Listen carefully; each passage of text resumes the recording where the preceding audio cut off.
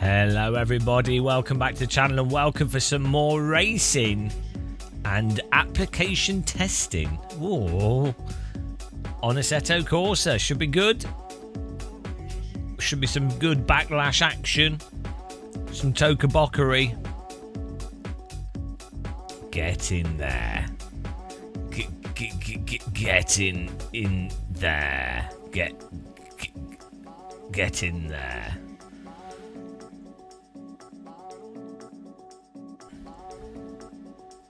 What a time to be alive. Live.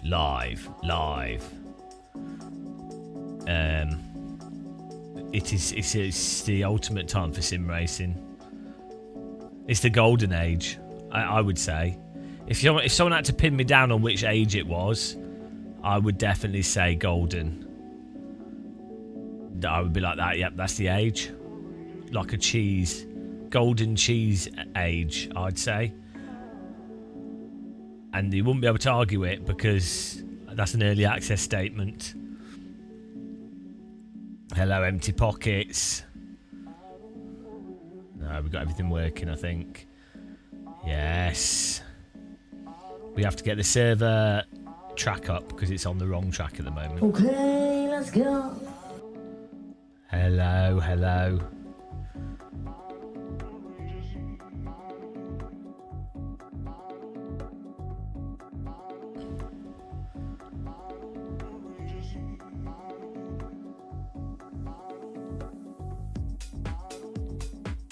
Hello, Dr. Longmount, Blast Sergeant, hello.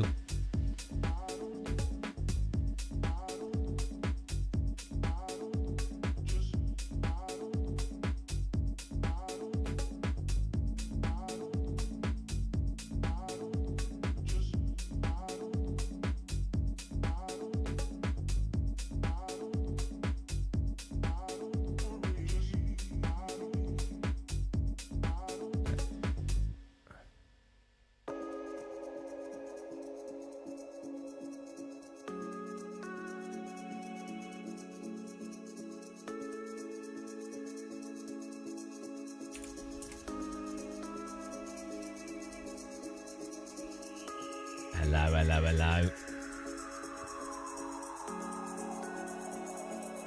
Server is up and ready. Let's go. Beautiful. Hello, Matt. How's it going?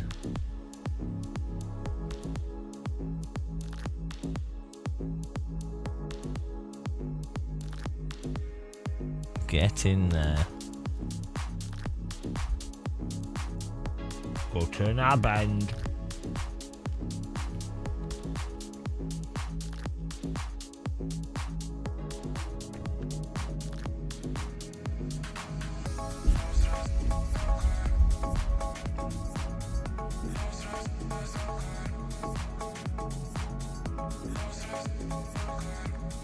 Look at that hairy leg cam.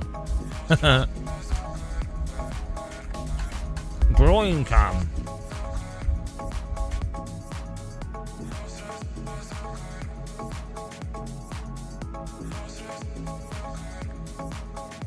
Hello, Chedhead. Chedhead, send me a message on Discord. You fool. Send me a message on Discord.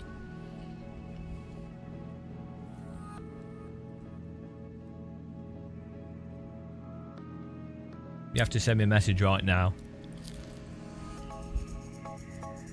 You have to send me a message, Chedhead. Quick.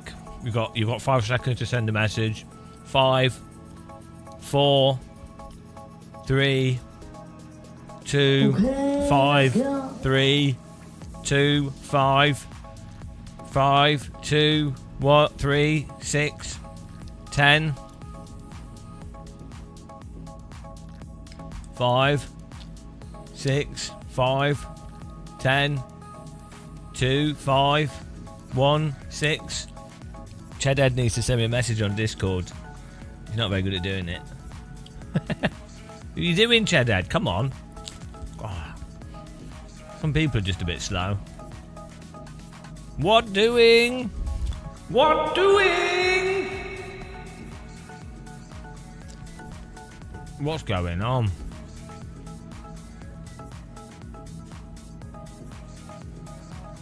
What's he doing? Chedhead, come on. He's like one of those elderly people using a computer for the first time. So I have to click on this. Do you think he knows how to use a computer? Happy Friday.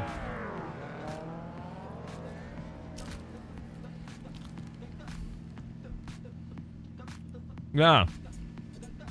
Send a direct message on Discord. Hurry up. Hurry up. Hurry up, love.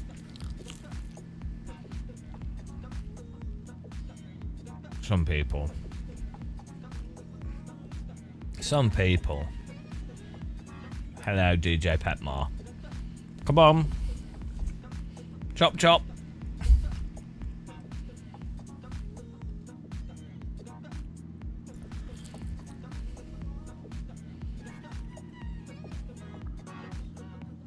There should be some filthy racing here. Heckle musclefish. No, there's no plans. No plans. Game Muscle saved sim racing. No, I didn't. No one cares what I say. Absolute filth.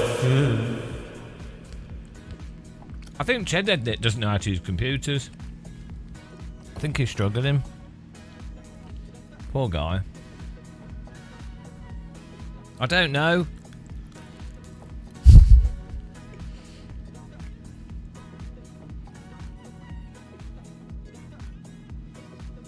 Testing the greatest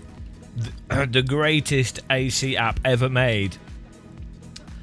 Undisputably. Hello, Antoine Potato. Send me a DM, Antoine, on Discord. Send me a DM. Send me a DM on Discord. Chedhead and Antoine. Oh, these people. God, our viewers are so incompetent.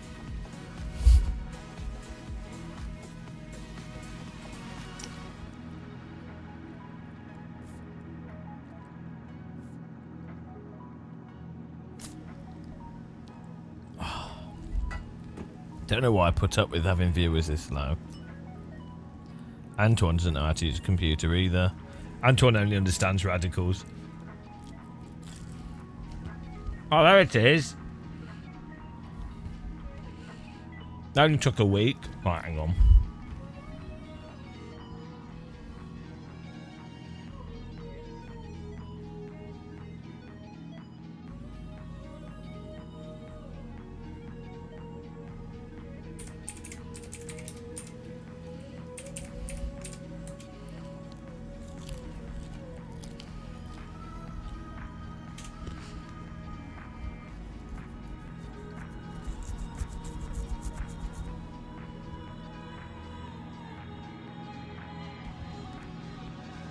Right.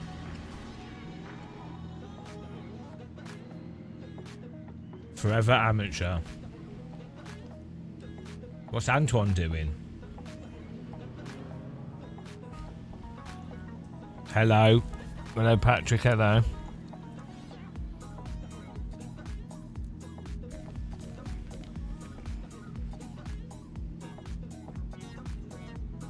How you all doing?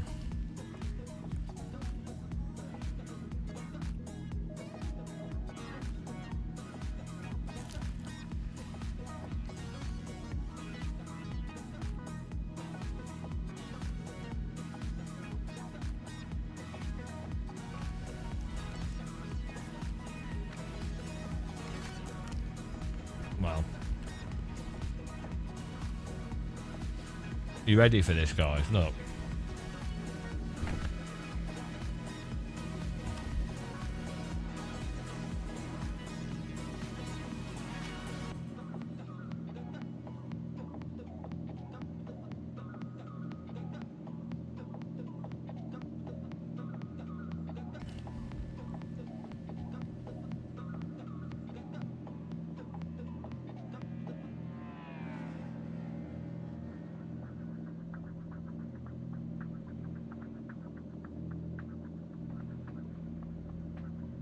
Here we go. App refresh. We're ready.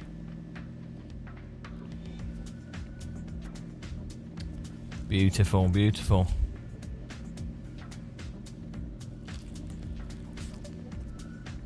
Starting afresh now. There's no race reports. There's no progress reports.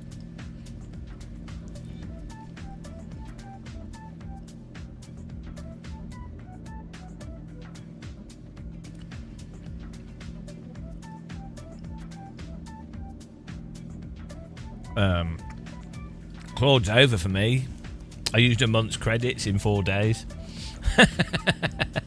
It's over. I've got no more credits. We maxed it out. We we destroyed it. That's it. It's over. I'm done with AI now. Obsession finished.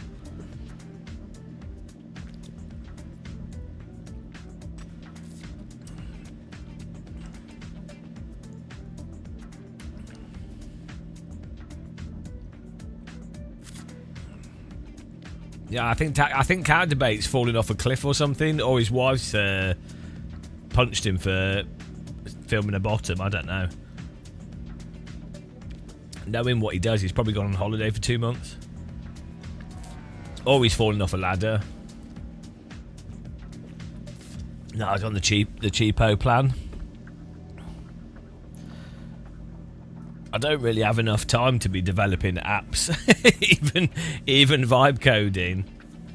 Because I spent well, we've been doing like 8 to 10 hour live streams every day, and then I've been doing a video every day. I am the champion of the ninjas. Rainer von der Lamp, thank you very much for subscribing. Appreciate the support there. So yeah, doing a video takes like an hour or 2 hours.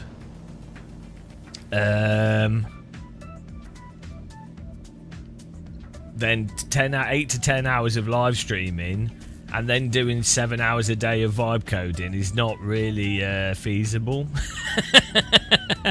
At my age, and then also trying to walk. Thanks for subscribing. Also tried to every other day trying to walk like 8 to 12 miles. Yeah, I need days to be twice as long. Genuinely, like, my brain wants to be awake for 20 hours and then sleep for 20 hours.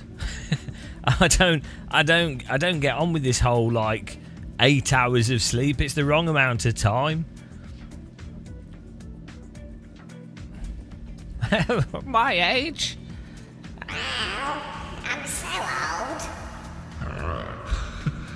And my ankles are hurting. Yeah, my age. Help the aged, or help the aged become a Gamer Muscle member. I'm the Victor Melger of sim racing. I simply don't believe it.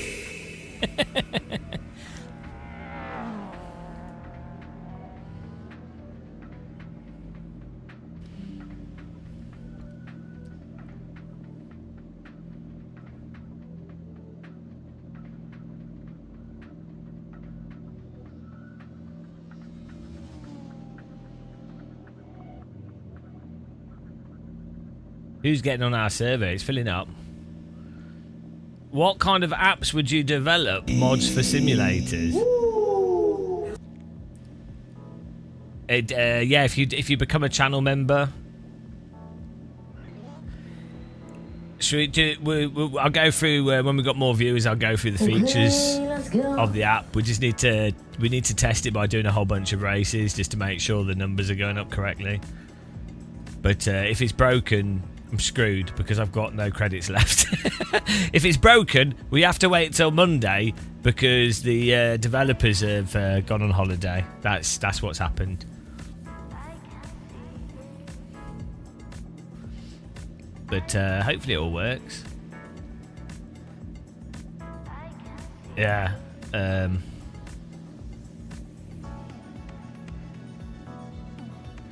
Can't your subscribers do it for you? They could do, but I know what I want. Just issue a Joker. Do you know what? We should. I should put that in the thing when you have a bad. I should put like a Joker card on it that pops up, and it says cancel race result. And then if you click it, the app should say, "No, don't be stupid. This isn't a terribly designed video game." It should ask you if you want to do it, and then if you click it, it goes, "No, are you stupid? Why do you think you can do that?" Every Skywilk, damn it! Every time I write on the internet, games industry needs regulation. You get libertarian poor. It's normally poor. The irony is, it's poor libertarian Americans saying that you're poor. Yeah, it's really weird, isn't it? It's that whole. The irony is when you have people against stuff that's absolutely in their benefit because they've been brainwashed to such an extent. You know, it's like the healthcare thing, where you say, look, you really need some kind of national healthcare system, like a distributed. Take advantage of the fact that everyone in the country needs healthcare. Take advantage of the fact that that's a given, to then offer a basic standard of healthcare for everybody. Not because you're being a socialist. I mean, it is, but not because of that. It's cheaper. It's literally cheaper. It's easier. It's just better, right? And they're like, no, you can't do that. So stupid. Yeah. But there you go. These things will never be solved without complete education reform and investment into education, which won't happen. So.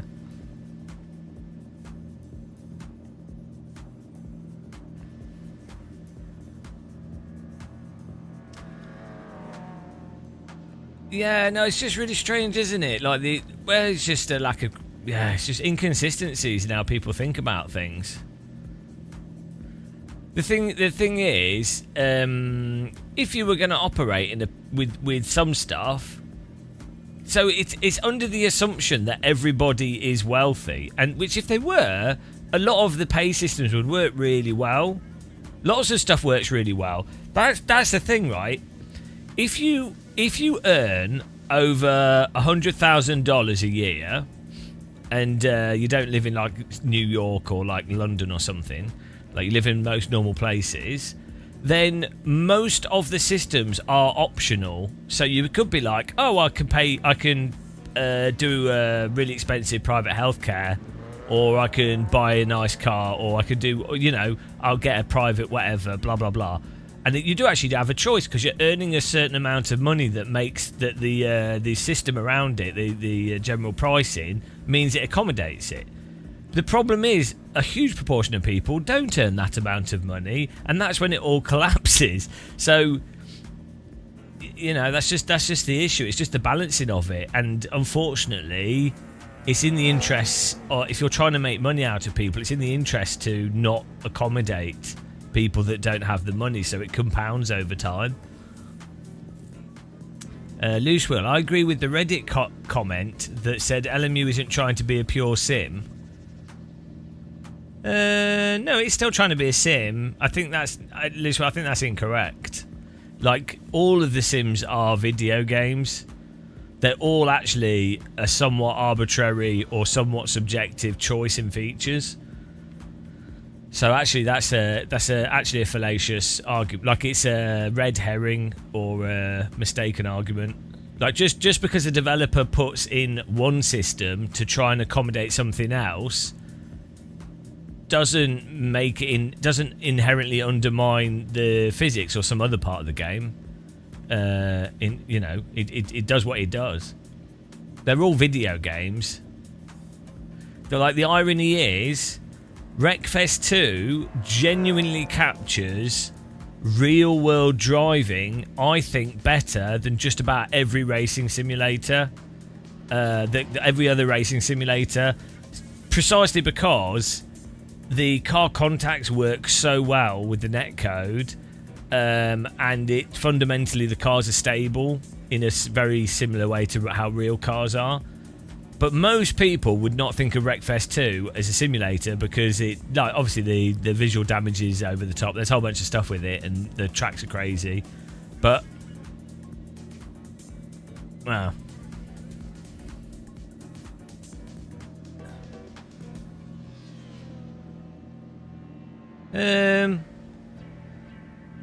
I think there's just separate issues. There's just separate components. There's just separate aspects to it. The problem with the Joker system, as we explained in the video, is it becomes it's a very weird design choice, because you will obviously consider that you've got a Joker card, so you absolutely would drive differently.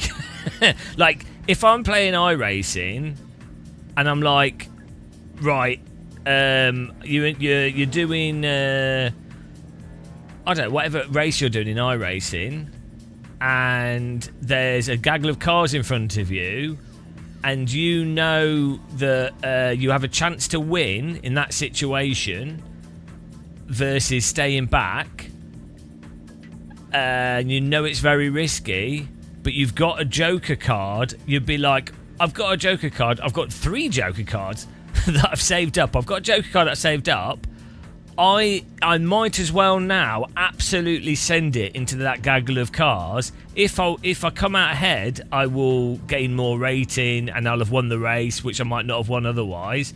If it turns out to be absolute carnage, I haven't wrecked people intentionally, but if it turns out to be absolute carnage, it doesn't matter because I'll use one of my Joker cards. Like, do you know what I mean? It's like, even though that's not the intended purpose, that is absolutely how a moderately skilled sim racer would use that system. Like, shall I make sure that my internet and everything is as stable as possible and my equipment's all working perfectly? Oh no, I don't need to really worry about it, because if it goes to shit and ruins other people's race, it doesn't really matter because I'll just use one of my Joker cards I've saved up. So someone could then say, they then go, oh well, you don't get too many Joker cards, and it's like, well yeah, but you have to they have to give enough for it to be of relevance. At which point, if it's of relevance, it's then going to be something that can be used for the wrong reasons. So, it's really bizarre that they I understand why they've done it. What it is they're trying to reduce the impact from edge case scenarios where a driver that has an elo that's high and is in a race with a wide split of elo and like safety rating or whatever, doesn't end up losing all their safety rating for being at the back. So what it is highlighting the issue of having large grids with a pure elo system, and also an issue with their way their safety rating system operates, and how it's very hard to balance how much safety rating you lose from one contact versus other stuff. So because you need safety rating to reflect what the driver's doing, and to reflect clean drivers, but you also need to make sure that it's not over responsive for stuff that's not the driver's fault. So it's a balance, and then there's a real problem in that there's always way more people in the rookie races and the content that's not additional DLC. So, and those are the more active races. So the real solution is actually quite a complicated solution that really requires drivers to be put into splits. 3, 2, oh, hello, 1. Thanks again. Go. Evening. Thank you very much, SoulSave1. Really requires some novel design and some like fuzzy logic on how safety rating operates. Also, safety rating actually should really be based on how a driver's driving, and there's ways that you can deal with that are relatively simple to track, rather than like some more simplistic fault systems. I don't know what the underlying system is, but there are a bunch of things that can be done. I think it's a mixture of catering to that top 1%, partially because they'll be very vocal and they have a big audience, like a esports-ish live streamer. But also, there'll be marginal players that are in like stuck in the rookie thing that actually are clean drivers that just get to the cusp of getting out of the rookie type split or rookie safety rating zone, and want to do the silver races and things, or not silver, but the next thing up, and then they have an incident and then they can't go to the next thing or do the event they want to do. So there's like 2 or 3 areas of where people will be affected. But these are just like these are just fundamental game design. This is what a game designer would work on.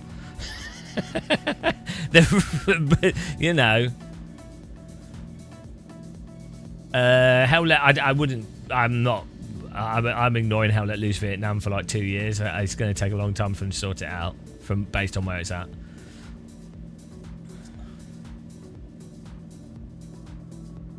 So.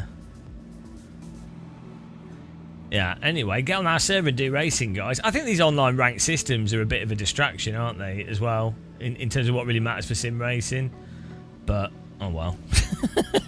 Oh well. It is what it is. Sim racing.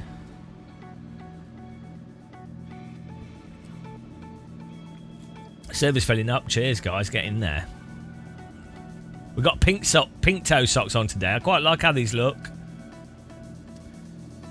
I quite like these ones. These are my vanity toe socks. They're terrible. I walked like 5 miles in these, and they absolutely destroyed the bottom of my feet. They're like nylon. You can choose a car later, yeah. Just don't do it now. Remind me towards the end of a race.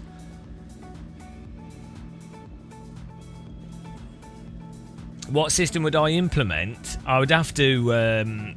The problem is they don't have large resources, so they're unable. This is a guess, but I think it's very likely. They don't have a huge motorsport games. Don't have a huge amount of resources available to them relative to other stuff that they need to sort out and they'll be working on. So the thing is, you can present loads of systems that are potentially better, but the problem is it's like, can you implement a system that doesn't break the current system or make it worse, and actually develop it in time and then roll it out along with whatever else is being done? So it's kind of pointless presenting your own systems without knowing. You'd have to be a design consultant in the company to suggest an actual system. I'm sure they know what they want to do. I'm sure they're not stupid. It's pretty much always 99% of the time with games development, the issues and dumb game design is because of how hard it is to make video games and how little resources you have, or combined with upper management and bean counters that are often disconnected from the core gameplay, or like so there's a mixture, lack of resources, people overworked, shareholders being complete morons, and those things. So your walking boots are starting to fall apart, and they're at the most comfortable. It's because they're full of like human wax, human wax oil. Let's get a lap in here, guys. Oh, my wheel's not on. That's a problem.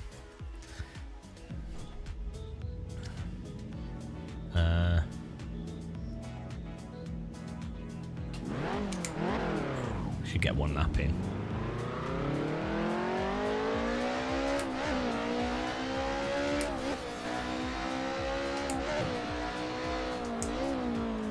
Whoa. I need to try the marbles add-on. There's a marbles thing for this.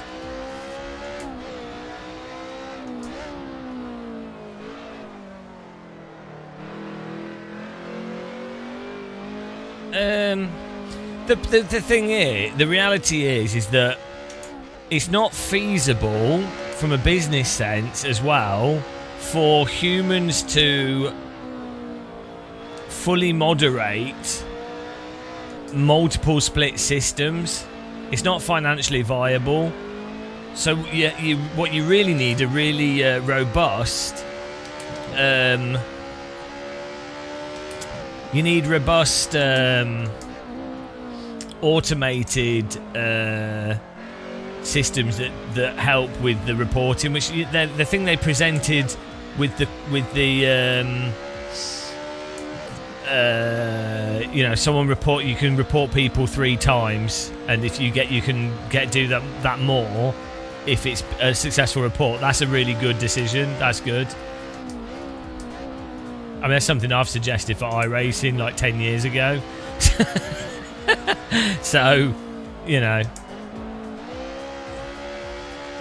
really have to leverage automated systems for these things, because the big problem you have is that most sim racers are really bad at sim racing, and so they think that a race incident or mistake or accident, they repeatedly think it's they think it's intentional and report worthy. So developers get like probably like 500% more. Like it's probably like 1 in 20 reports are legitimate reports. That's the problem. Oops. I can't. Oh yeah, the ABS. We need to turn it off. There's a bug with this car.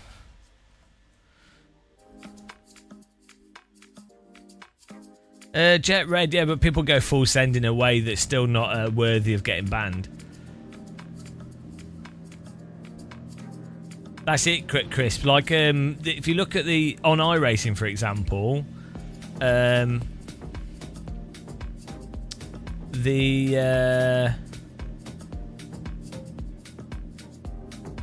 hang on. Bonacaba, we've got the better setup.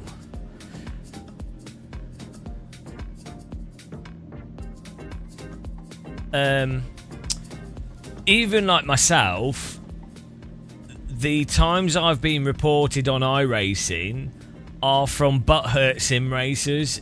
I don't think I've ever been reported. Well, the reverse finish. Only one time have I been reported on iRacing for something that I deserve to be reported for, which was the infamous Skip Barber reverse finish attempt. Which, in my defence, I didn't realise that Skip Barber couldn't rotate and go reverse finish.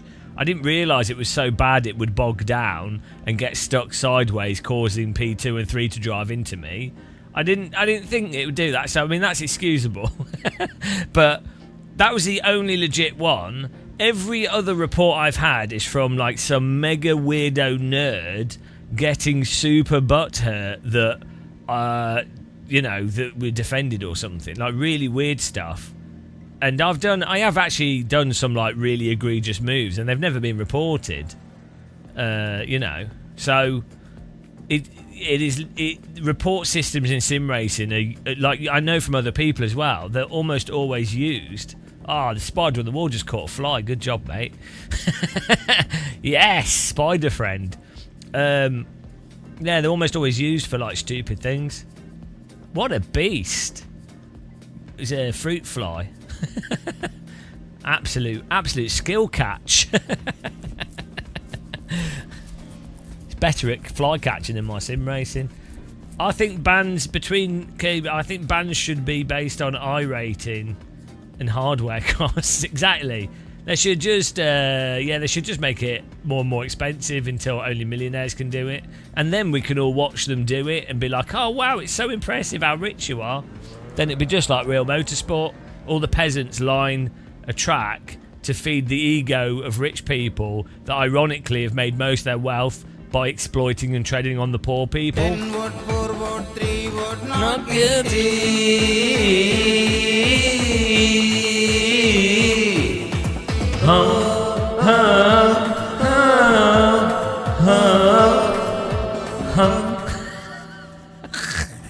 Thank you very much. Monty Hart.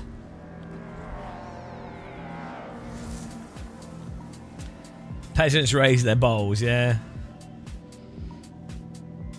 Hello, shark sandwich.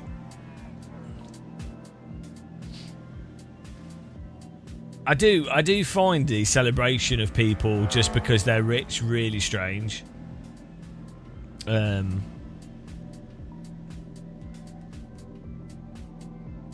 It is weird. Constructed scenarios specifically designed to promote the celebration of wealthy people, but then engineered as such to make it seem like that's not what it is.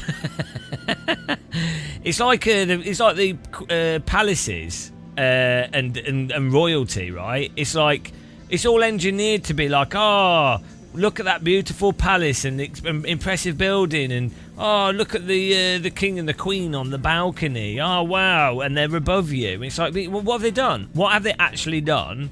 What tangibly do they deserve to be above people and worshipped? Like, it's like, hang on a minute, the bloody Egyptian era was thousands of years ago. Why are we still doing that sort of weird, unevolved mental behaviour? What is wrong with people to continue the same low-grade worship of like deifying people? It's so stupid, and it's just bizarre how put someone in a big building with a silly hat and a plinth, and apparently that's good enough. The sillier the hat, the better. I should wear a silly hat, and I mean, you can. Well, to be fair, influencers do this. If you use like more blur on your lenses, deeper voice.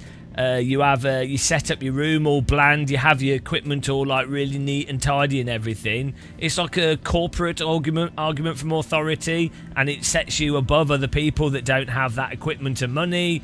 And it's all that sort of worship of or it's authority in a sense. But oh dear, it's terrible. Oh well. Anyway, we're going racing in a car. Benzene Drock. New app. It's the best app ever made for AC. Absolutely incredible app. We'll wait till more people join, and then we can talk about it. Do you know what? I've cut the back of my leg on my sim rig, guys. It's terrible. I've T-slotted my leg.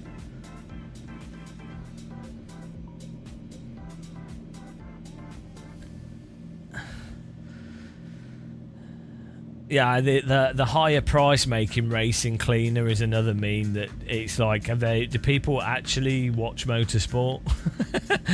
GT3 racing is so clean. There's never been bad Formula 1 drivers. Oh, here we go. This should be it's BMW versus Mercedes. BMW. How did Germans say Mercedes? No. Here's the app here.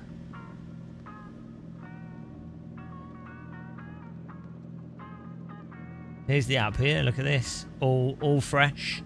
Fresh app. Freshness.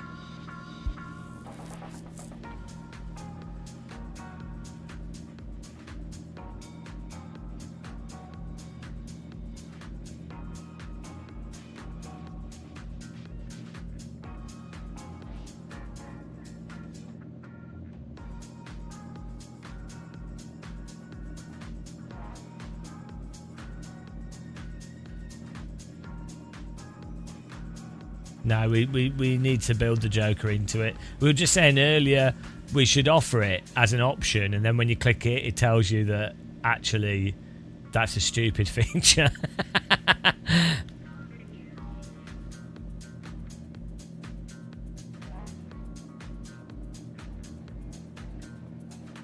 Here we go. Get in there. We got full grid of players here. That's awesome.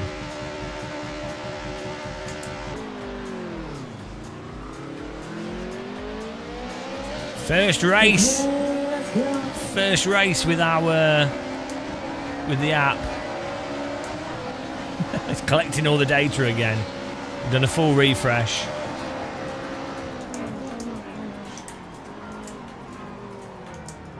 T1 could have gone better. Whoa! At least it didn't go that bad for me. It didn't go too badly, actually, on reflection.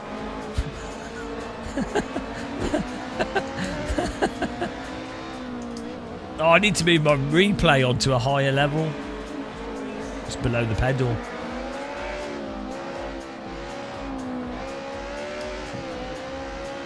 Beckley, this game is ass. Well, I mean, banned from the channel. Bad language, yeah. I mean, how dare you? Not the other words. How dare you? How dare you slander the glorious Assetto?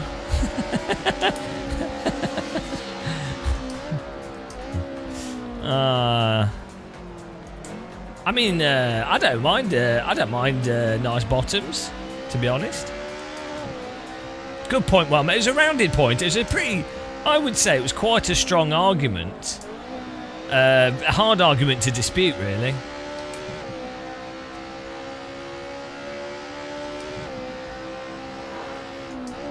It was probably one of the best arguments I've seen all week, I have to say.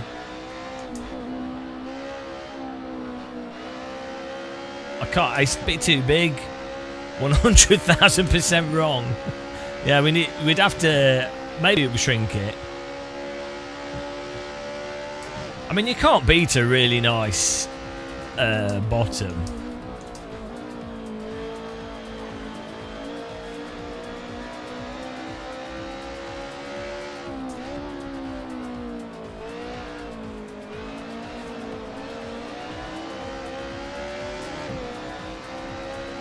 The mods are bad. What? And the menus especially. Ah. I like the menus. There's more buttons to click. You should decouple data from your application.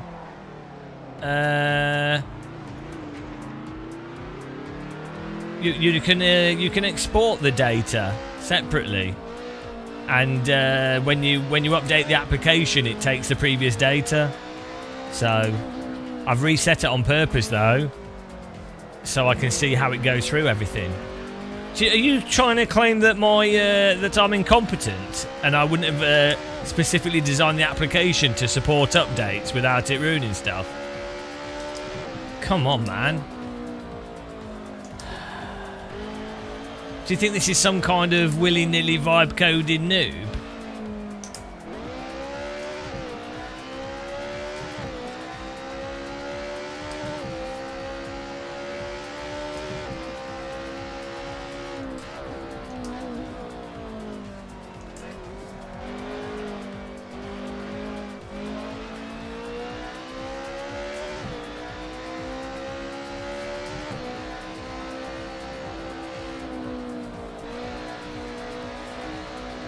Where's he going? I'm looking forward to seeing what it rates you guys as. Who comes across as the noob? Oh, Antoine's in here. We're chasing him. You have to do 10 races to get your pace rank, I think. You're thinking of going from console to building a PC? You picked a really good time to do that. Ah, crisps! Crisps coming in. You know what this means? Glory to the new king, the greatest king, the king of kings, the most powerful king, the king we all love, the king that will never let us down. King Crisps. Crisps.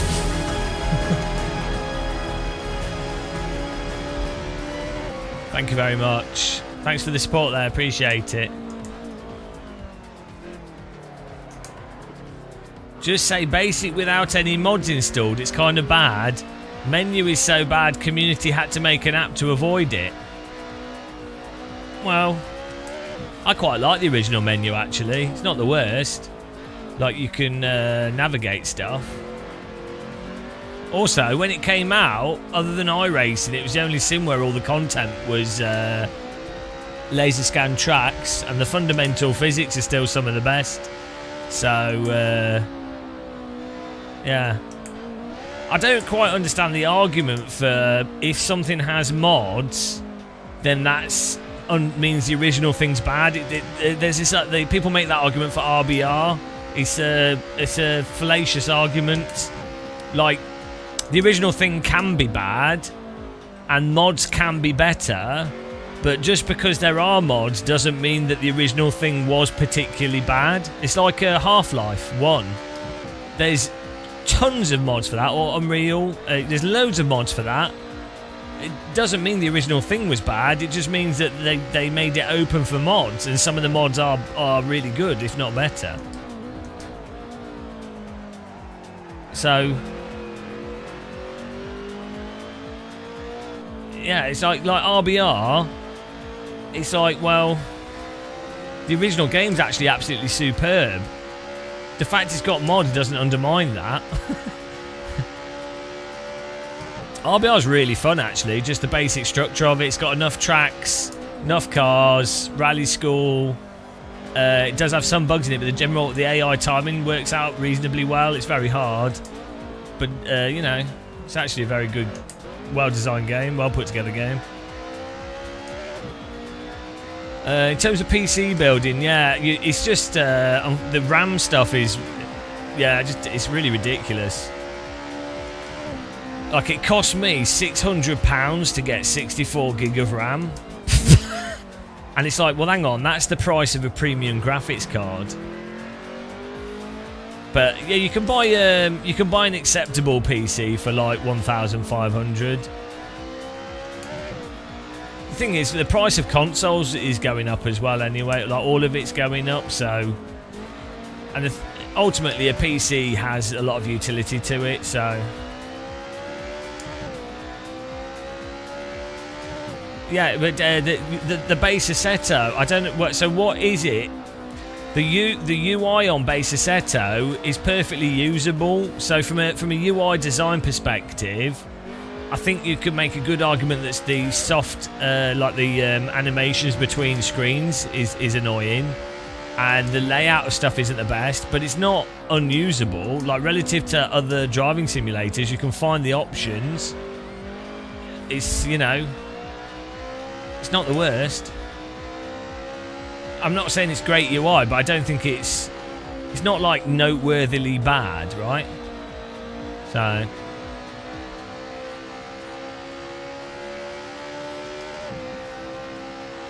the complaints, what I would say are valid complaints against AC1, especially when it launched, is just the lack of like basic features, like the auto pit limiter, the way pit stops work. A lot of the default car setups were genuinely terrible. They're just the lack of features, really, was the biggest problem. And then there are like a bunch of like cheesy setup exploits you can do.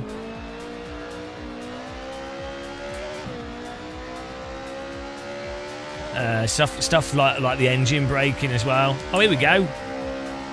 We're already beating some of the drivers, but we're still collecting data for people, so we should beat people easier to start with. Nice. So if you look at the app on the top right, I've made the window large so you can see it. It's giving us drivers to beat as rivals, and then you get points for beating them. And you know what points mean? What do points mean? Prizes! Oh, you don't really actually get any prize, but no, I played AC1 when it first came out. The UI was really not that bad compared to R-Factor 1, or even like Race Room had a much worse AI than AC. So I played all these games when they came out, so I'm well aware.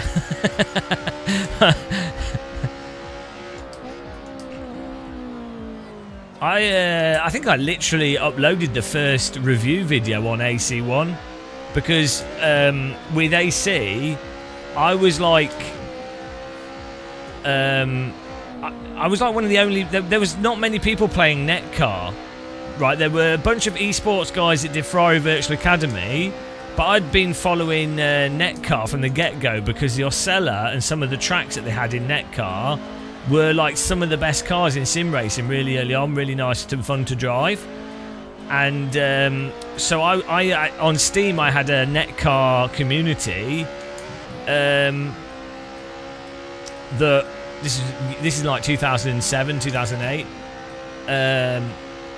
and yeah, just specifically to try and find people to race against in Netcar. So when not many people knew about AC, but I was already hyped from Ferrari Virtual Academy and Netcar. The physics were so bad. No, they weren't. No, they weren't. Like, so even when AC came out and Netcar was available, I've known people that drive race cars for a long time, and they were really impressed with Netcar. Even with Netcar, and like because we'd be going through like R Factor 1 and R Factor 1 mods, and back in the day, there were some really good R Factor 1 mods, but there's some specific issues with R Factor 1, which Automobilista 1 largely fixed, but still some weirdness. Back in the day, it was basically like GTR Evolution and GTR were quite good, but Live for Speed really stood out, and then it was Netcar. So, yeah, no, like the physics were actually really good in the first, even in the alpha of AC with the Lotus, it really stood out as being really good. So did Netcar. So, so AC on console was different to the PC. Well, it was like the PC version, but it wasn't a. The menu was clearly designed for PC, and then a separate company did the console port. So, yeah, that's what happens when you do a console port and you don't. Well, actually, the AC menu on console is not that bad.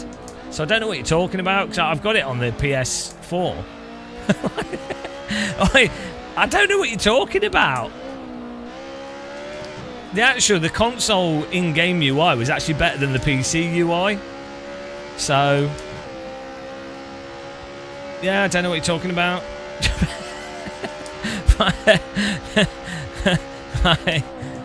He's not making stuff up. I say this is someone that's played every single sim. So, it's really weird.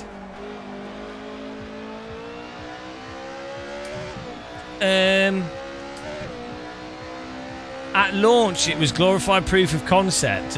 No, it's the fundamental driving is the same in AC as the launch version. Oh, look at that. We got our rating card popping up. Like the force feedback and handling. In some ways, AC arguably got worse because they improved the suspension, which ended up removing some force feedback detail on lower end wheels. So again, you're wrong. As someone that literally played it from launch, you're just making stuff up. Look at this. Yeah, but you're talking rubbish, so you're just making stuff up. It's like just making things up. Are you not very good at sim racing? This is what I've noticed. People that talk rubbish tend to be not very good. I'm the best. Apparently, I'm B. So let's have a look at the results here. P7 of 16. Well done, Sam, for winning. NJ4 FTP second. Chedhead third. Alan fourth. ATS Middleton fifth. Antoine beat me. What a disaster. I'm in P7. DeckX P8. Soulsave 1 P9. Burby 10th. Why is it started off as rank 12? Slight bug there. That's a bug. Also, this is started off too high. Disaster. We need to let's write some notes here. I thought this could be a problem still. Let's write some notes.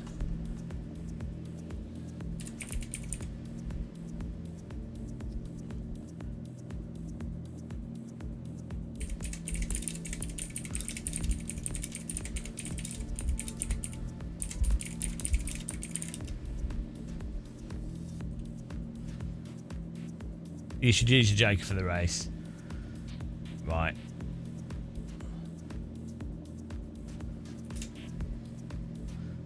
Let's get another server up. Well done, guys.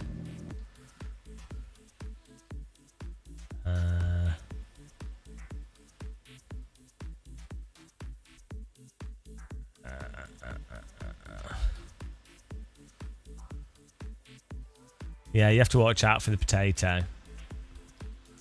He's out of control.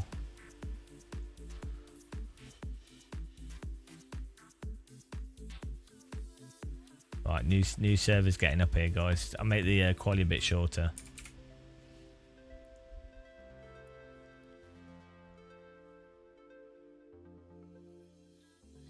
Right, servers up.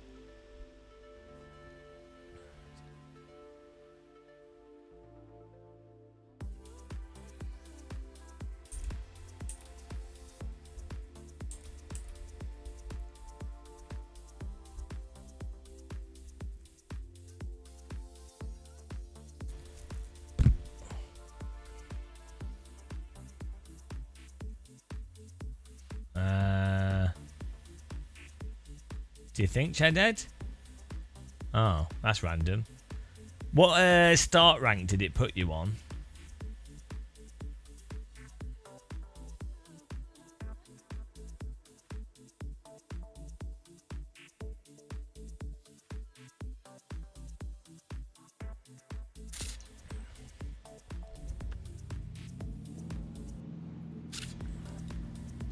We know, Monitor, yeah.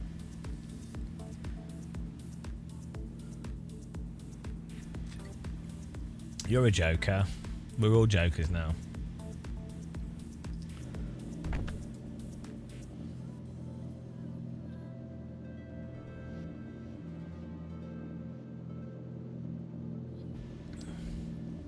What does it say? What does it say your racecraft is? Does it say 0 overall progress? And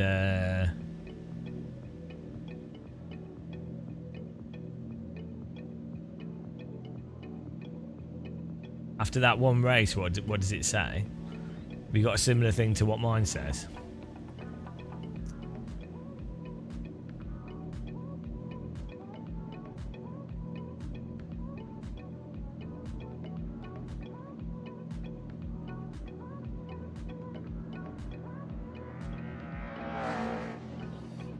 Oh, hang on. It's not reset my thing fully.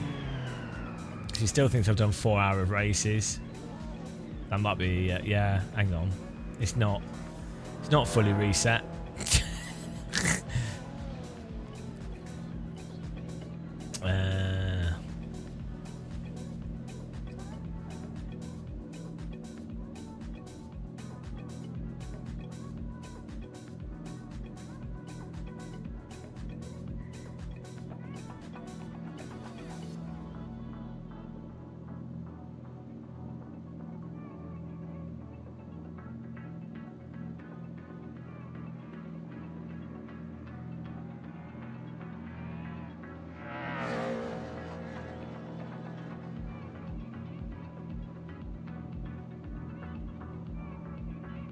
Try that again.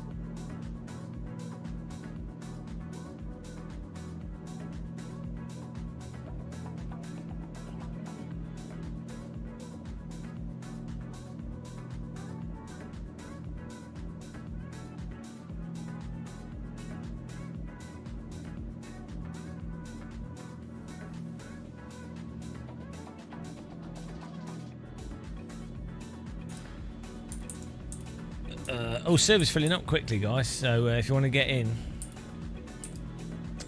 you have to get in there quick. But we can run some larger servers.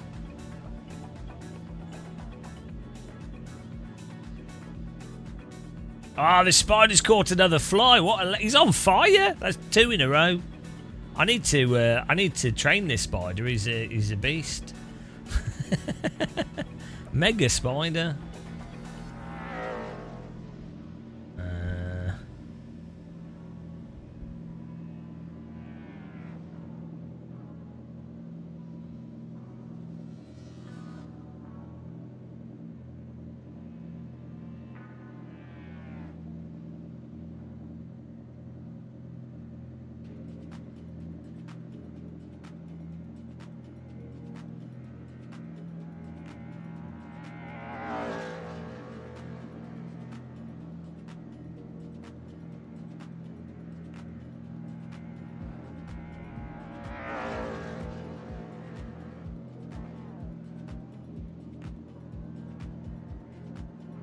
I'm gonna delete. I'm gonna delete the app entirely and do a fresh.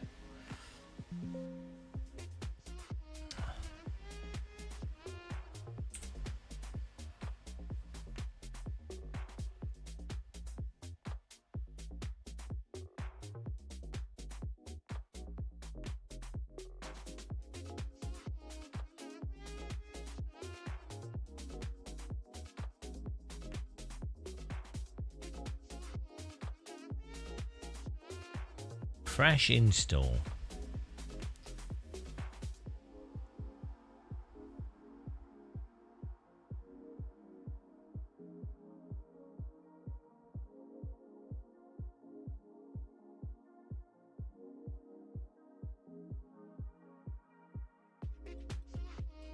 Get in there.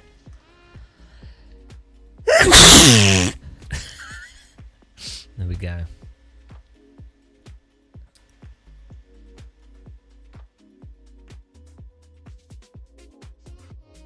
Oh man, servers. Ah, no.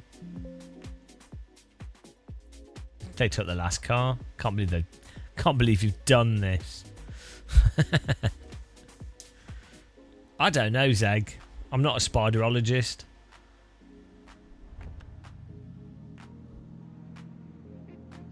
I know, I like to get a good proper sneeze.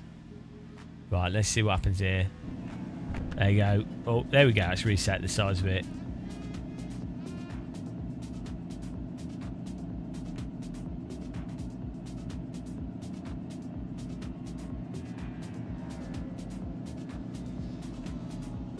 Forever amateur.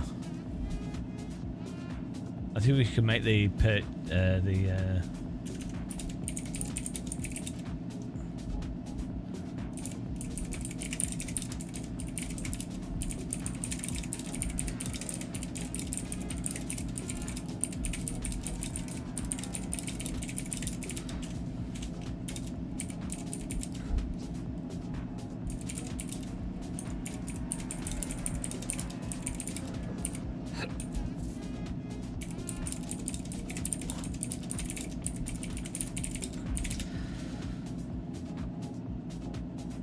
no snot. I don't really have snotty sneezes unless unless we're sick.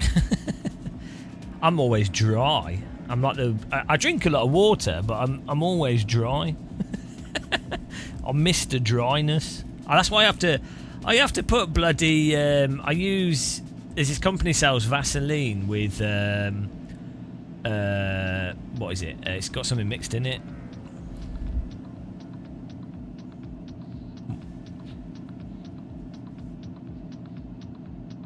Shea butter, I think, or no, it might be coconut. It's really good. Oh no, coconut. It's petroleum with coconut. It's really good, but I have to put that all over me, otherwise I dry out. Like I become an emaciated prune, a desiccated prune, and then I become emaciated prune.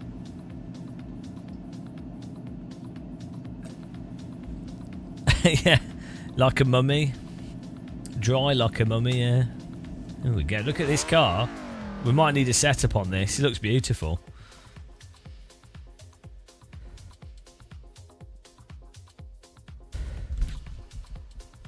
Someone's just started a barbecue. I can smell barbecue lighters. We're going to need a setup.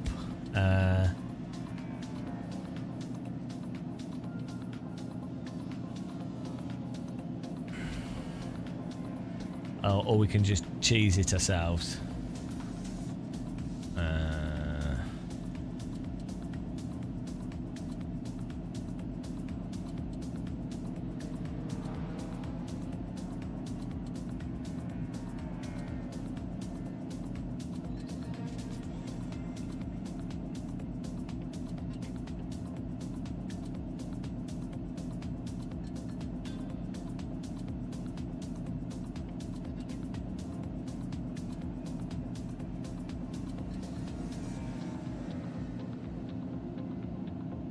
Get some stance going on this.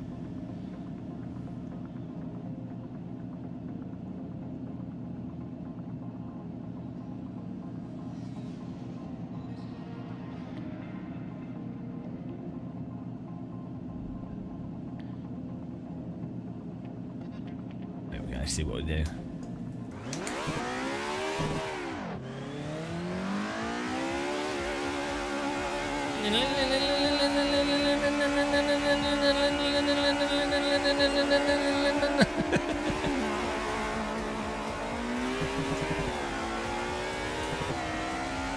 The Mercedes has a much flatter handling than the BMW.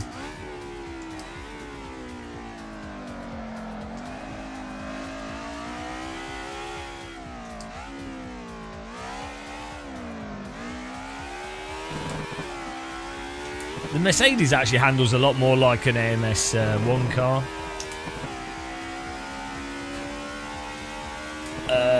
Not too far away, Jason. There's a little bit of animation I need to do on it still. The music's finished, the video's mostly finished.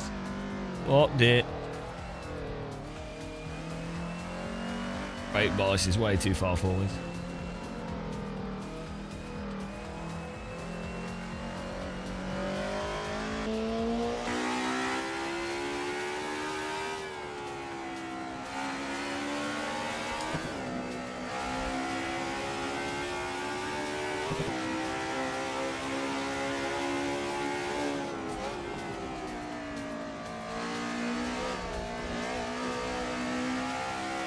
These cars are like Dora the Explorer.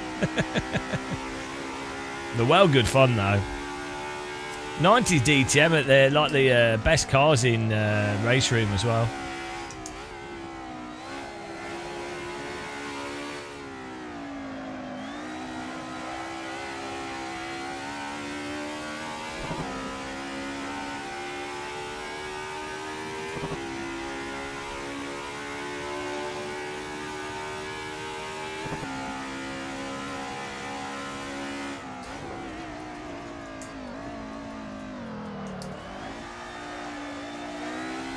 Probably need to take the ABS off on this if it has it. That is something that AC1 doesn't do very well. Like the ABS and TC's really rubbish in the game.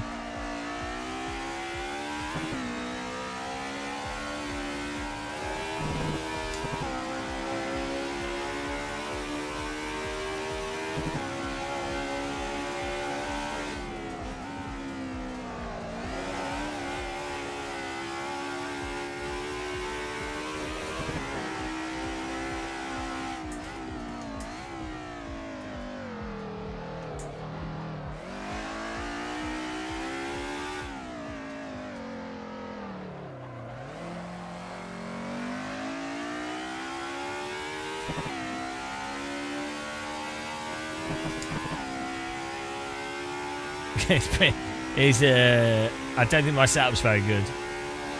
But these cars are... Thanks for subscribing. These cars are very slidey. Sholba Silver, welcome. Appreciate the sub. Schubart Silver.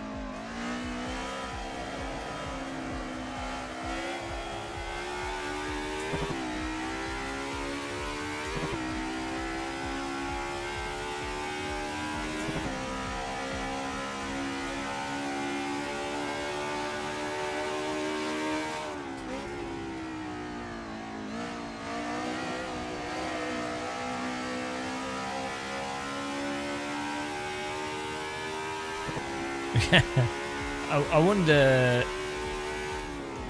Yeah, I've seen the BMW in real life. Doing a track day with someone, and they are insanely fast. It's probably, I'd say that BMW is probably one of the most. Oh, big tabs! Thank you very much. That BMW is probably one of the most impressive cars to see on a racetrack. Because I was in a Radical. And the BMW was staying in front of us on the straights. So, insane. Like, it's a brick. And its top speed is pretty high.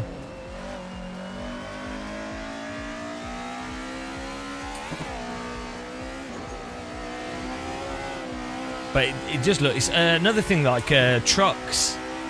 Trucks are super impressive to see because they're going 150 or something, but they're a truck. You kind of expect a Formula car to be moving quickly, but it's a little bit more impressive seeing something the size of a house as a spectator. That's what's funny, actually. Truck racing. For spectators, I think, is way better than car racing. It should really be the more popular thing to watch. They even have like trucks have water deployment systems on them for the wheels. It's pretty crazy.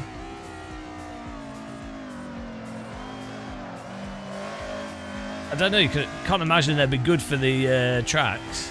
They're not that heavy though, are they? I think that's normally the issue for roads.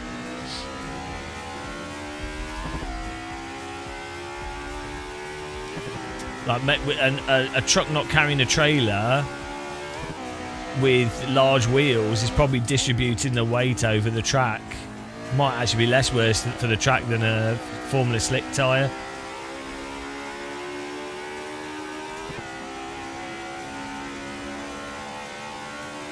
Oh, someone's got a high ping.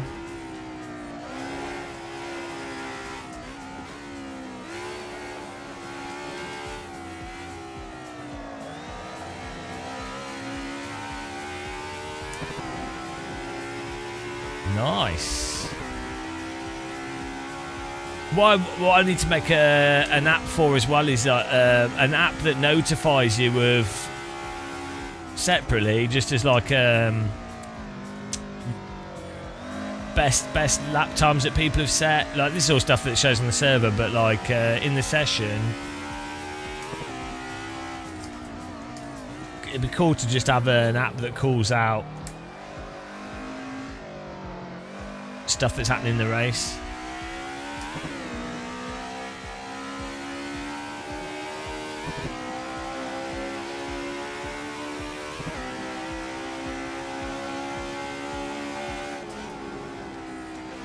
If anyone else is driving the Mercedes and you're quick, please share setup.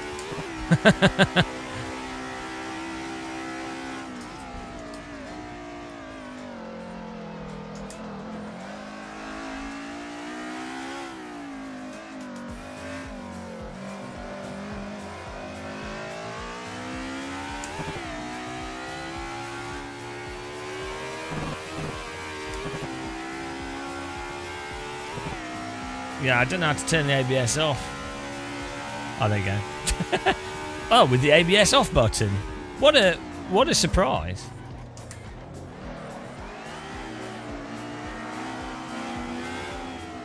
Yeah, AC's TC and ABS is really not very good. It's actually iRacing's new TC system is really good. That they did recently, the last update. It actually works really well. It works so well it almost hides the time model issues.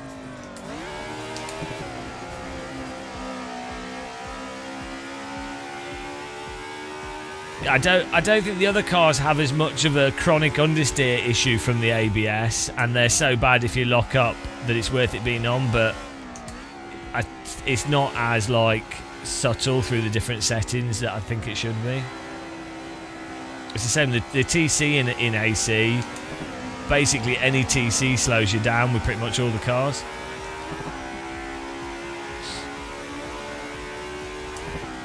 That's it. Loads of sims have that issue. Like TC just cuts the engine, but does it too aggressively.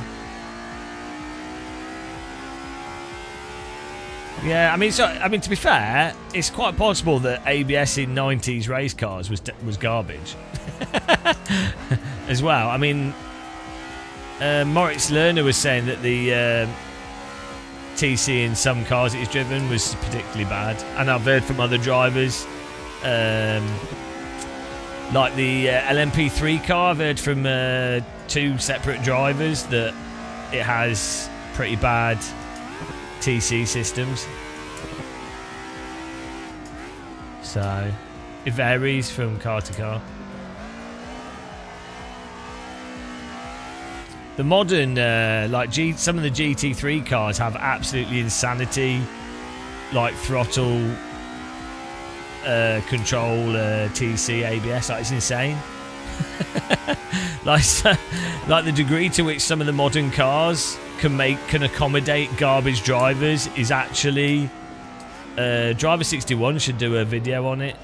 Like, it's really worthy of like an in-depth video on how powerful real-world car assists are now in race cars, because honestly a lot of people don't know. Like some cars now have automatic gear shift modes for race cars. They have like brake and throttle assist stuff. It's crazy. I don't know if GT3 cars do, but I know some other cars do. It's actually mental.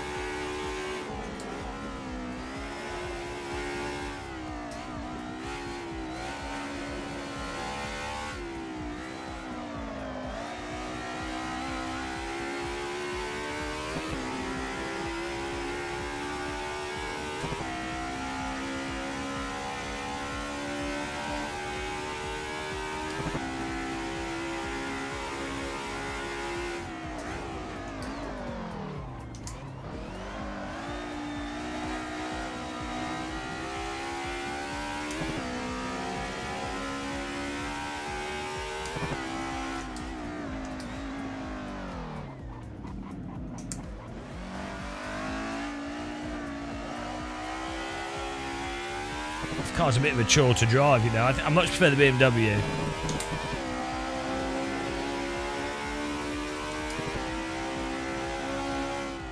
Right, I mean, I need a setup though. My setup changes were garbage.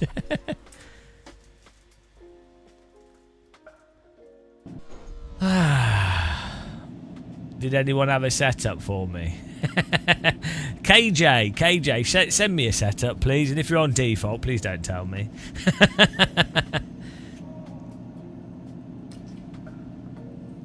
GT Speedster. Yeah, back in the day, it was actually a common way to save money. They would get old... This is a famous Dutch race car technique. They would get old car tyres. They would get old cheeses and turn them into car tyres. And that's why Max Verstappen's such a successful race driver. So when he started his career, he didn't have much money, and they were like, "Oh, look, Max, we can't afford to go go-karting today." And he was like, "Oh, but I want to go go-karting." But in a he went, "But I want to go go-karting." That's his, you know, and they'd be like, no, we cannot afford it, Max. We have run out of your tyres." And then Max was like, but can we not use the cheese? And they're like, that is a good idea.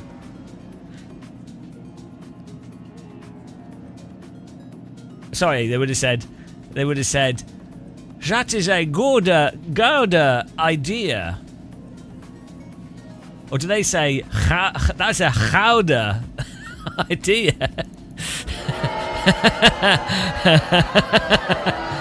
True, it's a fact, it's a true story. It's a true. I mean, I couldn't have made that up. I could not have made that up.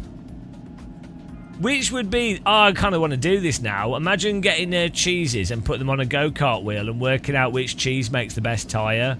You'd have to use a lot of cheese to make a cheese. Mozzarella probably pretty good, like a good sturdy mozzarella. Aladdin in. What? I'm using a LG Spy on Your TV. It's a C1. It's old. It's an old T. It's one of the older ones. Wow, 3 years. Share the setup, guys. KJ. The rules here are you have to share the setup, or you get banned. Share setup or kick. He doesn't know the rules. He doesn't know. Or ATS Middleton, you can share the setup as well. Some of these people don't know the. We don't sell setups here. We just steal them.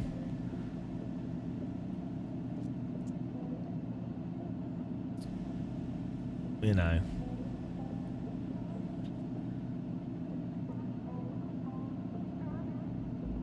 What is he doing? What's he playing at, guys? Why is it? What's he doing? We're gonna have to kick him. You can't set the fastest time. You know. Oh, he's doing a lap, so I'll let him off. Right, why is it so hot today? It's 27 degrees in here. My body ceases to function at around about 24 degrees, and then I'm too warm.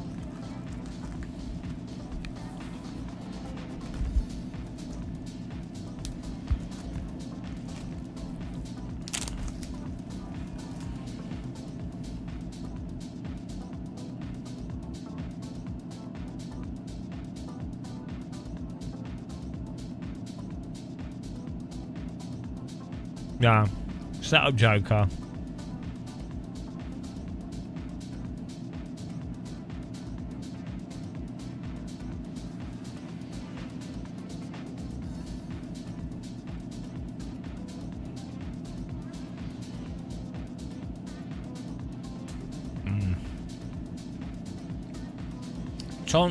Thomas Alada's got a 280 ping. Where's he playing from? Is he in? Is that Argentina? He'll probably dive on the floor at the start. He'll open the door, dive on the floor at the start of the race. Oh! Race drivers should do that. Try and get the other drivers to get a penalty. I could just jump out of the car through a corner, and then the referee would be like, "Oh no, VAR."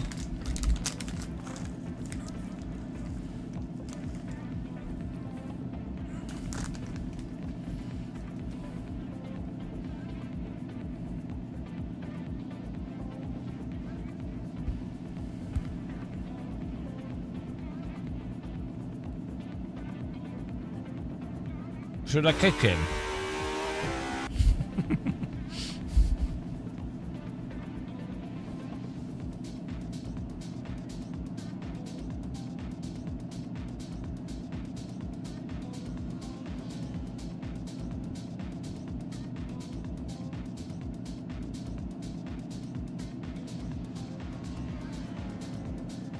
Or was there one on Setup Exchange? I forgot about that. I've got so used to stealing setups. A good sturdy mozzarella. No, thank you.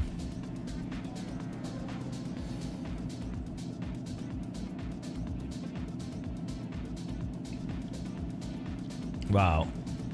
Can't go wrong with a sturdy mozzarella.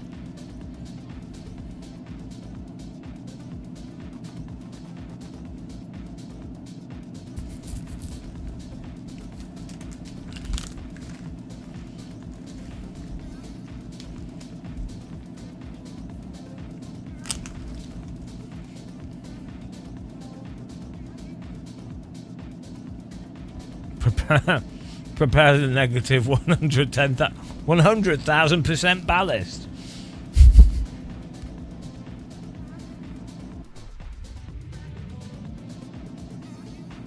Right, I'm ready to win this.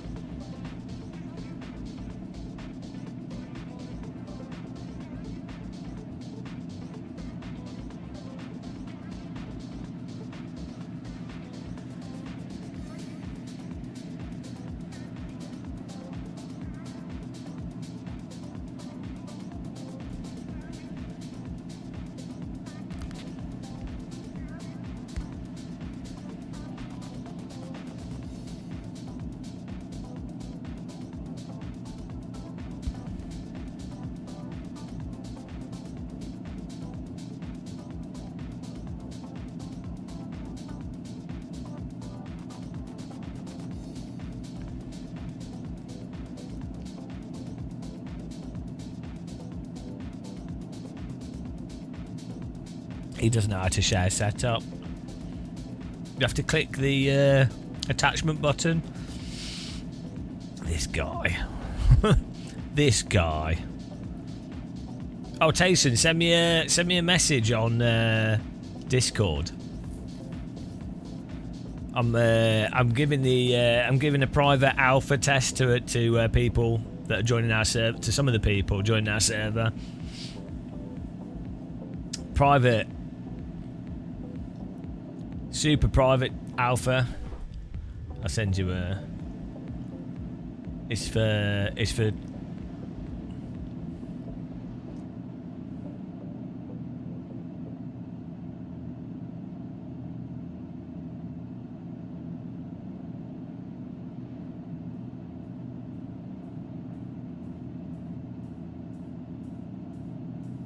Oh, here we go, guys.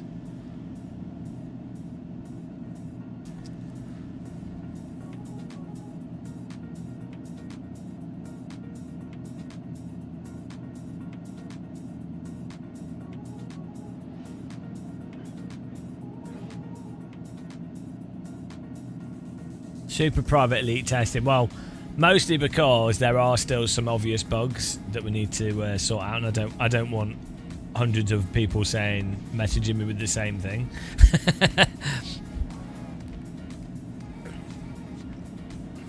It's useful to just see if it's working on other people's systems properly. So it's working on 2 of my systems. So I've done more beta testing than your average AAA company.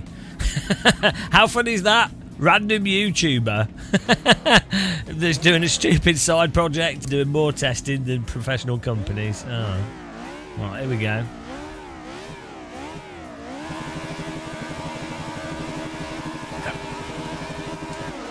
Okay, let's go. Woo!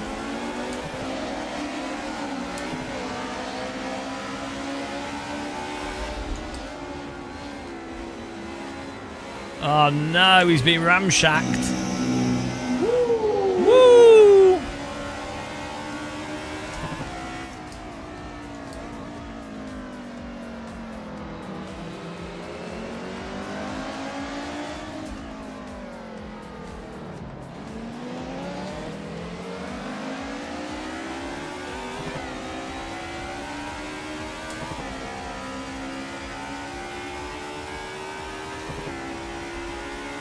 I know, Jason, it's crazy, isn't it?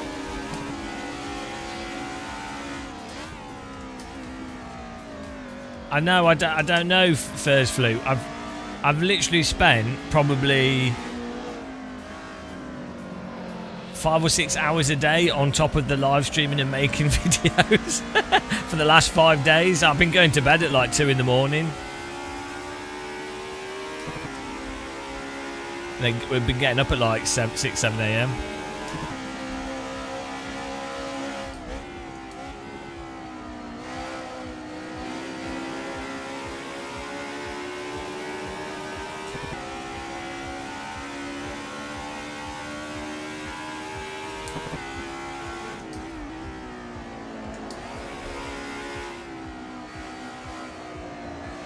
Six, 7 a.m.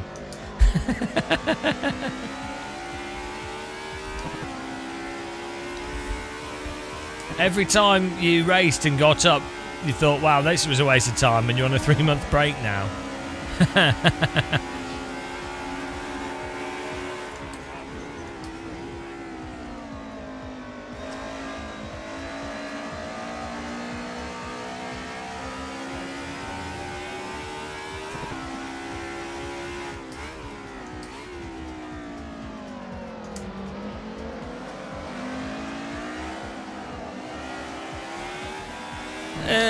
What you have to do with Sims is play different simulators, like mix things up. Don't always drive the same thing. Don't get stuck in. Don't get trapped in the whole ranking obsession. Like this is the thing with AC1 is that the force feedback and handling is just fun. Like it's just inherently fun. And that's the thing. I think people can get lost in the ranking component, and then you actually end up getting obsessive over extrinsic motivation, which is just getting the ranking higher.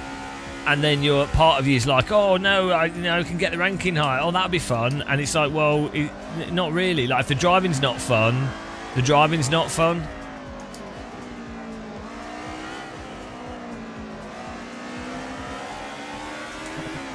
So this is why you see the people that are having the most fun with Sims, people I think get it, are like Red Eye Warrior, like hosting random stuff, doing cruising and what have you, because they enjoy driving.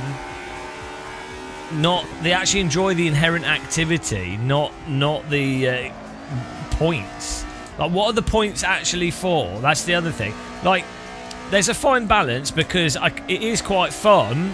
It can be fun trying to rank up a character in a game and progress. That can be fun. I'm not saying that isn't fun. So that the problem is it's very easy for that to become an obsessive thing that you're doing more than you should be doing, like more than you want to be doing. It's easy for those kind of things to overtake you. So it's like money. It's very easy. Time out for saying peen. It's very easy for people to get lost in making more and more money and not actually doing stuff that's actually of actual value.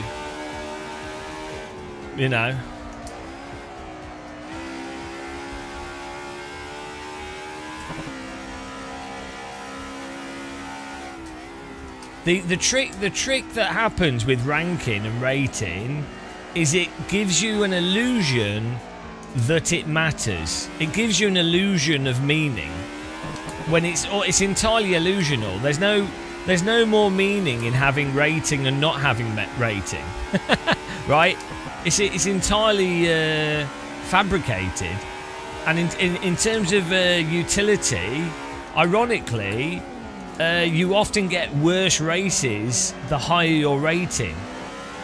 You actually have more fun and more interesting races at lower ratings often. So even the utility of it putting you in higher splits isn't necessarily a good thing. It really isn't the case that the top splits have the best drivers for racecraft. Top splits of Sims often just have the most like neurotic people that have wasted the most amount of time memorising hot lapping in it, and then they do that in a race. That they're not actually racing necessarily. So how is that fun? If your goal is racing, that's not. It can be fun, but if the game turns into who can just do the robotic recital, the most perfect recital, I don't think that's as interesting as having to think on your toes and things being a little bit more unpredictable.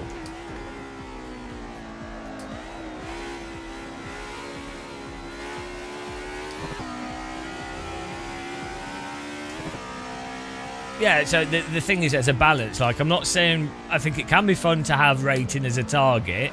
It can be fun to go through binges of trying to get a high rating, but it can be very easy to pursue that.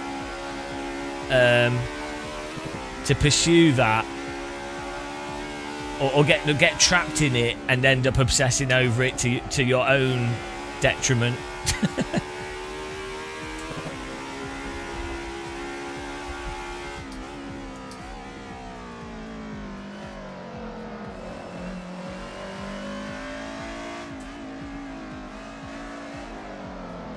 It's the driver skill app.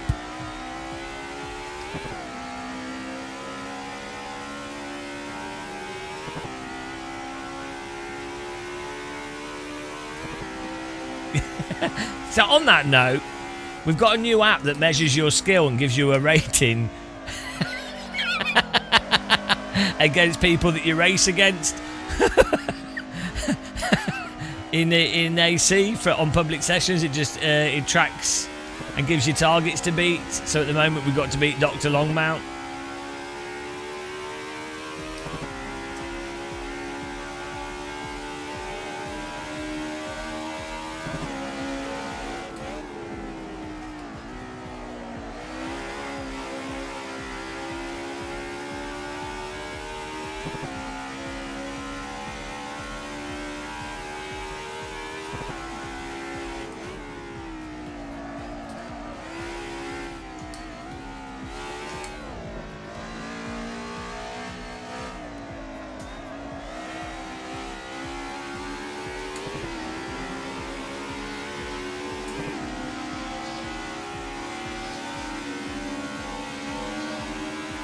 Wall of muscle.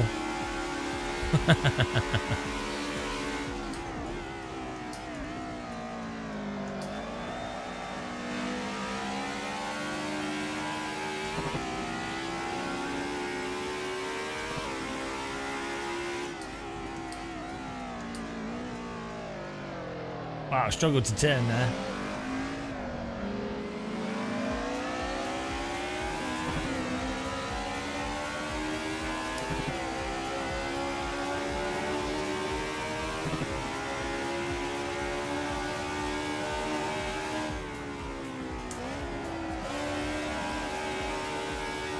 Oh, we've done 3 clean laps. It's a new clean lap record for me since we reset the app.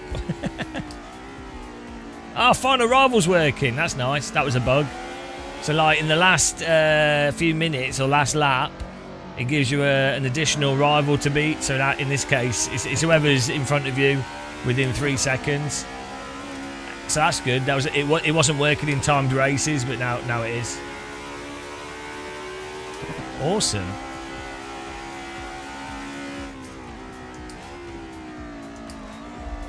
If you beat them, you get more points.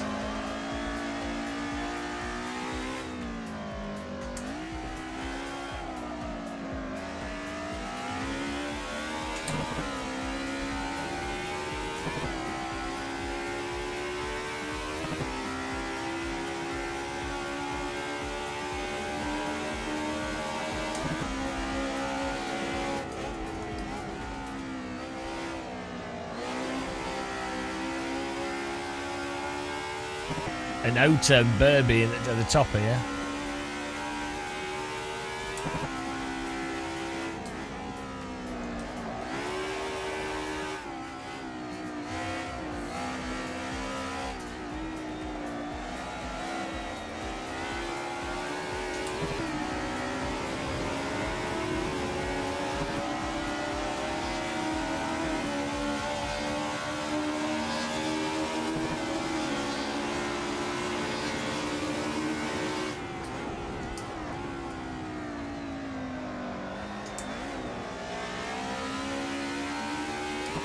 Yeah, I think the Mercedes is faster than the BMW, but the BMW is more fun to drive. Oh, sorry. Oh, thanks for popping around there. Sorry there. Right, let him go.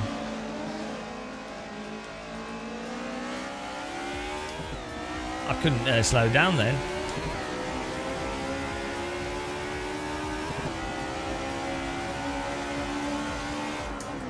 What a mess. Oh, is it? Oh, he's gone. Race hasn't finished. Where's he going?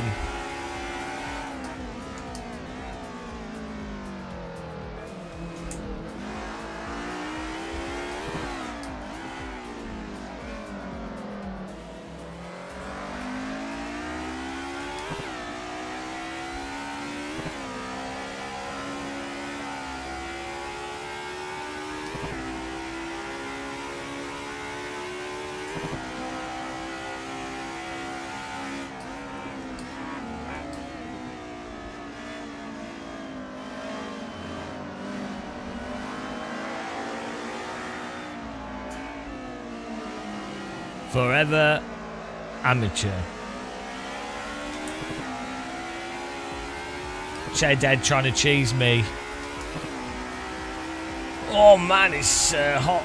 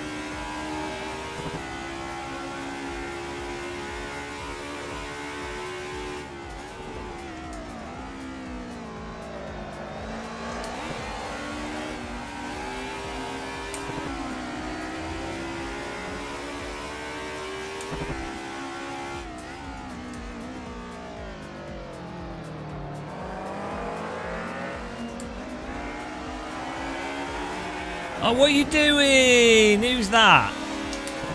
Right, who did that? Why would you do that? It's so lame. Who needs banning off the server? Who was it? Who was that? Right. Oh, there we go.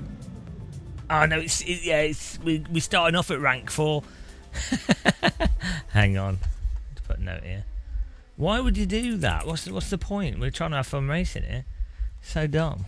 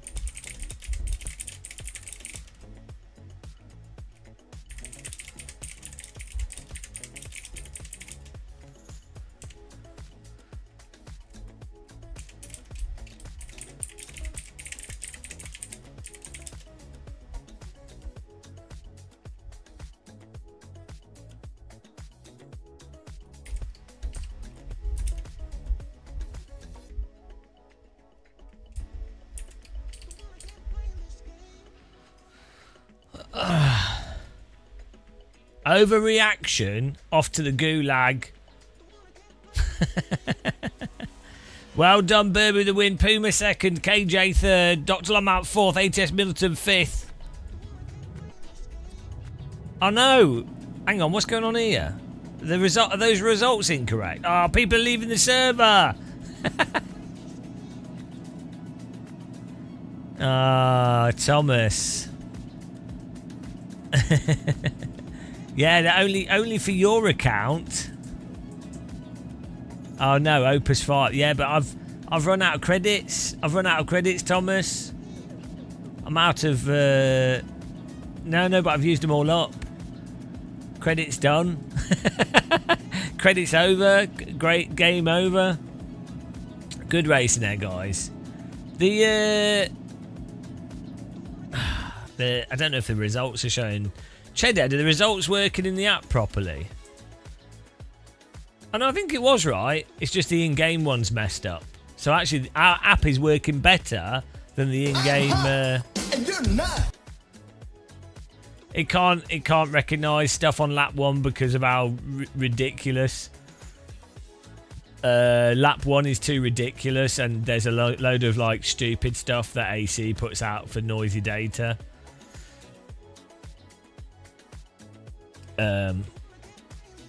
So yeah. There's too much random shit happening on the first lap because it skews all the other data. So like the focus is more on like the averages of what you're doing on average. Right, let's do another server here. Next server. Good driving there, guys. I don't know why the in-game results are wrong. I'll just have to read them off my app though. Right, here we go. Let's go for a different car. Beautiful.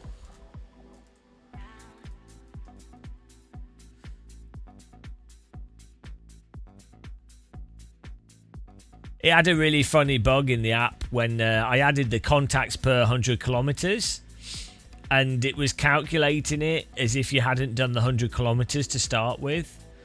So you would have like one contact, but you'd only done like 10 kilometers, right? So the number would go and then it would count down as you drove forwards and increase the kilometers. It was pretty funny. That was a funny bug. But yeah, it was unexpected.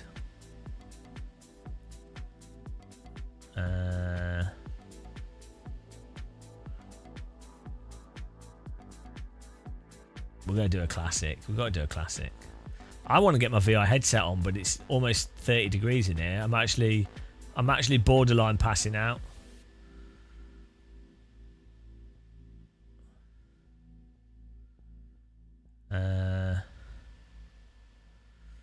Yeah, the ratings as well. It's skipping 3 levels because it's far too generous. The points are way too generous. It should take at least a few races to get past level 1 in the racecraft thing. We can't just give away levels. So it needs to be like at least 5 or 6 times harder than it is now. Ah, nice one, Chedded.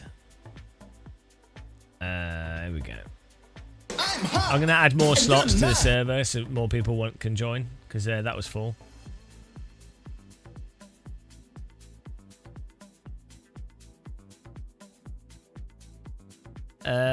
Probably be ruined.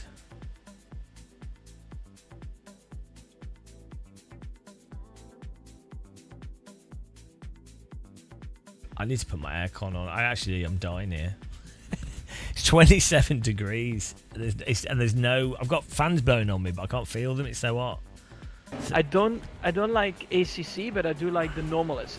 So that is amazing. It's one of the best. Probably one of the. Well, one of the or not the best simulation to practice, like even F1 or GT mods. It's really good. It's really good. Oh man, I'm cooking.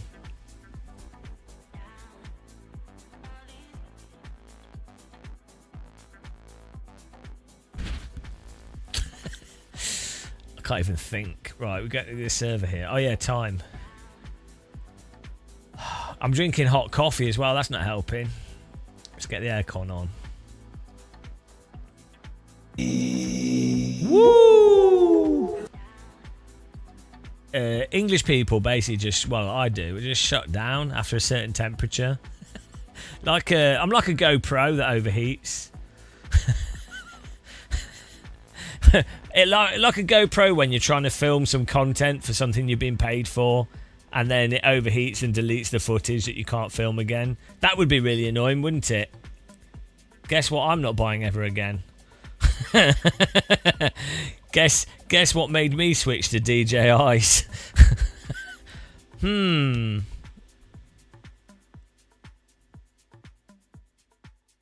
There we go. Get in there, Lewis.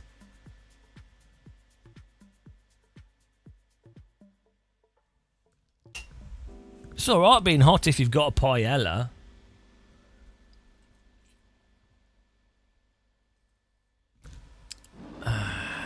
And a beach. And a nice lager.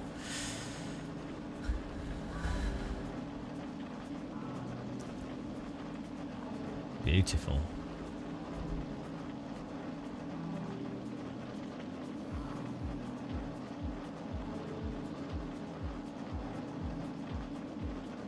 Paella. Paella. Paella. Ella under my umbrella. Eh? Eh? Do. Na na na na na na na. Da da da da da da da. Da da da da da. Ella. Eh? A stupid song. I work landscaping and I drink 2 gallons of water yesterday. I don't know what gallon is. That could be like a Coke can or a water vat. You're peeing brown. That means you're bleeding. That's internal bleeding. You might want to go to the doctors for that. You should not be peeing red or brown. That could be kidney failure. Yeah, that's an incorrect colour. You normally want to be peeing a shade of yellow, possibly a little bit on the green side, potentially, but not too much. Maybe or orangey. But yeah, if you're peeing brown, you really need to go to the doctors. All right, Rainer von der Lampe, thank you for joining us.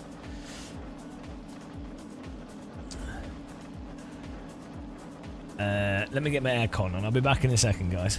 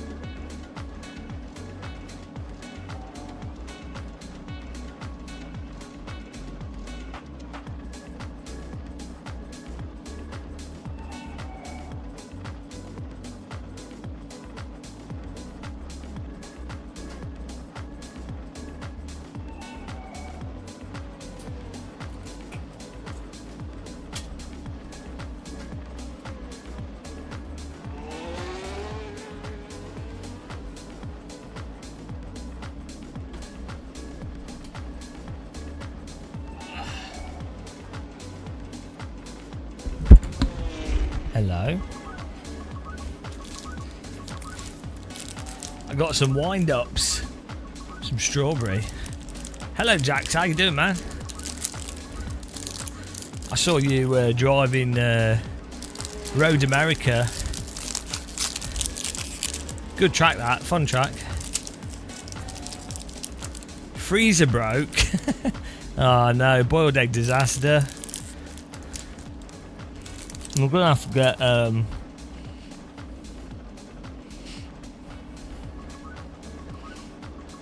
gonna have to eat mouldy boiled egg.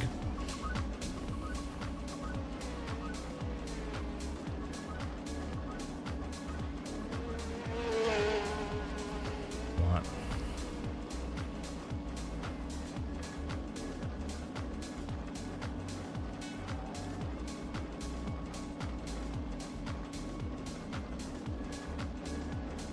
Yeah, refreeze. Double frozen eggs, obviously way better.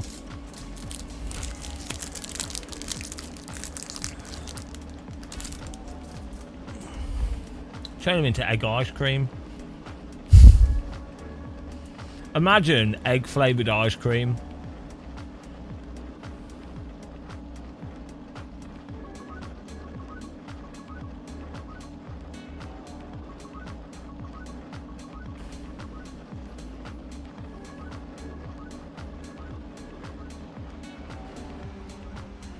Here we go.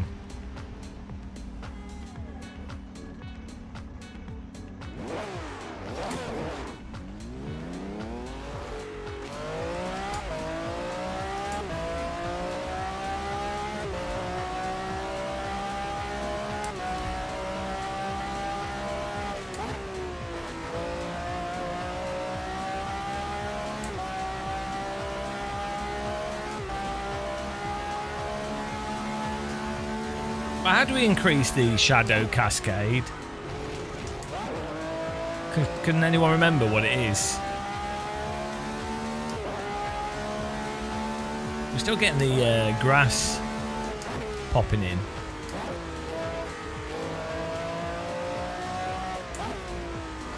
What separates the fast people from really fast people?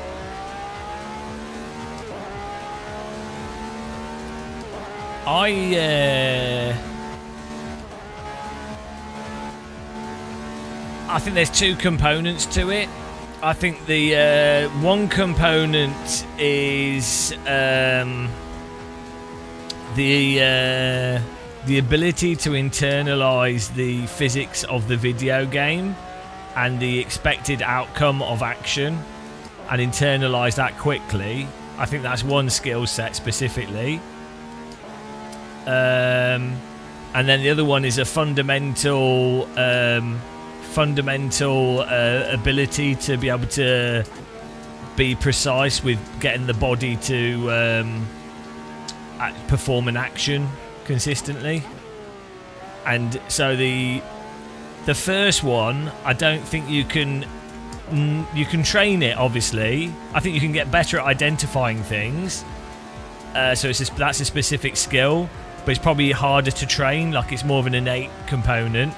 The second one can definitely be trained through a lot of practice and well-structured practice. And then obviously doing both of those things at a younger age, I think is a key thing as well.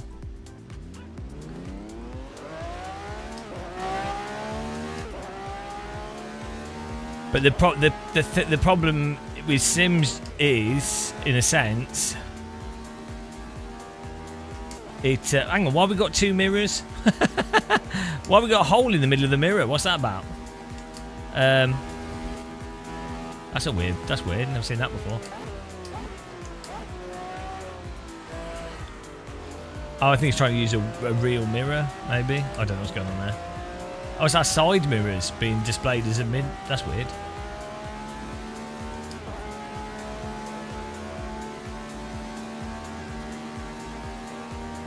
Yeah, the difficulty with Sims is they over reward repetitive track pace.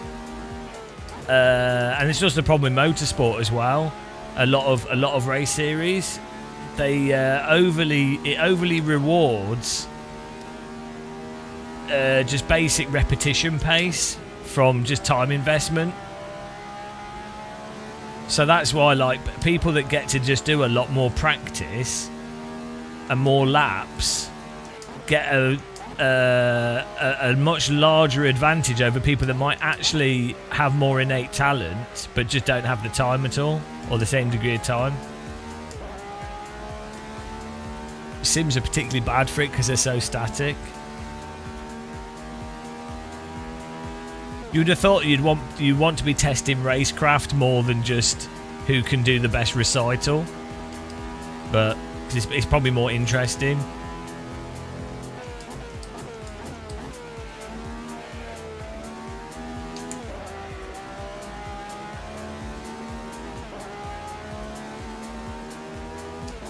Maybe you are superior, you have a superior talent, but you probably have a damaged car.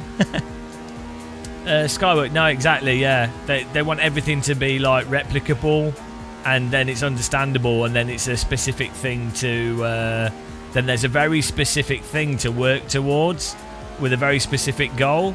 And so the type of people that like to just put a lot of time into stuff, from my experience, tend to prefer that type of framework, because if anything else feels unfair, if it's like random variation and stuff can feel unfair, it can undermine the satisfaction of putting the work in to get a defined result. And to be fair, that's a valid complaint, but then that's a game, like a design component of stuff. You can make different activities have different amounts of variance. So poker is a very high variance game. You could play 5,000 hands of poker, and you could play it really, really well, and you could be really unlucky and have a bad, be playing really good and still lose. But maybe not 5,000, like 1,000 hands of poker. Oh, maybe 2,000 is probably. You could absolutely be playing world-class poker, doing everything perfectly, and you could just simply be unlucky, right? That would be very unlucky, but yeah, that can happen. So that's a high variance activity. A more low variance thing, you normally, if you're playing really skilled, you'll immediately get the response. So, but the problem is with low variance games is that people that are shit at them don't ever stand a chance, and it's also very obvious that you're shit at them, and therefore you're like, well, what's the point? I can never win, so you don't get the satisfaction of winning. So there's a balance between how much variance you have to accommodate a wider audience and to still make it compelling and to still allow a loser to win, but then also not make it so a winner, so it's completely random. So, but different games will have different degrees of that, and that's just different games, or even just different versions of the same game. So like chess is very low variance. Motorsport is low variance, generally speaking.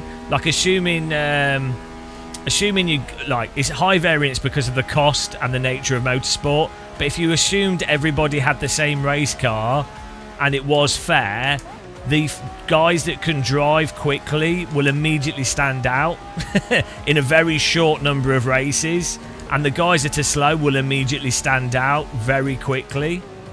And so, you know, and unfortunately that means it's like, if you try to run competitions with prizes, people don't bother entering that aren't already knowledgeable of their pace, because there's no chance for them to win. And it's really obvious, and that's why you see the same like 100 esports people for stuff like sim racing. Jacksaw, to flip it oh, flip it. Are some people destined to be stuck at a pace? Well, yeah, I mean, obviously, yeah, but not it's not necessarily a given. It depends what you'd have to. That's a poor question. It's a poor question. People that are really bad,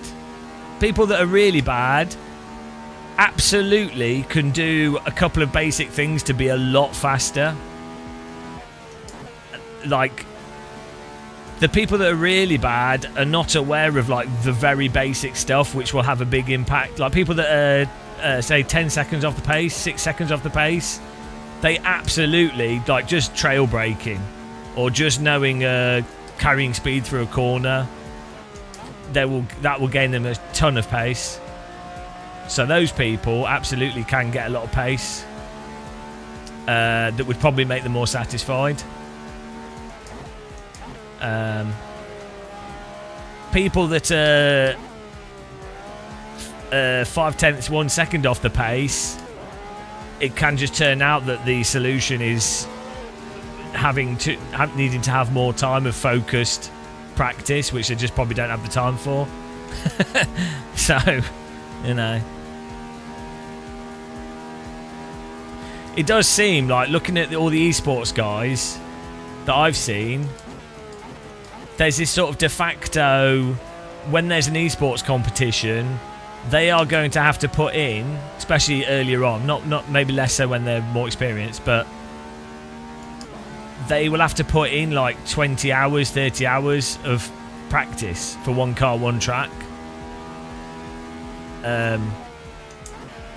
You know, who has time for that? And that's people that are already fundamentally really good. It's just that the margins are so narrow.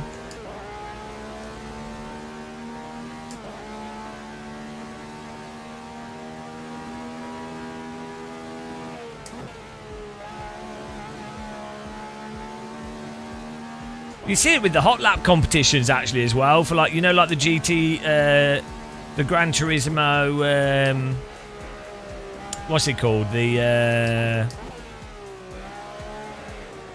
what was it? What's the Gran Turismo thing? The thing that Jan Mardenborough won. To qualify for that, people really just had to sit down at their console. They had to be fundamentally okay at driving and good at games. they had to be have good aptitude. Yeah, GT Academy.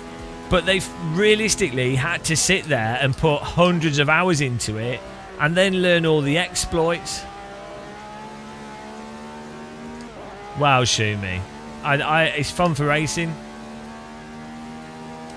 Yeah, to be fair, this car doesn't... I heard from someone that the Real Radical, the front tray scrapes along the floor.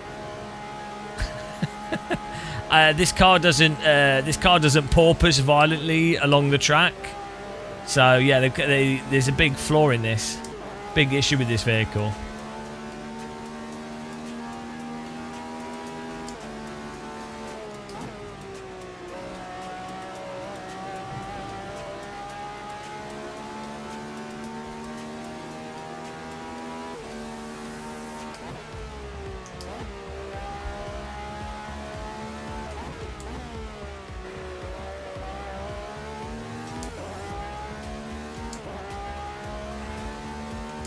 That's it. I mean, that's the thing, isn't it, Shumi? If you can't hear the metal on the bodywork scraping along the floor, is it a simulated race car?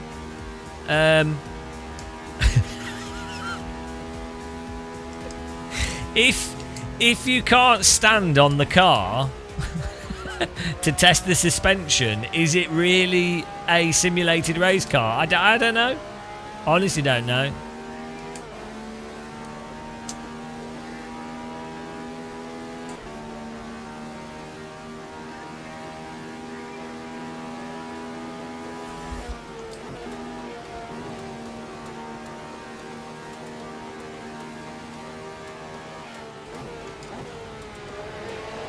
What seems a bit weird with some of the sim stuff is catering to the esports side of stuff, and that obviously businesses feel that there's money to be made doing the let's just do GT3 cars at Spa. That obviously seems to be an audience. but it is supremely dull. It is like I'm not called like I think for online ranked racing, actually just having one car on track's fine, but it is kind of funny how utterly mundane it is. Like I don't know. It's taken the two real mirrors. It's obviously a setting. It's put my left and right mirror from the car and replaced the virtual mirror. I don't know why. It's a rando setting we've accidentally activated. It's quite good though, actually. It actually makes sense to be. I know, neither have I. It's a bug. But that actually makes sense. You could put stuff in the middle. That's got, like the old R-Factor mirrors. They used to do that. Do you remember you could choose the... you could have like 3 or 4 mirrors at the top. Mirror. An R-Factor 1, I think it was a thing. Yeah, because it's actually showing where we positioned them as well. Well, it is complete. It's just... it's what the illusion is... The right mirror is positioned slightly different to the left mirror because when you're in VR and you look to your right, you see differently. So it's adjusted for VR. So it's making it look like the mirrors are different sizes, even though they're both the same size. So it makes you feel like your eyes are wonky. Absolute scam.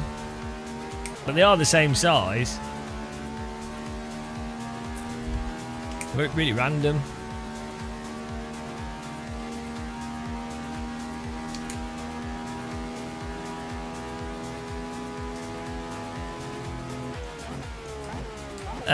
Yeah, well, that's actually a bug. It shouldn't be saying anything. Yeah, great info. It shouldn't actually be saying anything yet because we don't have a pace rating, so...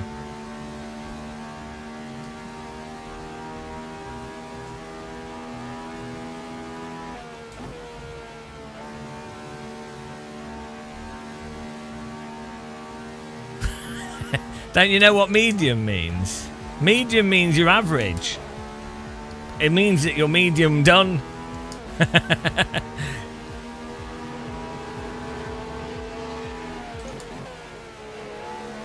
It's like a steak.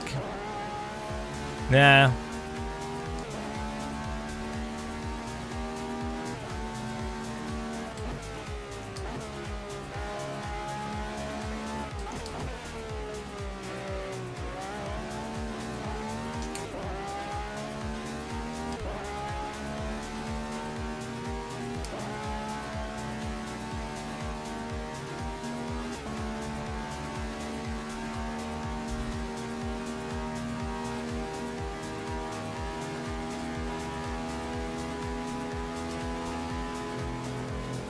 Well, there does seem to be a bit of a thing where it's like... it does seem like people aren't asking the question... like, okay, you've got this online game, whatever. You have an online game, and the goal is to be better than other people. Okay, great. And it's like they're not asking the question, better at what? Okay, so you're better than other people at driving GT3 cars in a simulator that's a bit dull. Why is that something to aspire to? That's what's strange to me, because it's like that the law of the simulator is the illusion that, oh, it's a GT3 car and maybe I'd be quite good in a real car, or maybe it's a video game that I'm better than other people, and so that makes me a better GT driver. But if you're... It's like, yeah, well, okay, why do you want to be the best GT3 driver? Why, like... I mean, sure, that's fine. Like, I'm not saying that's not something to have as a goal. But if presumably your goal is a sim racer, the goal you would aspire to is to be just a better driver. And you'd be like, well, which cars reflect driving the most? It's not a GT3 car. So it's just really... purely because GT3 is popular and the brands are popular, that then becomes the thing that has to be focused on for people to be better at due to its popularity, not because of its actual intrinsic properties. And then that sort of self-cycles. And yeah, it's just really weird. It's just really bizarre. It's like no one's really asked, is it a good thing to be good at compared to another thing? And then someone will say, well, you know, it is what that's just what's taken off. And so they go, well, it's self-justifying. Okay, let's go. But it is really quite arbitrary.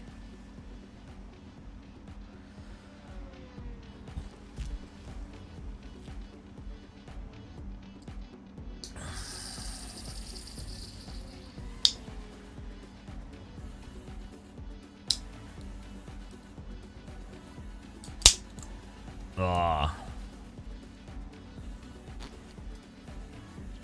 Let's set up here.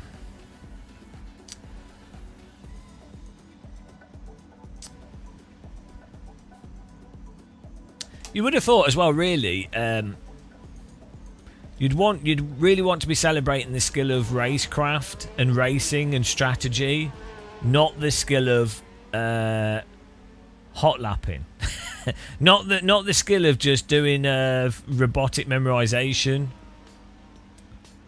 So I would have thought, for if you wanted sim racing esports to be more compelling for viewers, more than it could be. To be honest, I don't think it is fundamentally compelling. That's the problem with esports in general, all video games. But if you wanted it to be more of a compelling activity, you'd really want like Formula Ford, but even that, they would even turn that into a convoy. You'd need a car that's relatively narrow, that has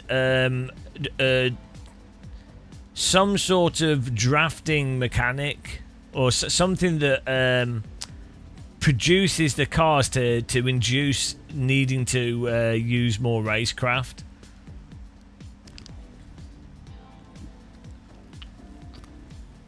The problem is the 1930s cars, again, it just ends up producing... It's a mixture of things that cause it, but they tend to just produce robotic driving. And, you know... If everyone's at the very, very close to the absolute possible pace of that car and track, it can... Sometimes it really doesn't matter what car you use. Maybe you'd have to use some kind of other mechanics.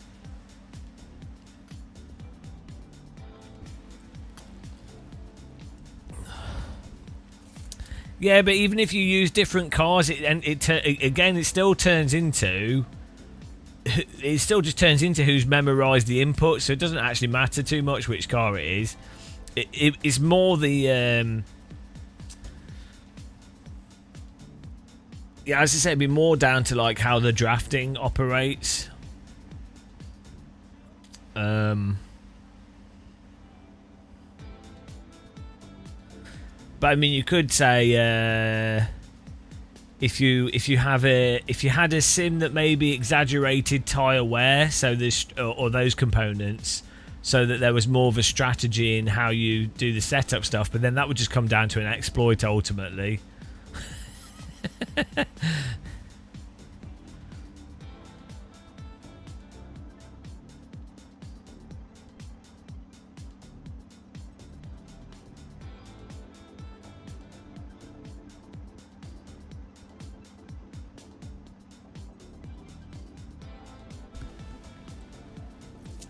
But I mean, the thing is, what makes something popular is not based on how good it actually is. So GT3 racing could be, well, is pretty poor for watching and everything else. But it doesn't matter. Like Formula 1 is terrible, but it's very popular to watch because it's all about tribalism and argument from authority. So actually, you don't really need a rational solution. it doesn't really matter. In terms of popularity, people don't actually... Something doesn't even have to be inherently entertaining. It's... as long as it's got an authority and there's a lot of people already doing it, that self-justifies it for people. And that then makes it more popular. So... That's the thing, is people are fundamentally irrational. So a rational solution or rational ideas are not necessarily of any value because humans are completely effing stupid.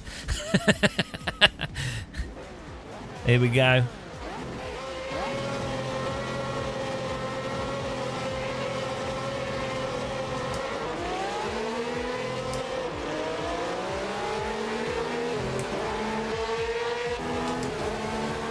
Woo!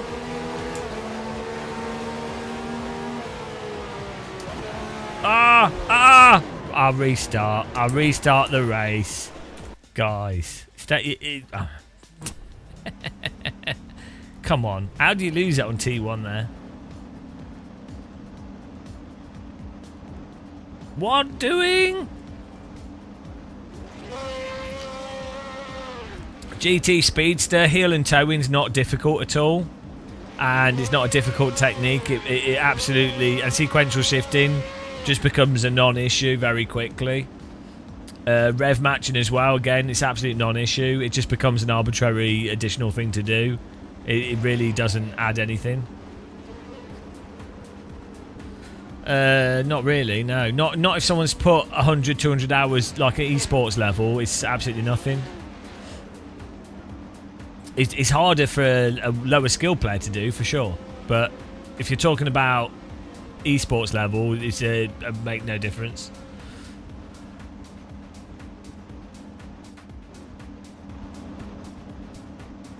If you could add G-forces into the cars, random noise, random tyre, and blow heat at the driver, and then make the gearbox also somewhat faulty, then maybe. But in a simulator...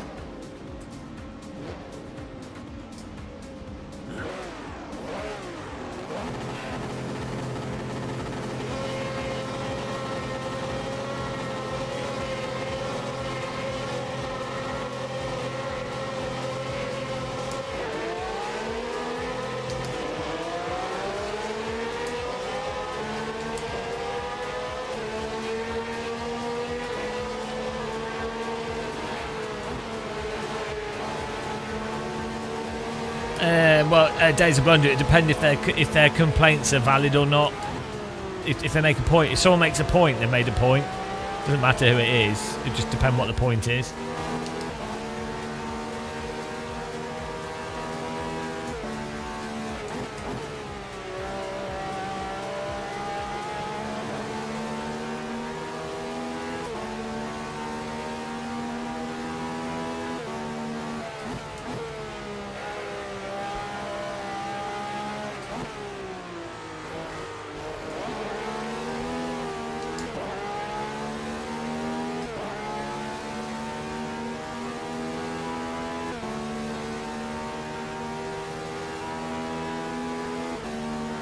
Yeah, nice.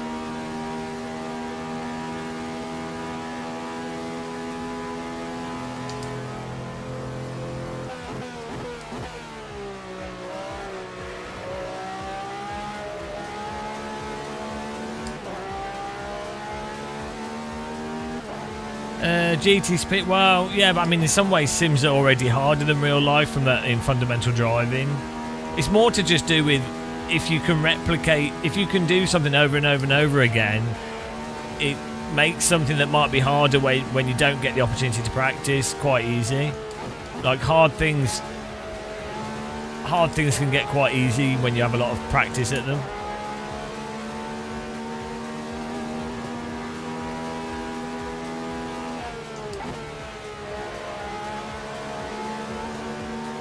Well, it's interesting, Days of Blunder. Like, Counter-Strike 2 is quite a good example of CS has the more they've shaped it around esports and tried to make the basic players experience like the esports experience, it's a worse game in many ways. Like, if you compare CS2 to the original Counter-Strike, the original Counter-Strike has way more maps, more like jumping random game modes that, you know, just generally more interesting for players that aren't spending thousands of hours on it.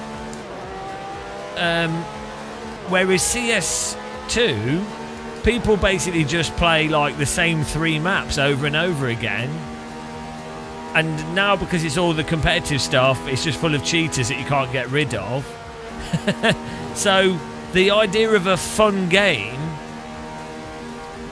is sort of like, you know, the maps and the variation all disappears because it all ends up being designed around some hyper consistent thing. Which, I'm not saying the esports thing's bad, or I quite like CS2. I think there is a place for that type of game, but the point we were saying about games, has it made games better? It's like, well, for most people, I think it has actually categorically made Counter-Strike a worse game.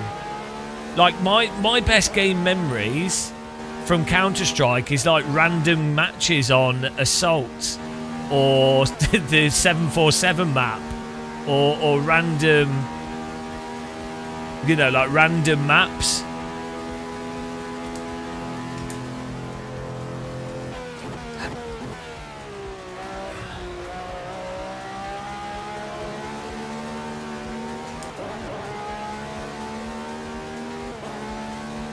But I think there is a place for that type of game, though. I'm not saying we shouldn't have them.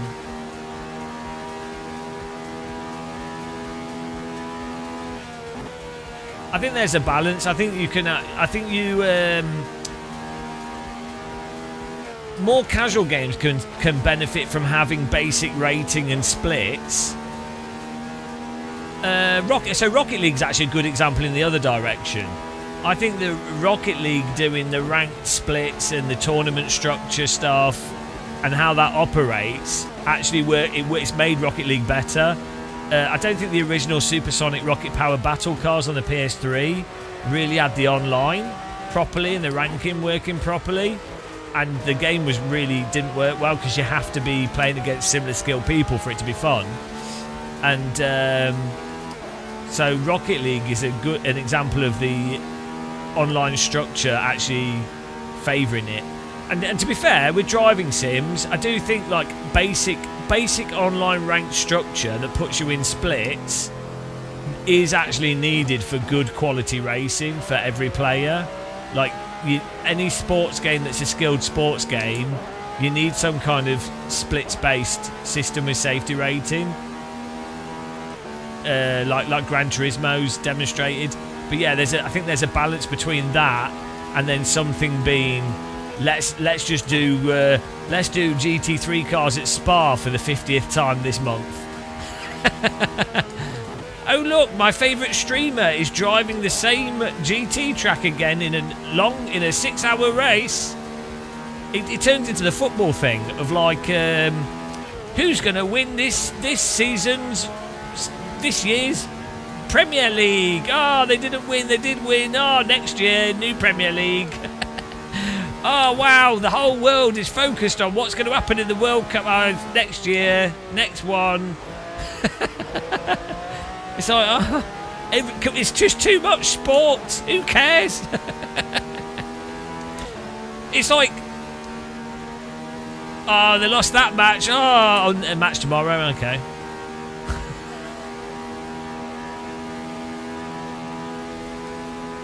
Did you see it was a display. What a display. What was the IT crowd thing he says for the football?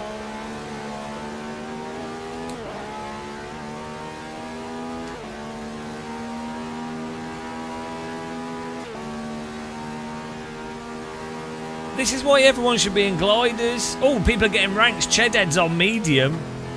Steve Murphy's medium. ATS Middleton's on medium.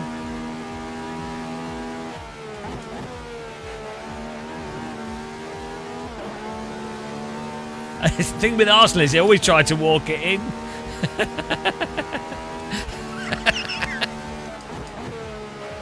That is in England. That's actually all England footballers. They can't help it.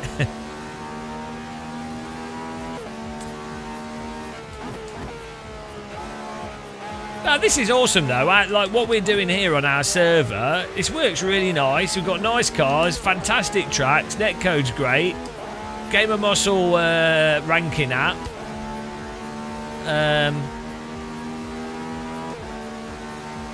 Racing against people, like this works really well. Like this is actually really good.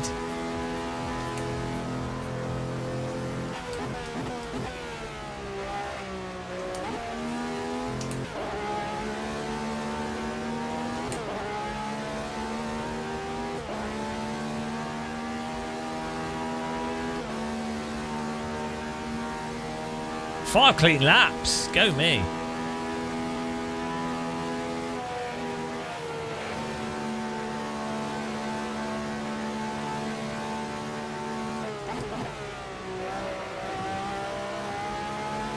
This is not casual. This is very serious.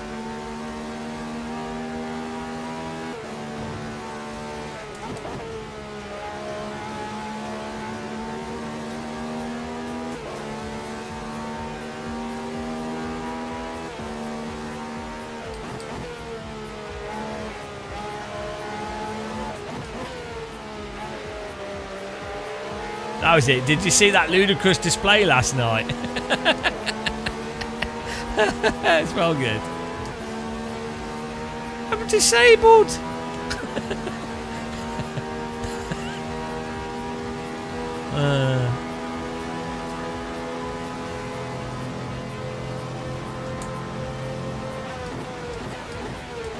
Oh, absolute disaster up front.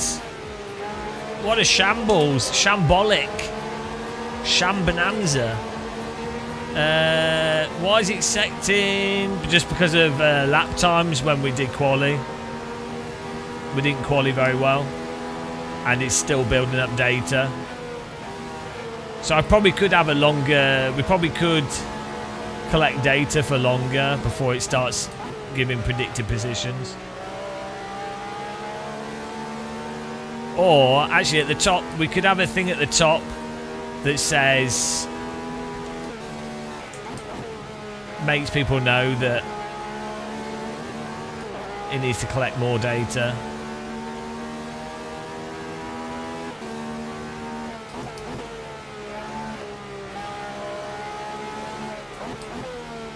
It's really difficult to try and predict it's hard to predict things with limited data.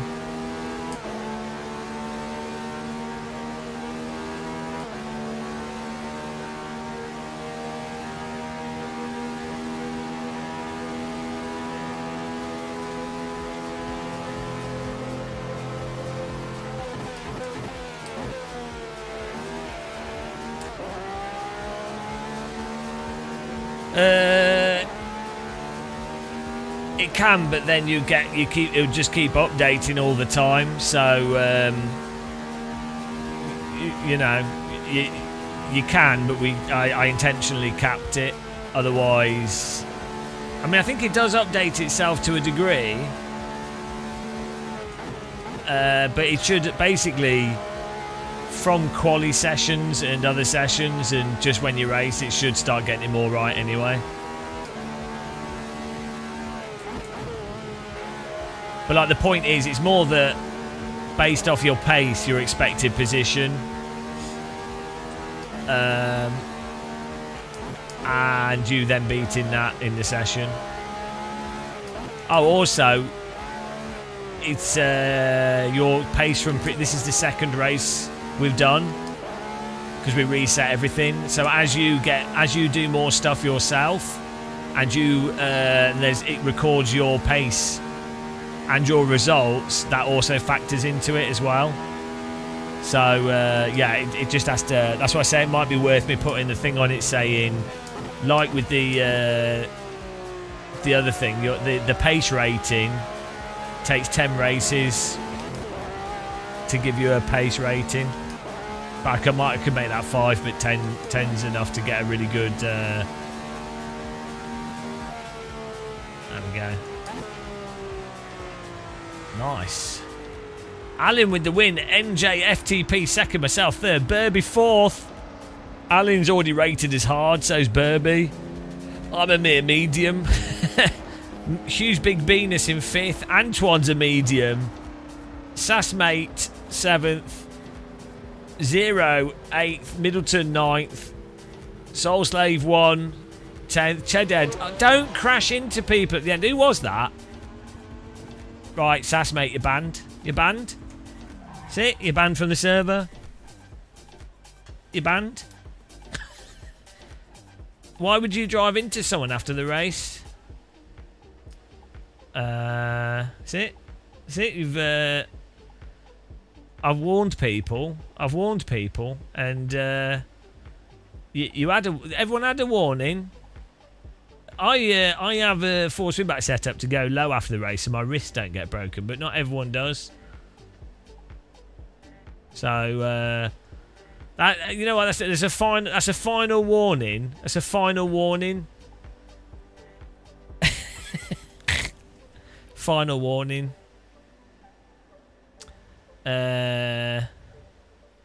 What's going on here with this bar? This is working. Okay.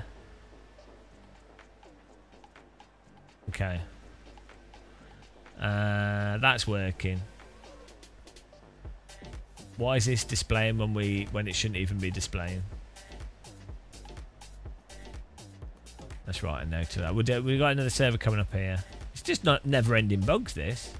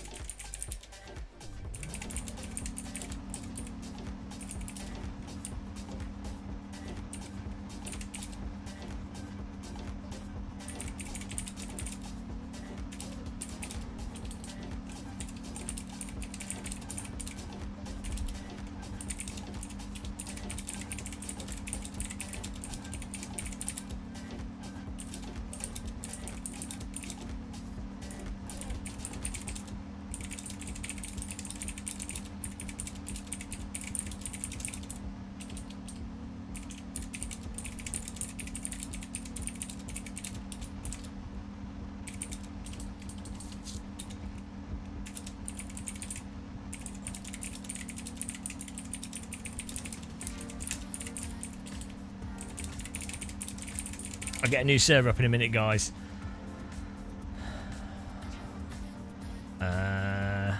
Good job. Good job. It was nice racing there. New server. Here we go.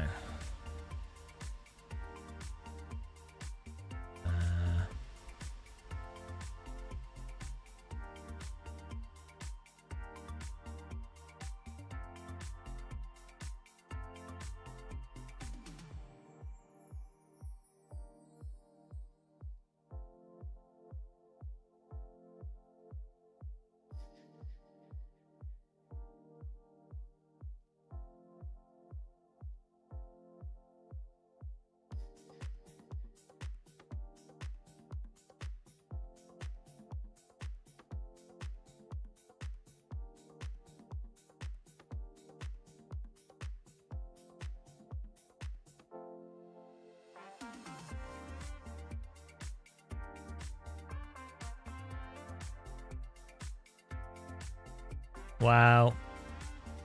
Yeah, a lot of people crashed there. Here we go. Servers up, guys. Get in there. Get in there.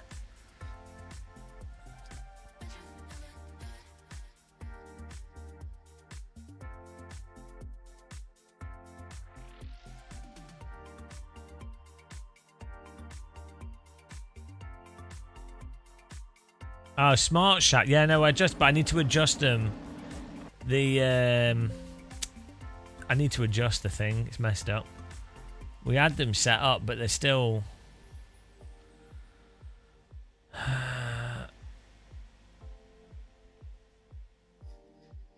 It's this, like...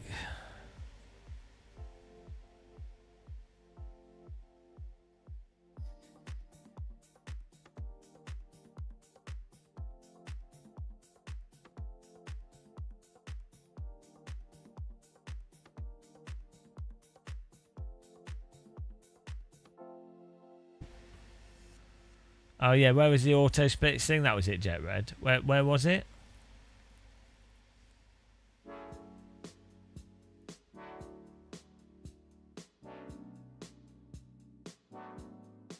Ah, that's right. There we go. So what I want is... so what's the first one is... So hang on, this is in the car. Now, is this from the view from the car? You have 70, 290, 1000. Okay, nice. Thank you.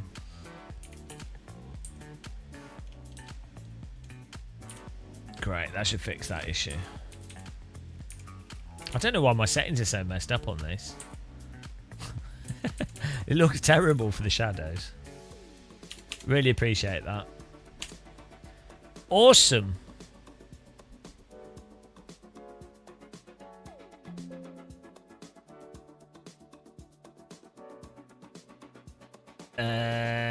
What, adapted first split, yeah.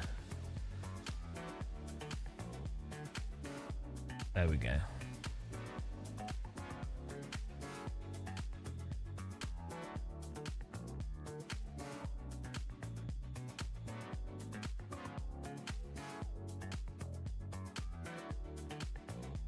Yeah, thank you. Stuff like that well annoys me. If I can see a line, this is one of the reasons why I really don't like modern games. If you can see a line of like the shadow, that is absolutely worse than if you have a blurry shadow. Like, it's like if you've got texture caching, texture streaming, it's worse having a low quality texture that then suddenly replaces for a high quality texture than just having a blurry texture in the first place.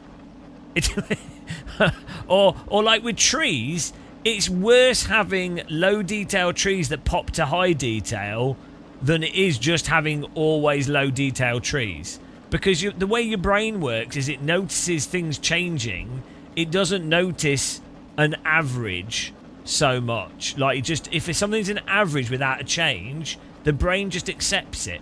These are not really advanced psychological concepts, but for some reason the design of Unreal Engine and how developers then use Unreal Engine is so stupid, and that's what's caused a lot of it. And to be honest, it's mostly it's because of the default settings in Unreal. It's hilarious if you look into Unreal. Well, even since Unreal 4, although actually the older Unreals were less worse because there was less options in them. But if you look at the defaults when you do an Unreal project or video game in a new Unreal, since Unreal 3 basically, the defaults are pretty rubbish, right? And some developers, even Kunos are guilty of this with ACC. They just never changed from the default settings, and it's just like, what? Why? You didn't have to. Like, you could just type a number in. It's just like, oh no.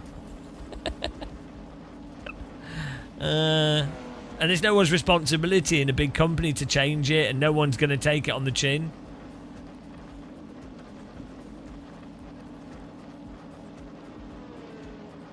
Don't you right? I know I'm old and miserable, but I really miss, you know, like playing Battlefield 1942 for the first time. I really miss like playing a game and being like, holy shit, that's amazing. Like the water, Wake Island, taking off from an aircraft carrier that you could steer around and move around the map, and then you're in a plane that takes off from an aircraft carrier, attack a target, and then go back and land on the aircraft to fix your plane, where there could be someone hiding on it, or you could land and fix your plane or pick someone up that's waiting there. What happened? What on earth? Like, think of the gameplay and the mechanics there. You've got an aircraft carrier that you can move around. That's really fun. It's got vehicles on it. You've got a vehicle that spawns on that aircraft carrier that you have to get into like you would in real life to then take off, and then you've got a reason to go back to the aircraft carrier and make it back, which is a fun game mechanic. You've got damage. You have to try and make it back to then repair it. What happened? It's all turned into, spawn in the place, there you go. All the interesting stuff has been stripped from games. But separate to that, just like a realistic kind of like, is a big open environment with stuff in it that works how you kind of expect it would. It's a game, but...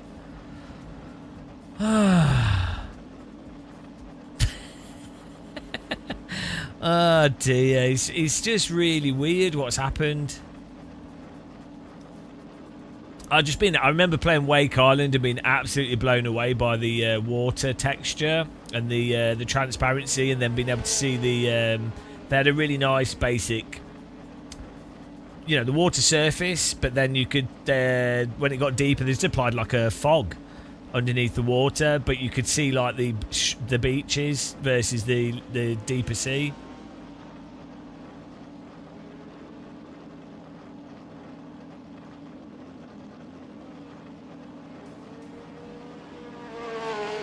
Well, it's probably like Network Q Rally you're thinking of?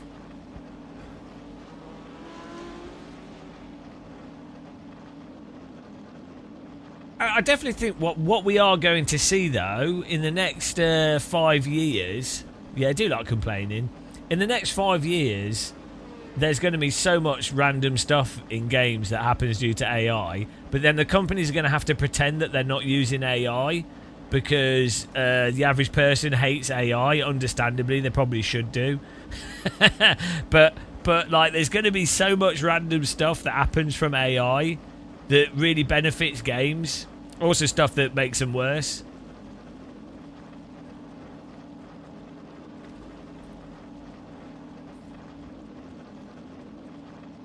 Yeah, Danny, I think they just added bigger maps. But you can just spawn on people instantly anyway, so it doesn't really make any... There's no point.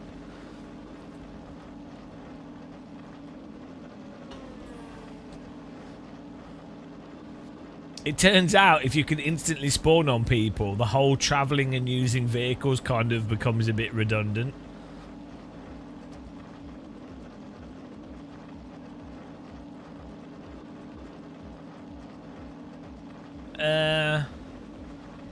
High Love. That's two completely different problems, though. So that's two completely different things that are not connected to each other. I know what you're saying, but yeah.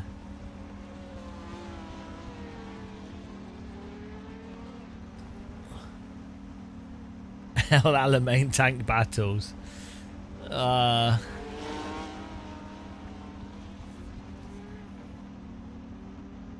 It's a shame that Battlefield 1942's netcode was so bad. Do you remember the on the expansion pack, those howsits? Well, the things that fire loads of rockets. And they had like 2 of them on the big Russian map, but they were like impossible to aim. But you'd always be like a mission to try and get to them to fire rockets at something that you can't even aim at.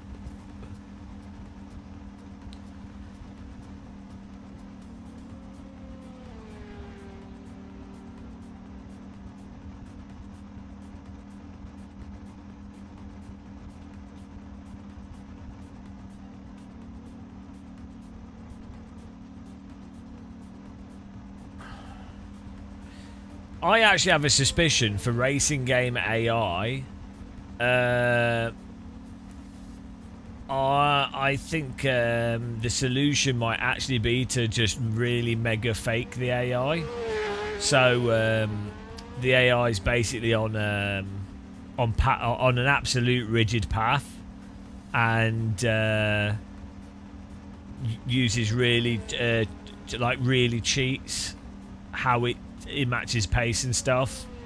And like even like, I mean, it's not unusual to use splines for AI to follow, obviously, but I'm like saying I think it might actually be, it could actually be the case that treating every racetrack like an absolute Scalextric track for AI, and then they just go, they absolutely are pretty locked in, and they go from one Scalextric track to another on the road surface.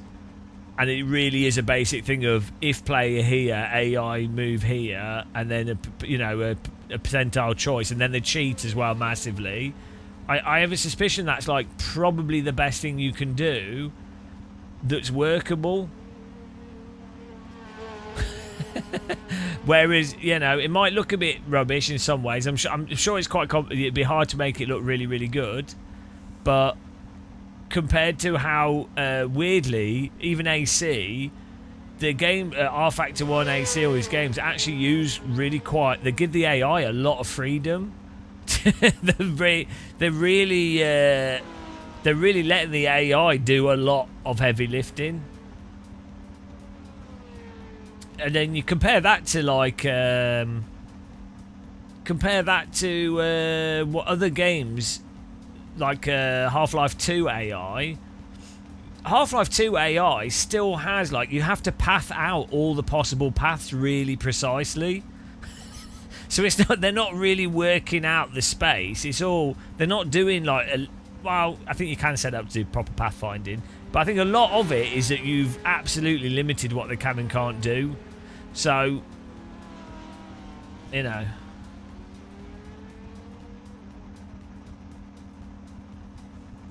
oh well.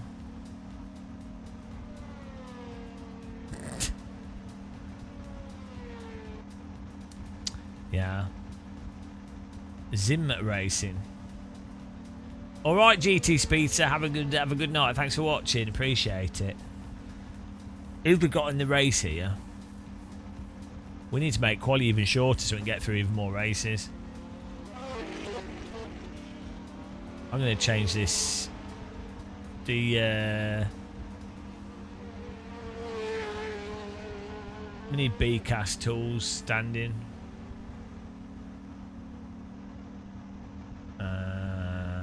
Standing, there we go. Get in the server, guys. Hang on, why is this only showing 14 cars?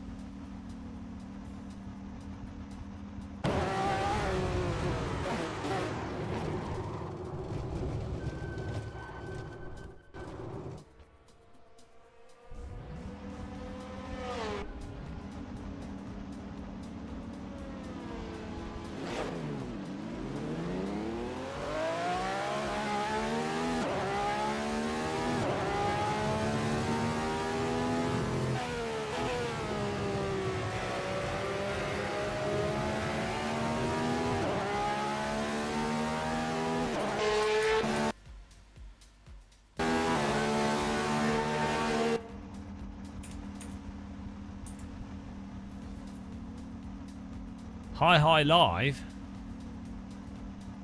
We're testing a skill and ranking tracking app for AC. This app here that tracks, gives you race reports and tracks your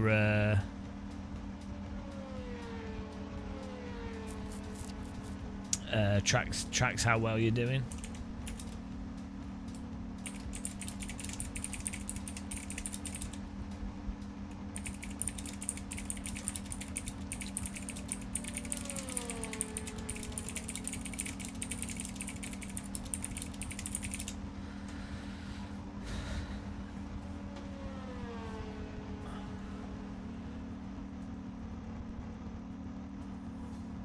Yeah, we've run out of rainforest. We've just destroyed the planet.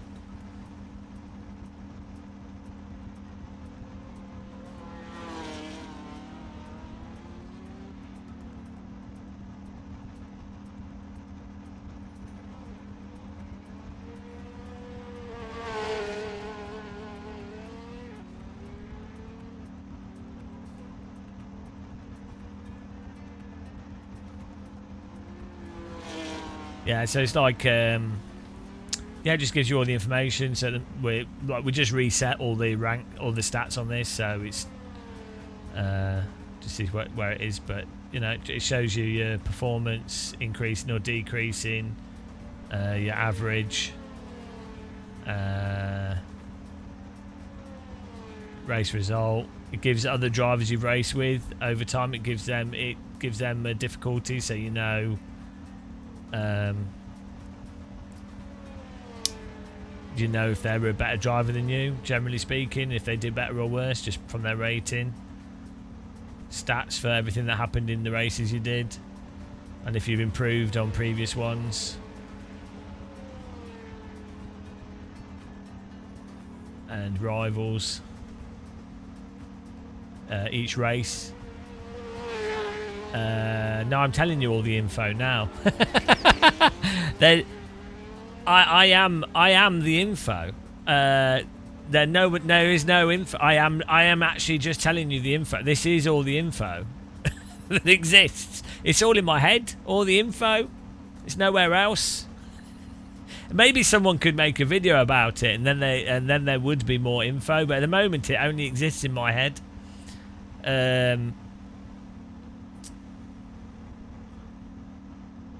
No, but we're doing a closed beta at the moment. There's still some pretty big bugs. So one of them is that the racecraft, you start like doing one race gets you 4 levels, and that's unacceptable. So that's messed up. What was the other?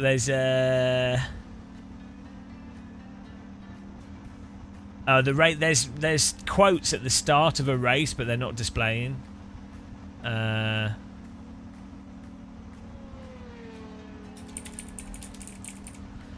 Which they're quite funny. So they're not staying. They're like demotivational quotes. Just before the race starts, it tells you that you're going to lose, basically. Yeah.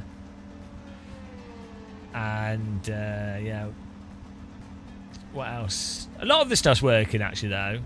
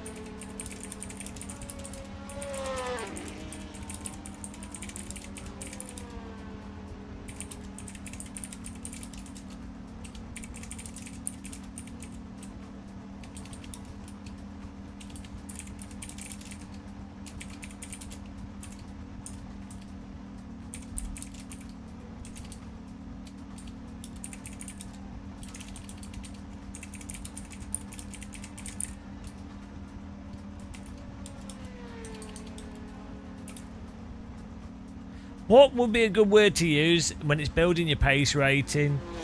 Should say, I mean, it says build. This could be doing with being a bit over to the left.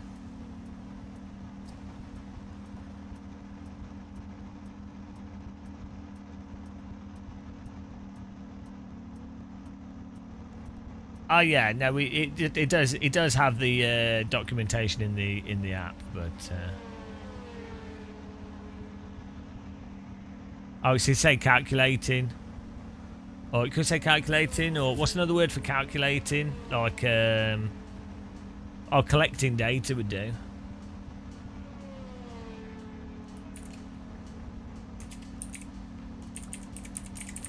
It's probably, that might be a bit too long.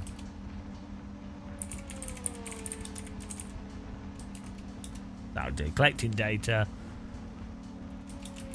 No, that's too long.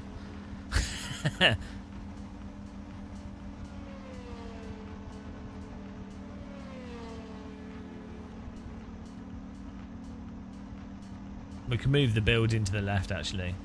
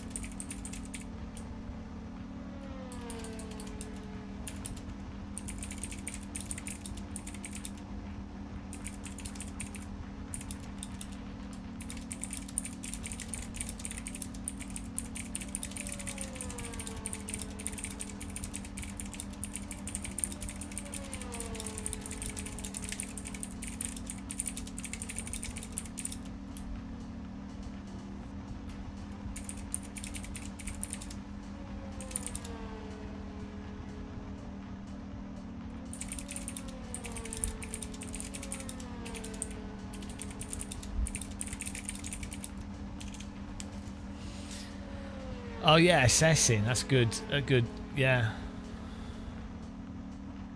Good. Yeah, Freaky Leak. Genius.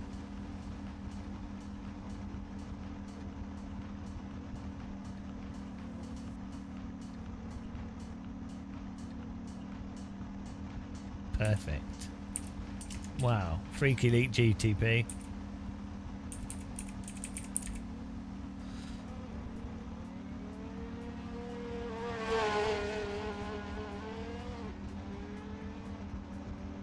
No, but I'll be fine. I'm a fast learner. As you all know.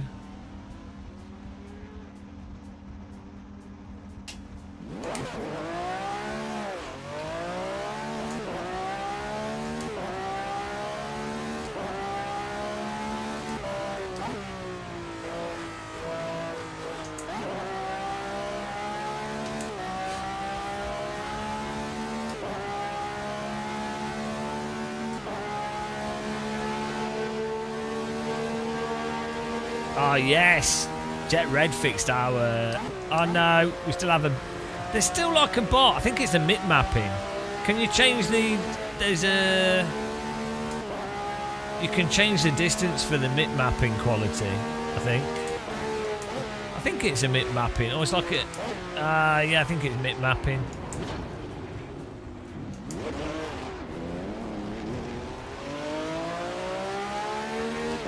Still doing the bloody shadow thing.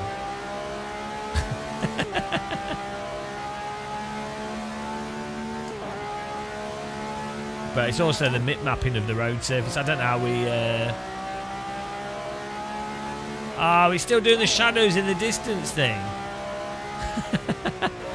How do we fix this shadow popping thing? Where it's updating the shadows bit by bit. You see it on the hillsides. And the grass shadow detail. Why is it not? What on earth is the setting?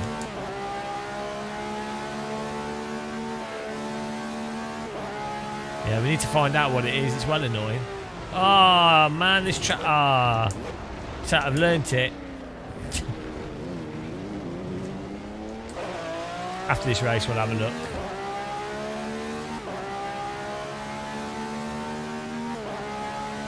Well, that's it. We nailed it. We nailed the track. No problem. Easy.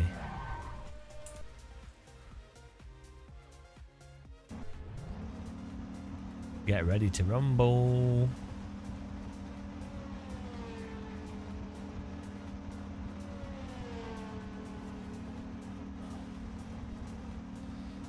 Luna on pole, Sassmate second, and Burby in third. Look at them go. Disgusting. Disgusting. That's disgusting. You're disgusting.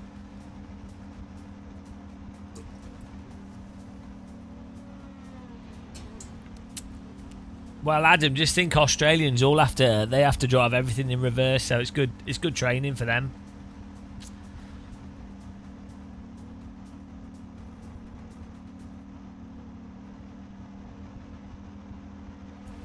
I definitely need to make a Joker Card app. We could just make a really silly AC app called Joker Card, and yeah, like when you're in game, you just click it and it says and it shows you the race result, but with you at the top. And that's it. It just shows the race result, but puts you at the top, and it goes Joker applied. That's worth a swimming pool of water, I think.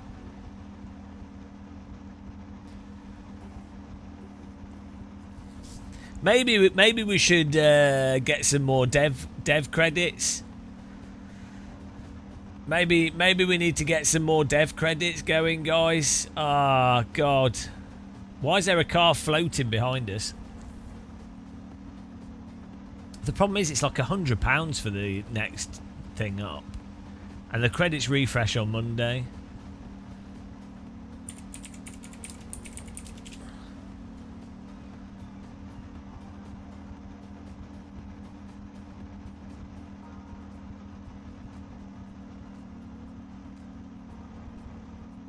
Mistakes successfully deleted. There's so many pointless programs that we could make. That just float. You know the problem of AI where just slop gets made? We can contribute to that beautifully.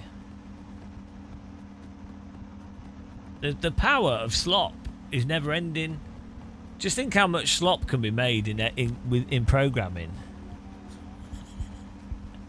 Have you seen all this stuff where people write a book? They spend years writing a book, and then AI someone buys the book and then just gets the AI to reword the entire book and create a new cover, and then they launch that and they put that on Amazon. So these people that have slaved over a story just get completely screwed, and there's whole like categories of them.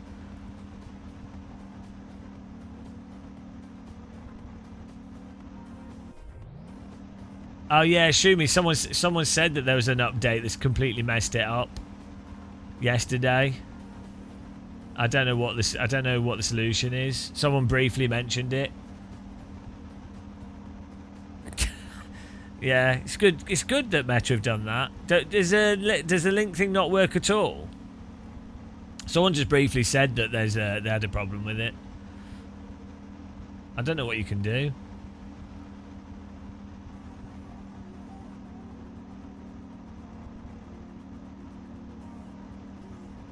It's a hang on. So you need. So what? You can't get into the. You can't get into the account. Oh, because they had the Meta account, didn't they? And then they had a Facebook account originally, and that was a Horizon link. So can't you just make a new account? Because you're only using it with PC. So can't you just make an entirely new Meta account?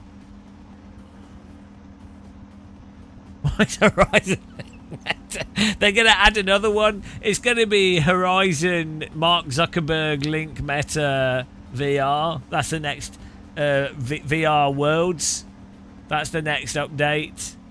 You need to have a Meta Zuckerberg Worlds VR.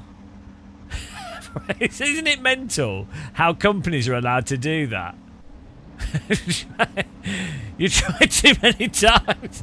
Yeah, well, you have to make a new account. You're gonna have to make a completely new account, I guess, and then reset your headset, and then log in, like hard reset the headset, make an entirely new account, and then sign into that.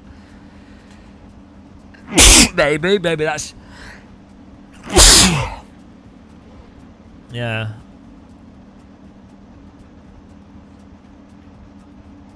This is kind of why a VR headset needs to operate more like a screen. You really shouldn't have to log into a screen, should you?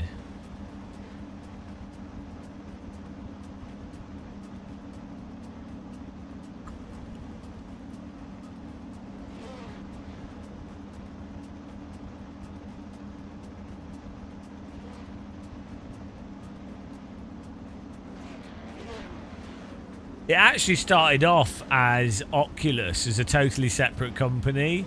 Then Facebook bought it and you needed a Facebook account. Then they made it so you had to link a Facebook account.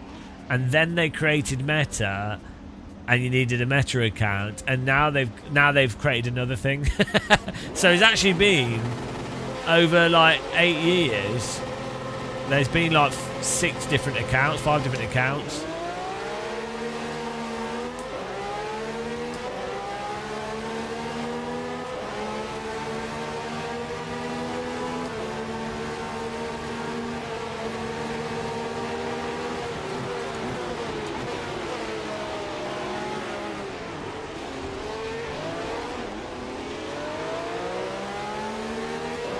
Oh dear, server's full.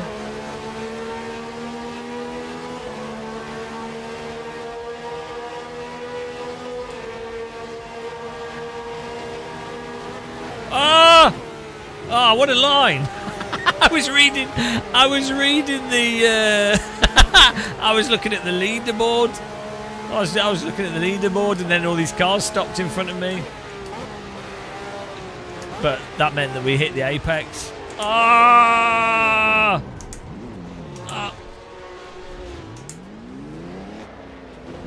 ideal.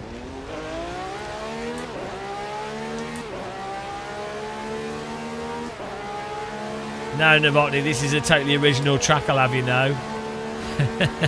Completely, 100% original track. Only the most original.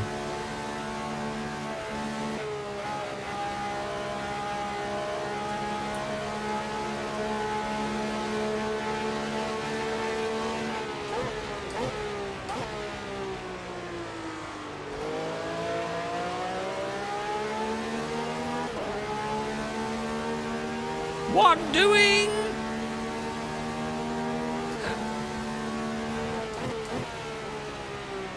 These off-camber corners are brutal. Downhill off-camber. That's what makes it so hard.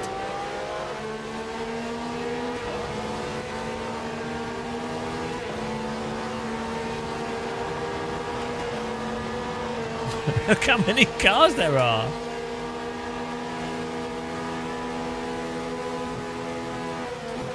Oh no, they're in the wall. It's over. 2 yellow cars. Typical yellow cars. It's always the yellow cars that are crashing. Typical guy.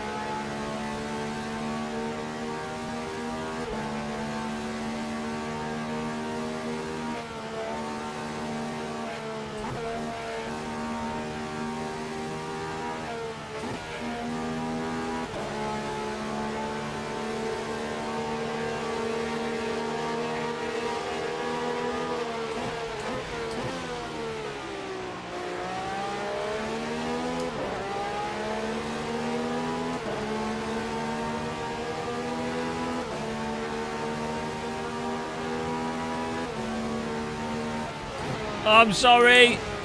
Oh. Bloody hell. That corner's brutal.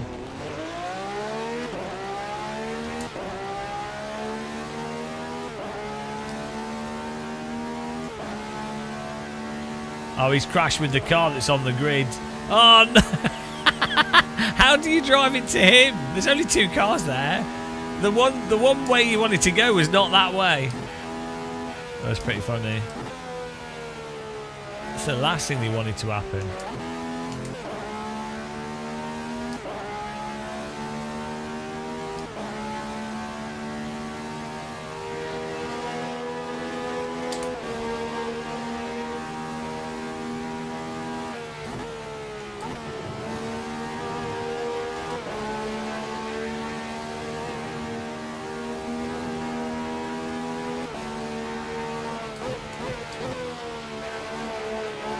What's all this smoke about?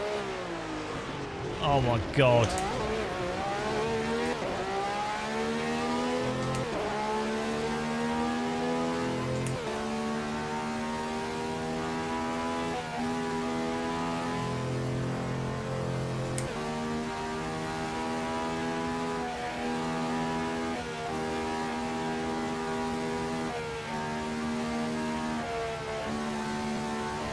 No, this is an original AC track.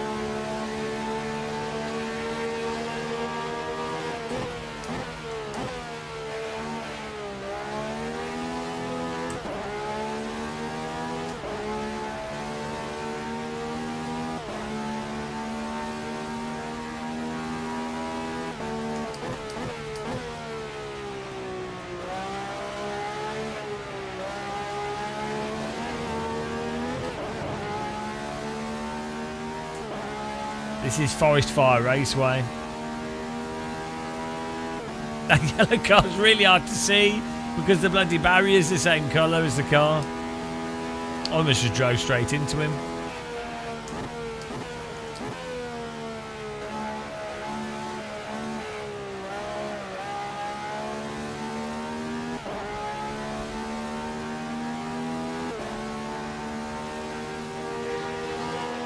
Is it not? It could be Northamptonshire.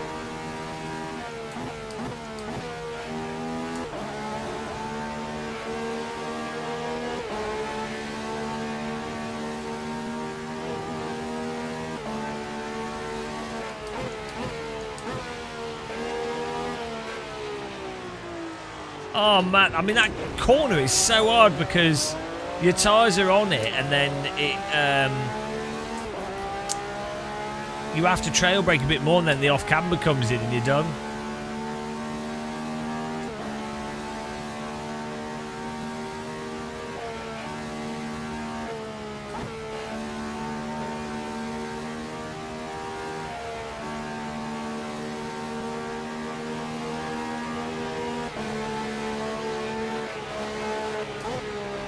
The new Quest 3 settings, it's just running the Quest on in the Quest link, just running it as high resolution as possible that you can run on your system, and then on the debug tool, it's just the stuff I said in my video. I think people under the video have commented with good settings as well. Yeah, no, you don't need to bother with it. Just use link, and you just need to make sure you're using a high resolution.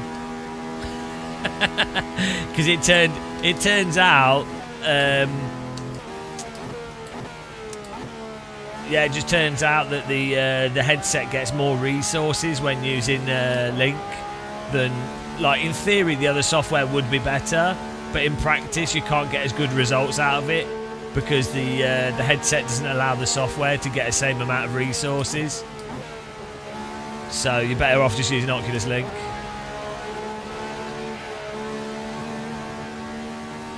Yeah, so you can thank me for wasting 2 weeks of my life on that.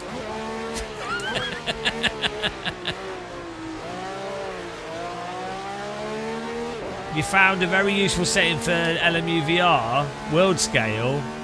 Yeah, world scale just increases or decreases the stereo separation of the cameras.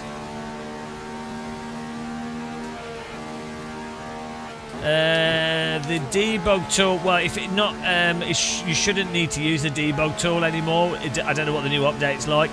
So the debug tool thing, yeah, no. You still use a debug tool to increase that, yeah. You don't need to use the side questing. You shouldn't need to use side quest to force the frame rate. They should have fixed that. But the debug tool settings still work. Yeah, just set.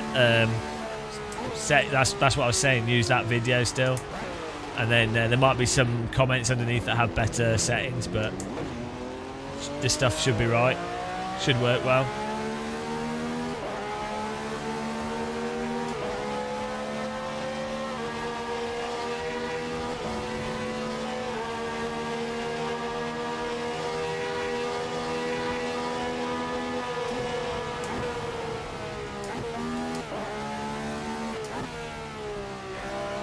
Yeah, the comments on the debug tool video. I'm just saying there might be comments under it that suggest better stuff, but the stuff in the video is fine, I think.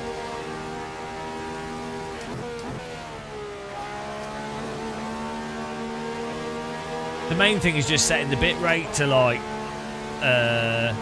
between 600 and between 600 and 900 using H.264. That's it really.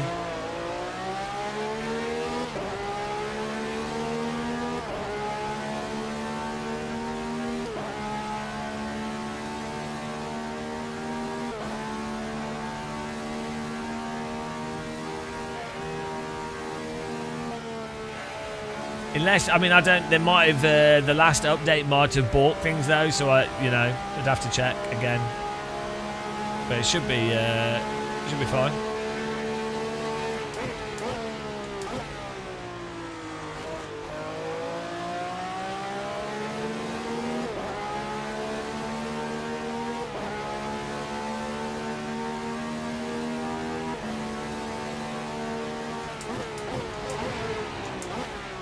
Whoops.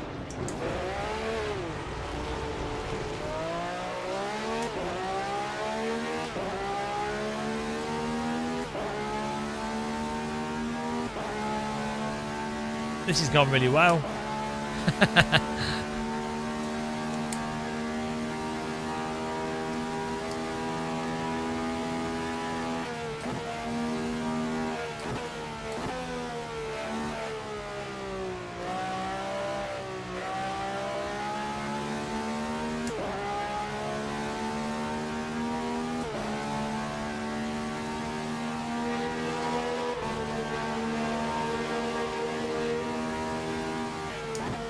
You don't need to use presets in the Moser software, just run your own, turn all the filters off.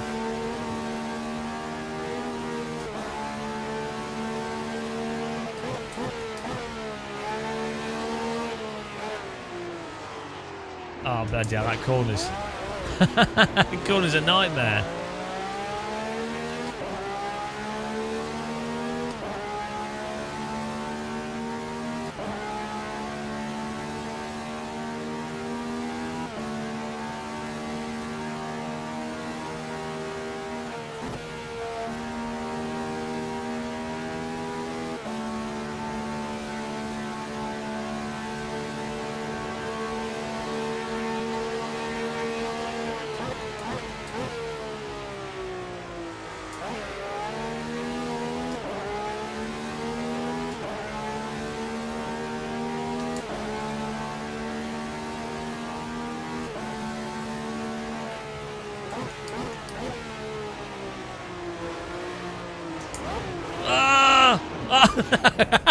Sorry.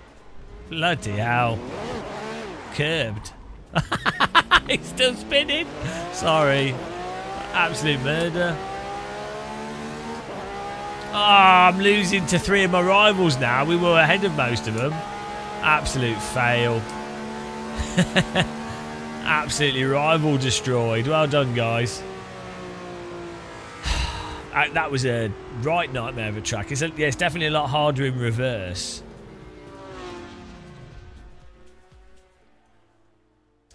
You got Jet.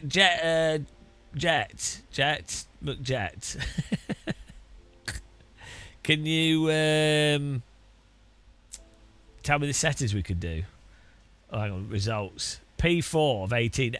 Sassmate with the win there. Soul Save 1 second. Vito 3rd. Myself 4th. John Braga 5th.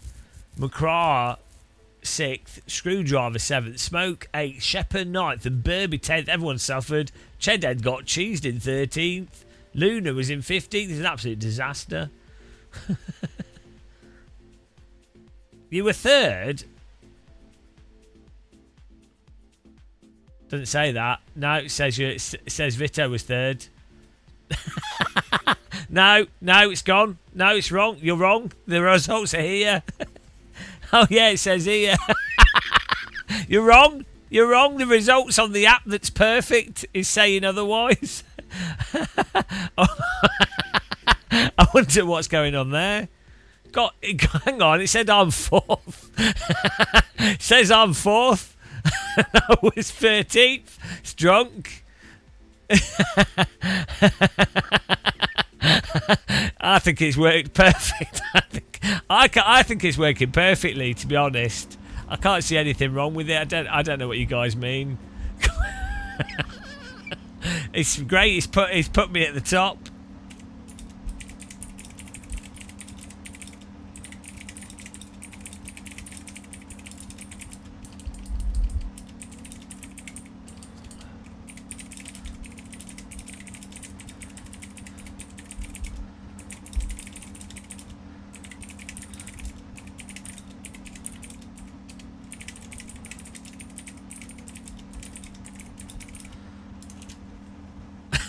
Fourth as well.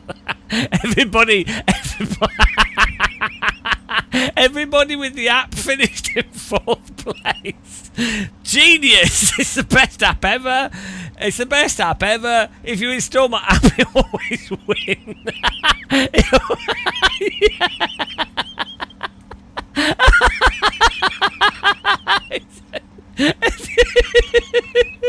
It's the best app ever. It's a really good app for feeling good about your race results. It just says you won.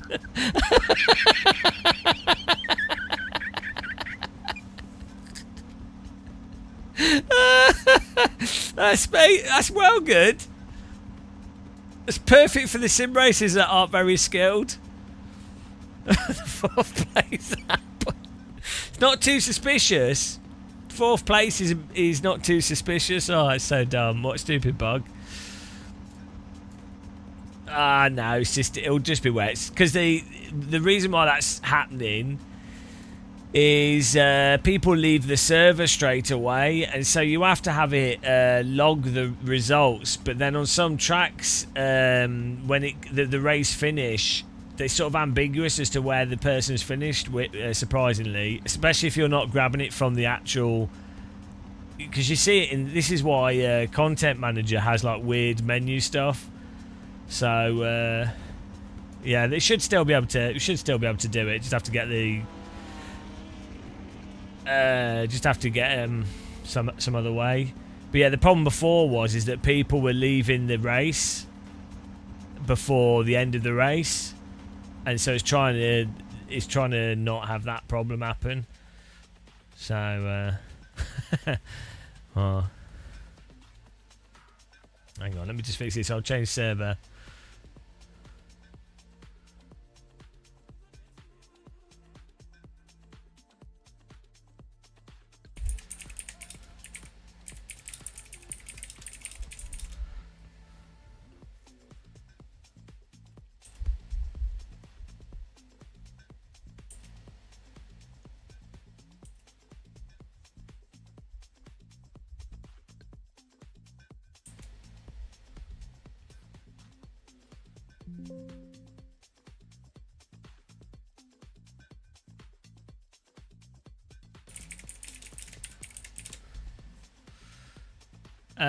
Yeah, because the race rating app, you have to do 10 races before it sets it.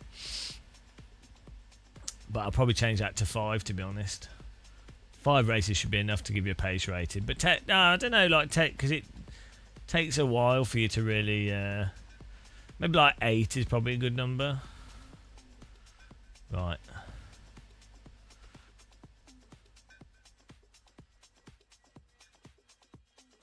Get another server up here. That was good.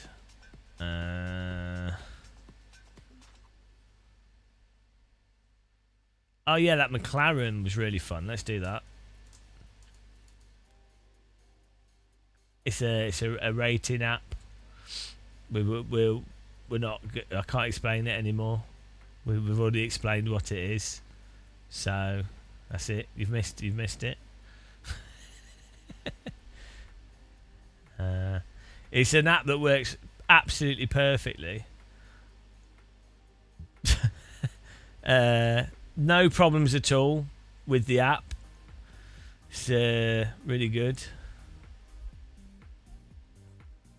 It's called 4th place app. It's called Finishing 4th app, and it's to help people feel good about finishing in 4th.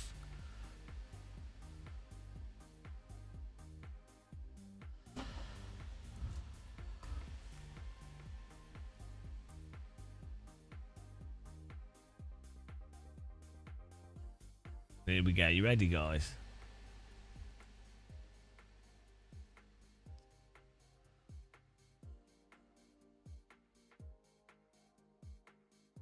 Oh yeah, how do we do these settings? Servers up. What were the settings? What were the other settings? We had the smart shadows. Maybe turn that off. Yeah, this should work. This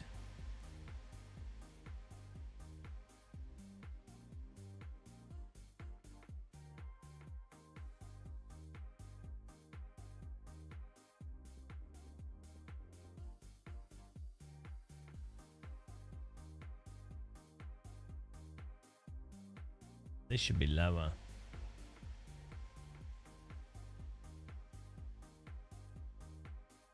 Where's that?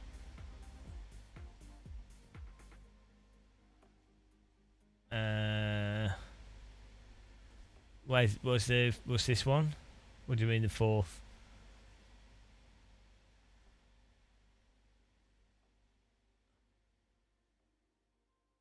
Yeah, those are worse settings, Adam. Exterior, I think, is when you exterior cam. Your face is worse. Oh, force cascade distance.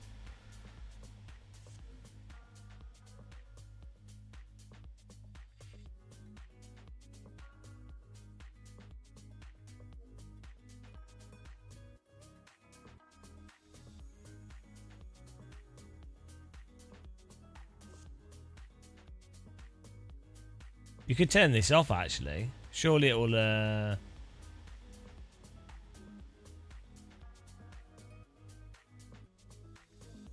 You just turn that off.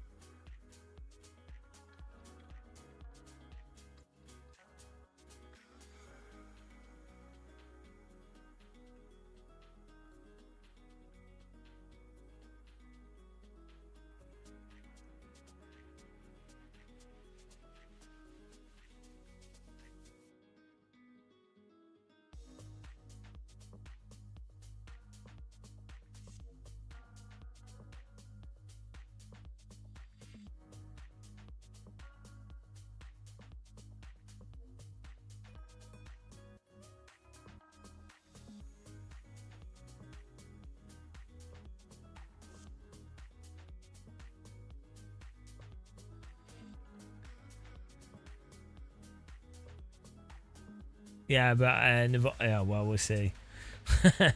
uh,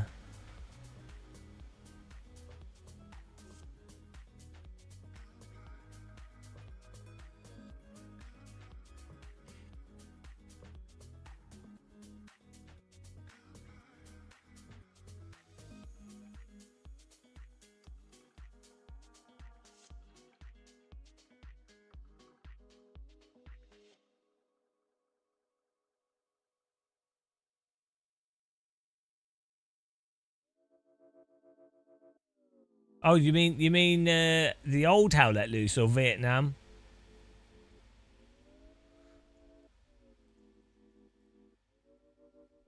If you mean old How Let Loose, that's well good. If you mean Vietnam, I don't believe it.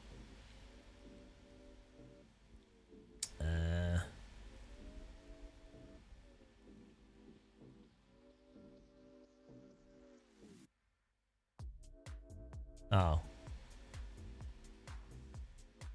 I didn't even know that'd come out. I thought they'd... Oh, they're doing another beta? I've just given up on that.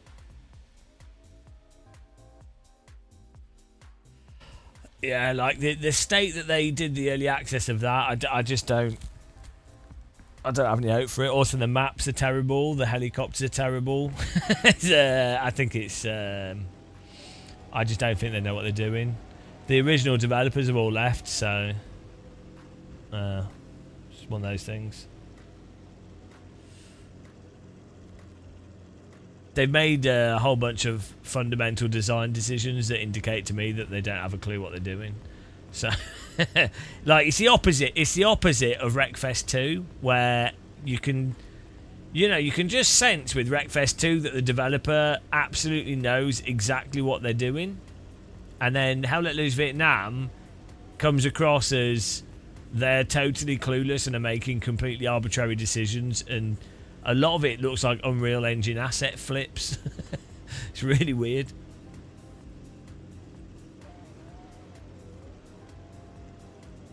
It just doesn't have the design that the original one had.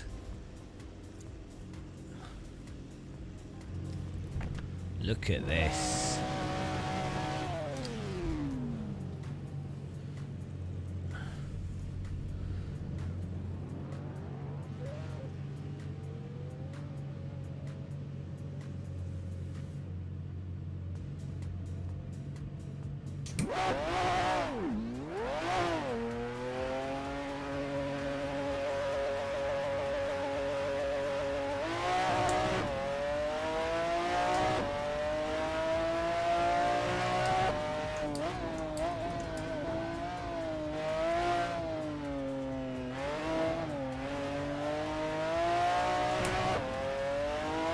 Oh, we need a setup.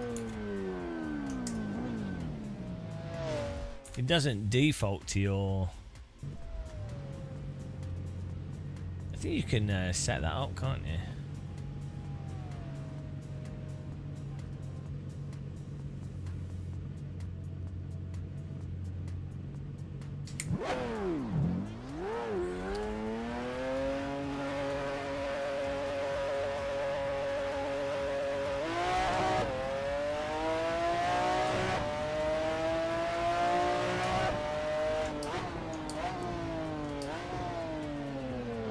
I moved out of the way. How do you still drive into me?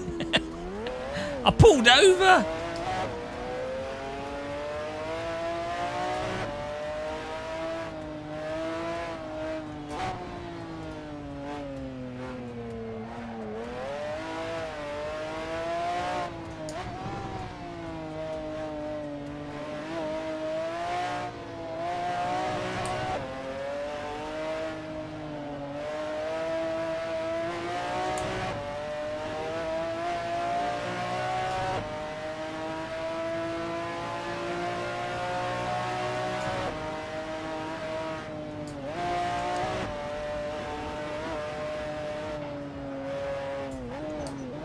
We're still getting the bloody chasing shadows. I don't look at it. On the how do we fix that? Like, why can't we just increase the shadow cascades even? I don't get why they're so close together.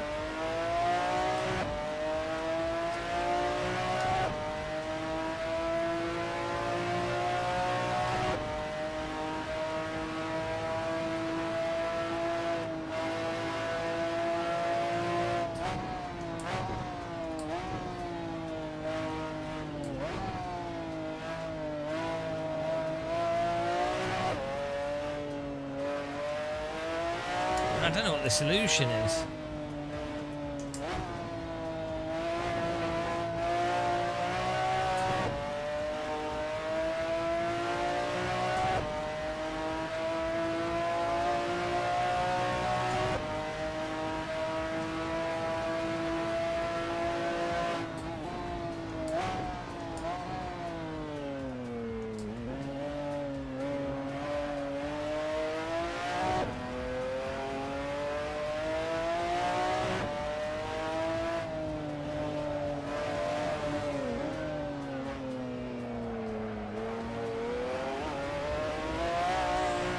I think we already have it on pretty hard. We'll try.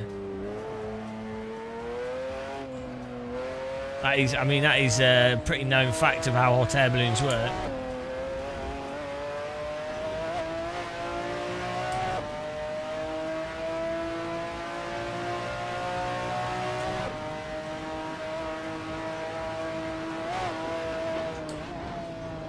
Bloody hell, this car's a bit unhinged on this track.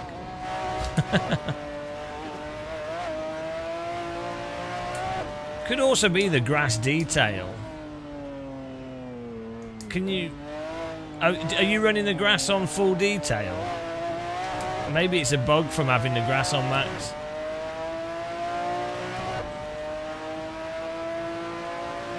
Oh, what? You need the grass on maximum. What's wrong with you? What's the point of playing a game without grass on? Are you crazy?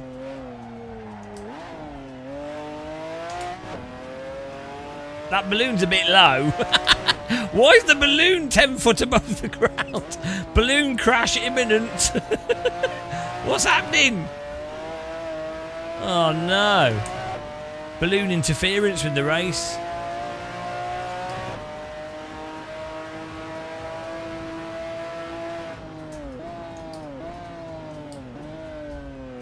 Look at those high quality trees. Right, let's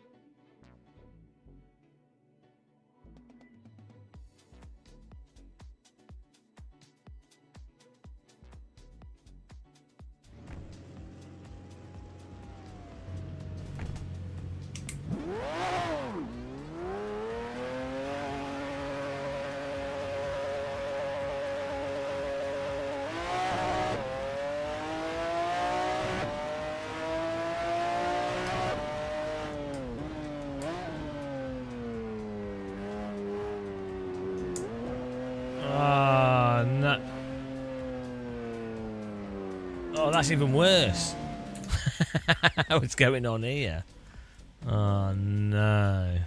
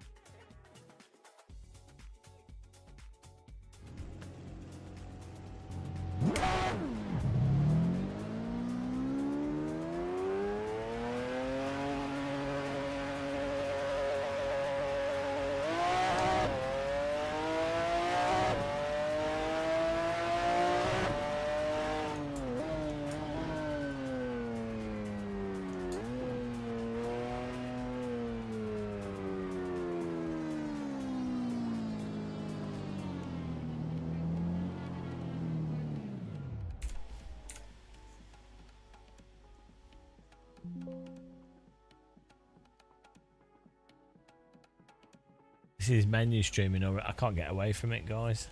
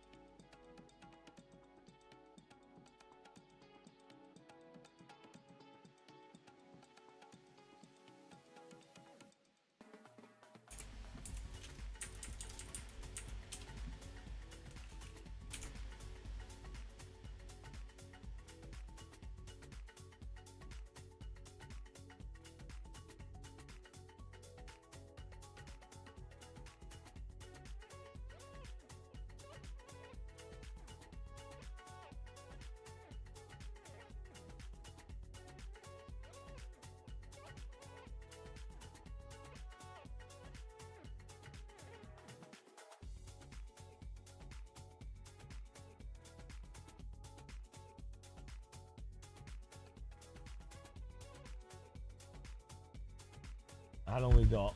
7 minutes.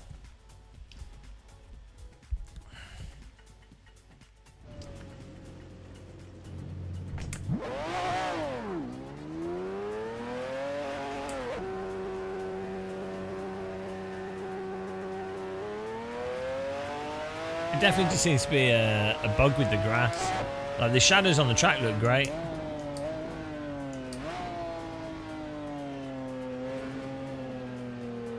Oh, that's even worse.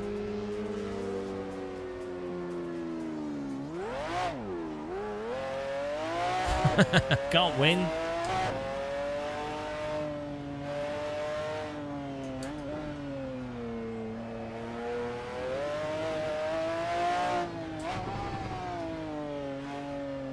I think it might be to do with the shadow opacity. Maybe the grass opacity is stuck at 100.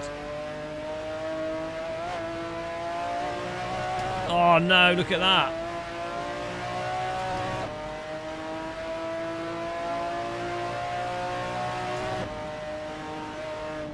Oh no. Wow, what a lag.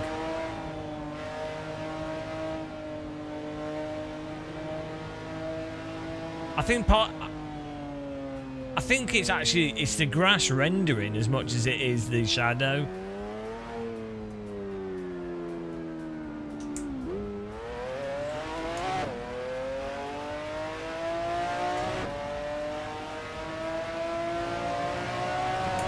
I think it's the way the grass. I think it's the grass loading in at higher and higher densities, depending on how close it's to the camera. But then the shadow makes it more obvious. So, I'm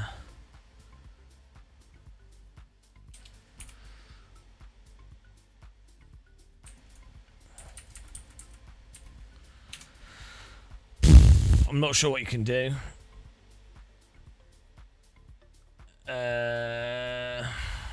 Let's just try this.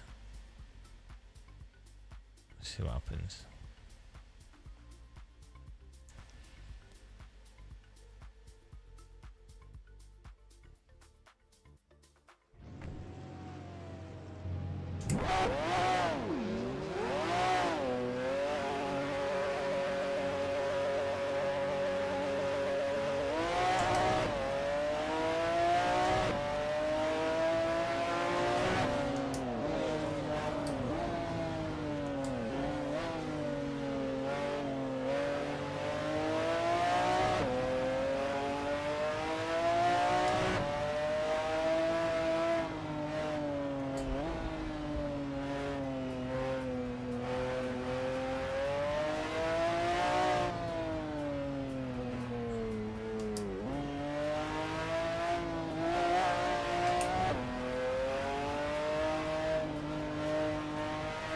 Yeah. I think it might be the shadow opacity setting.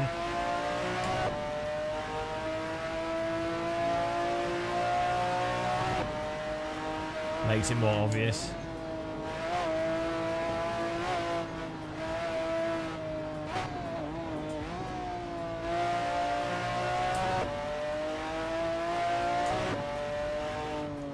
Yeah, it's the shadow opacity setting, because you end up with the grass Why is it now the car cockpit shadows are too low res?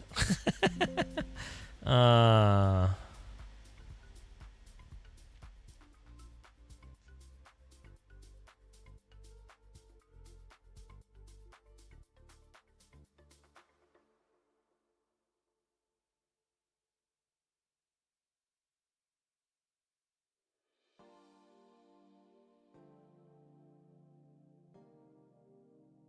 How do you turn the cockpit?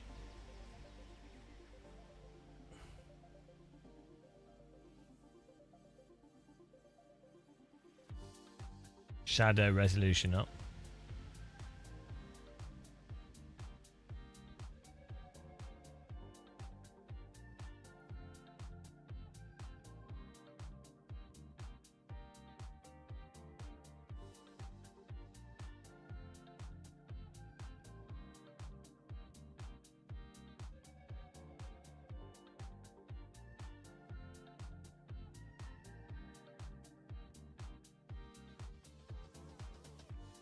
Yeah. It's this one, isn't it?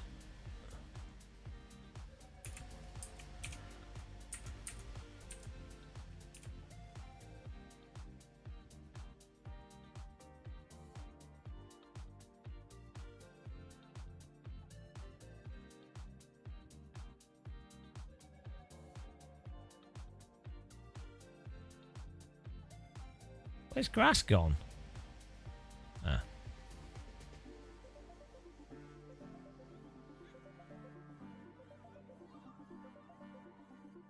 It is? Oh. Yeah, don't worry. They're probably adjusting the grass like me.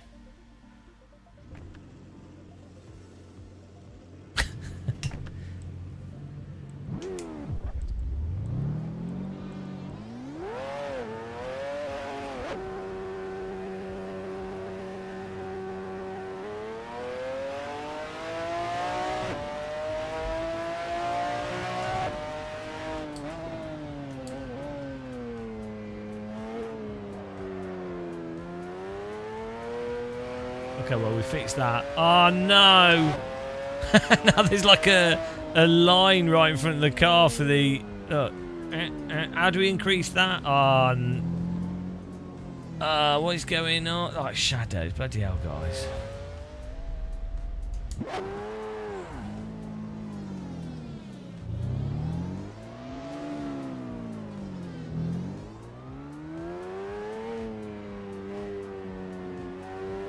Being shadowed to death.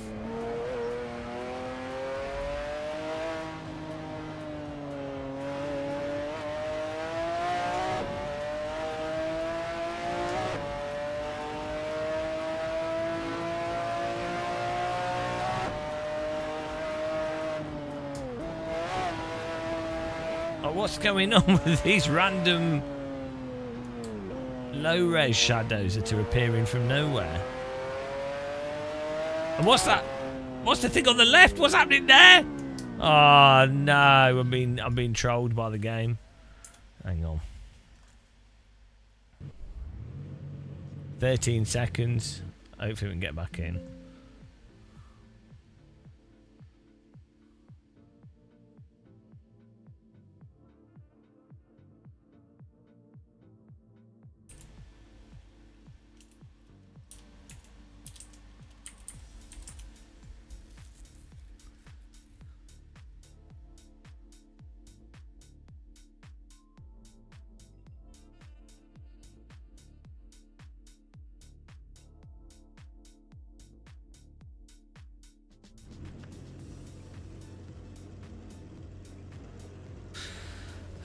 Yeah, well, worked out what the grass issue was.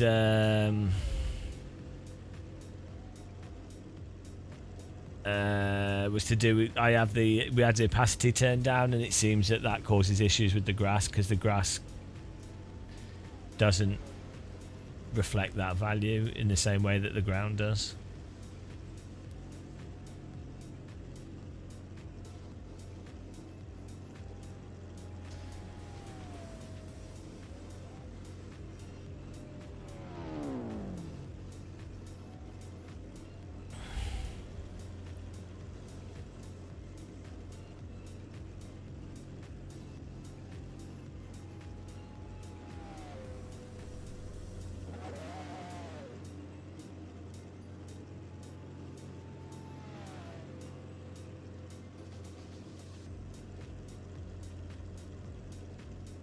See what's going on here.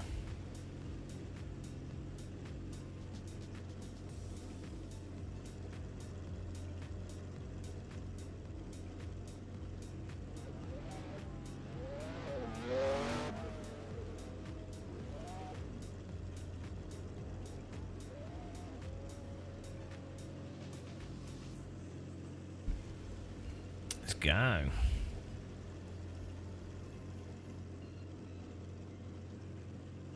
Everyone share setup. Venus, share your setup, Mr. Venus. It's all that matters is grass. I mean, it's, you know.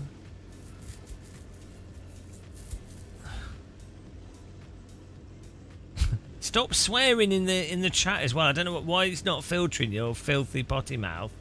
This needs to be keep it clean. This is there you go. Adam shared a setup, but we need Mr. Venus's setup because apparently that's a world record setup. So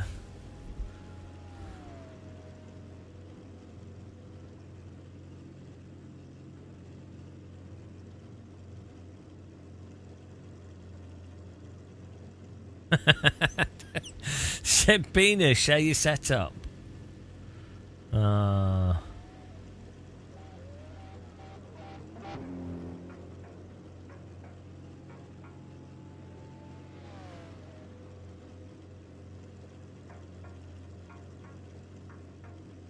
Probably doing a lap. He's probably yeah, look, he's trying to ruin everyone's life.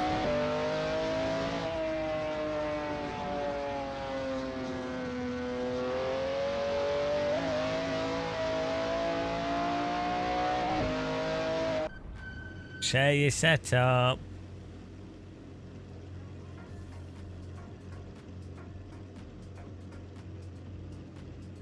There it is. There's the hack setup.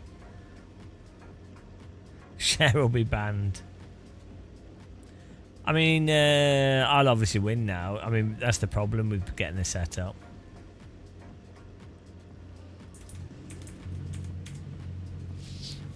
When you're at my level, right?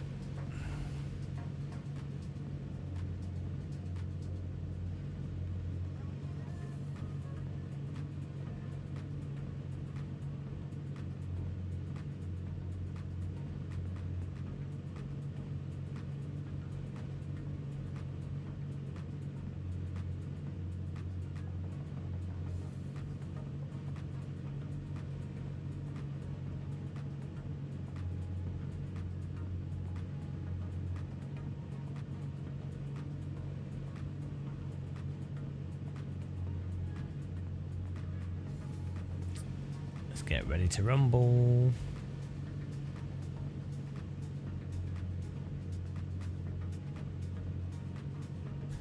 I need a sandwich. I haven't got any food. This is a disaster. Absolute food disaster.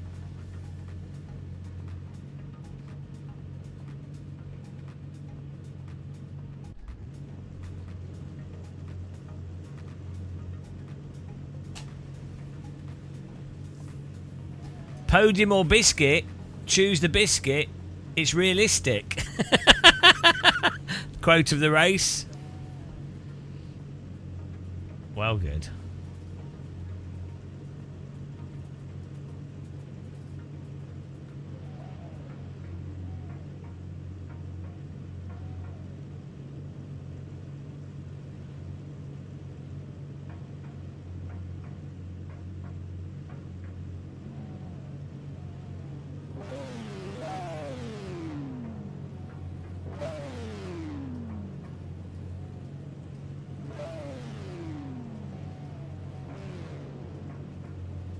No, Adam's gone. What you do? You can't just go.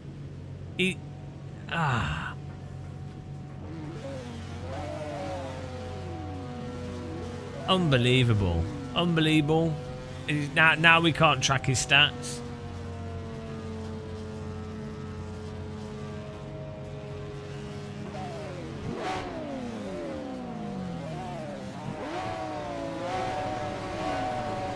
Here we go.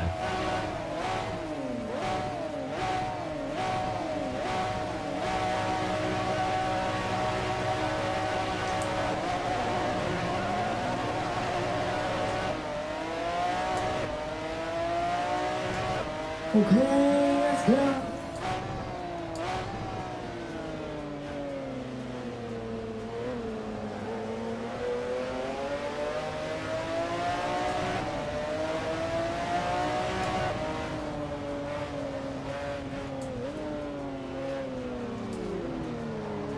Well, dead.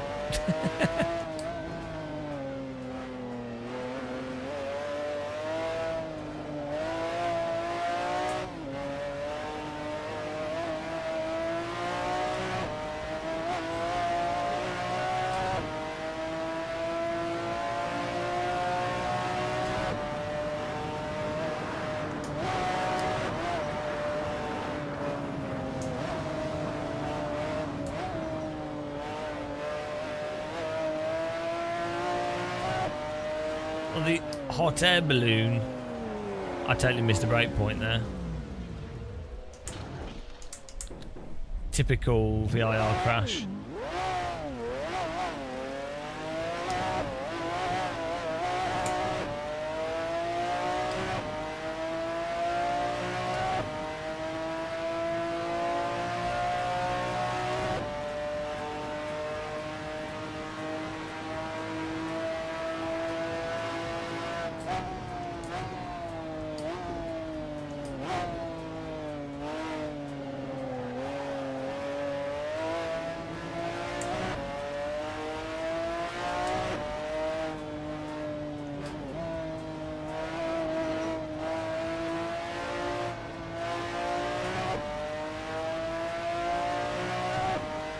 I need to, we need to get the shadows to be a bit less contrasty. It's super dark.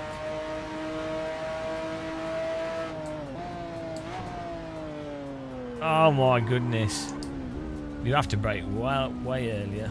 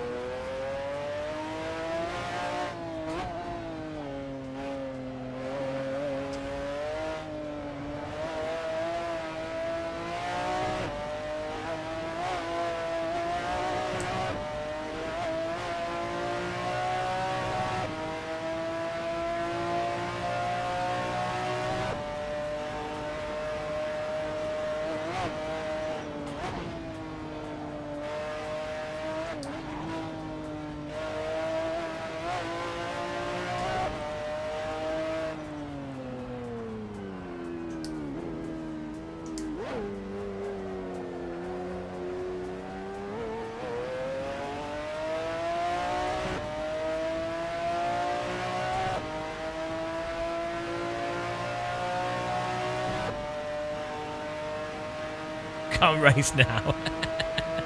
Oh no.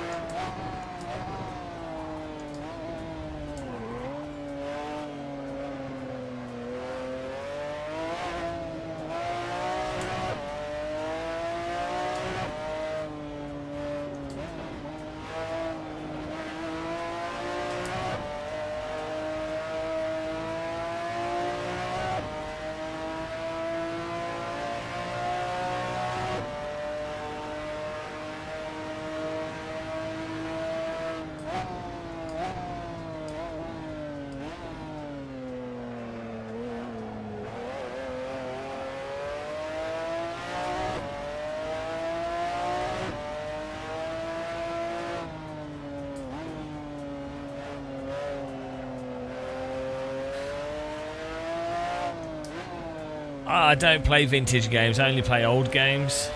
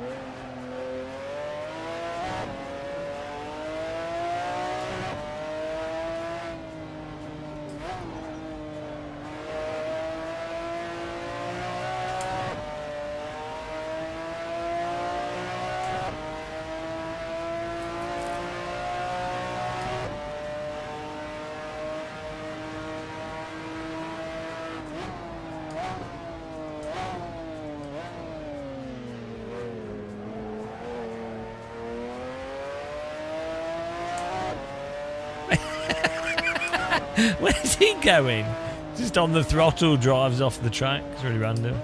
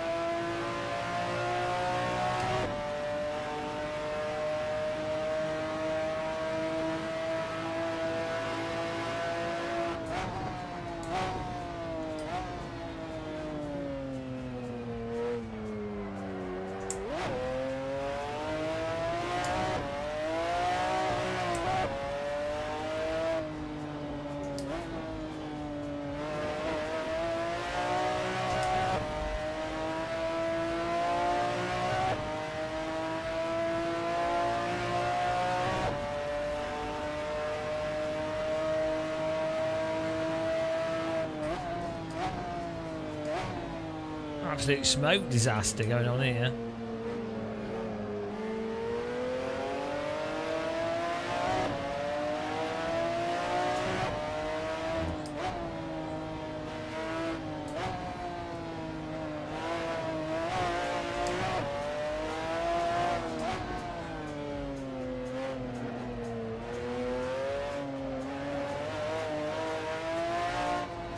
This is Virginia International Raceway. What are they doing?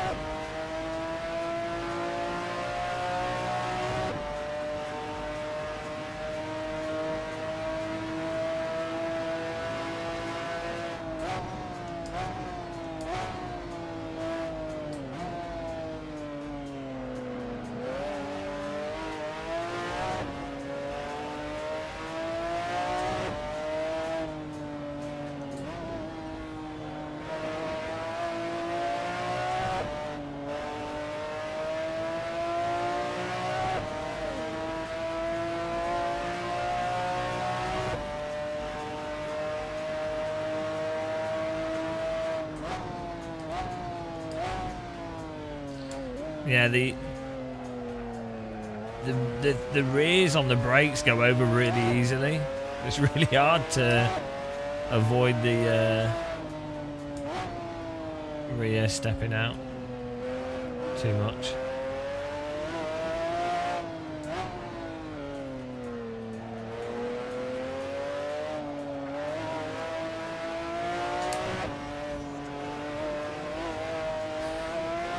No, it's nothing like AMS2. AMS2 it turns off completely. On this it just goes into a sort of flat slide. But the car's still controllable.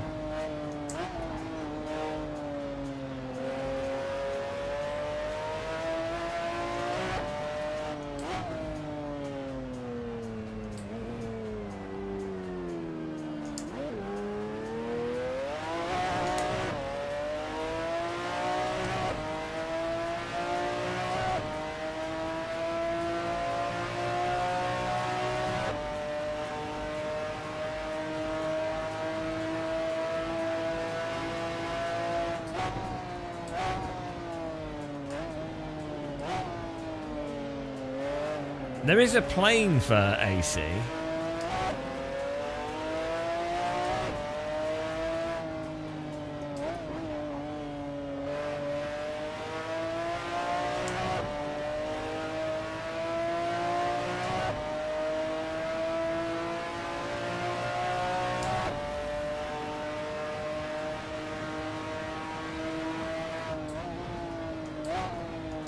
this isn't wobbling like jelly. I don't know what you've got this like bizarre,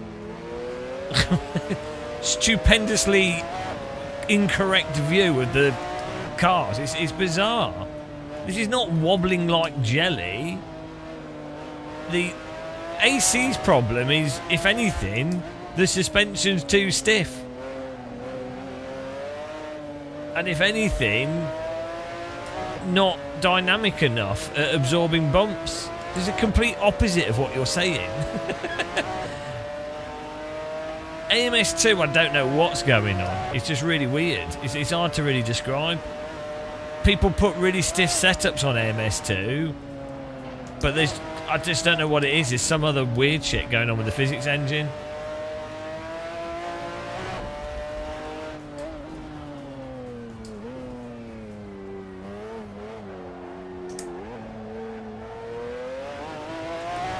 But yeah,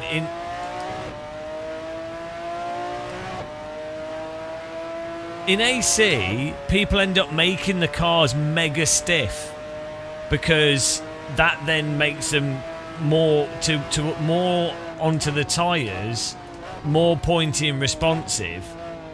But that's because it doesn't do soft suspension properly.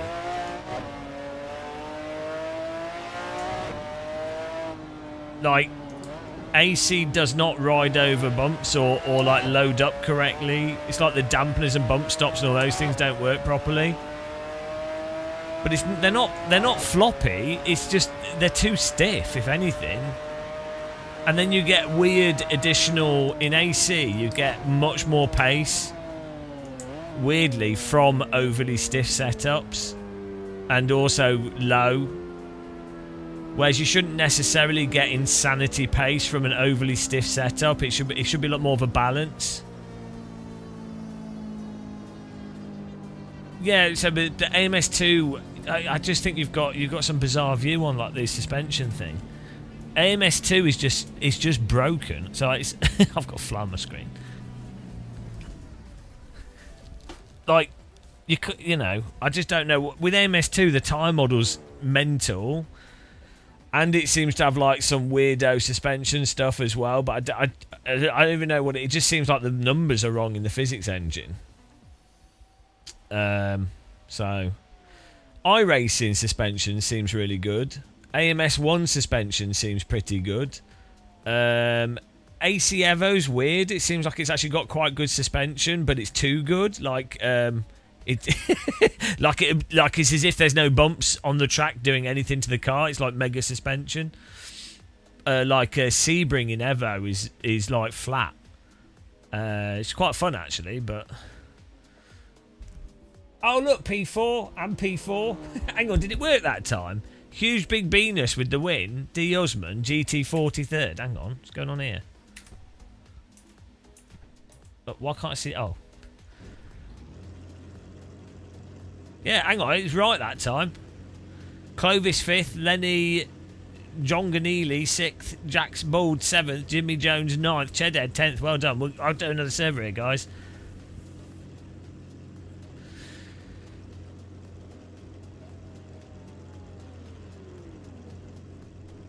Ah, Burby, you can't be done. That's illegal. Illegal.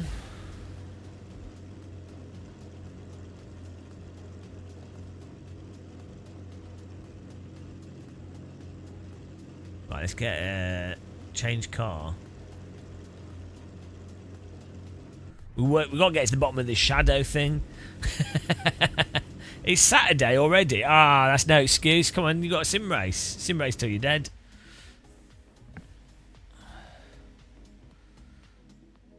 I actually like how Evo's suspension drives. It's the same in iRacing, weirdly. It's really satisfying being able to send a car over curbing and really hit the apex really tight and not care about the curbing. Whereas in AC1, ACC, AMS2, you and then R-Factor 1 and AMS1 have some weird curbing stuff as well, but it's different.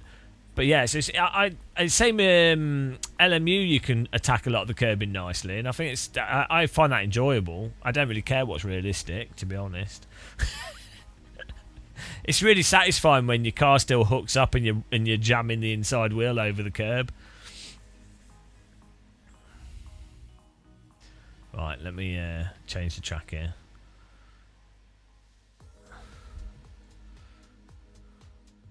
Good track that though. It's really hard, but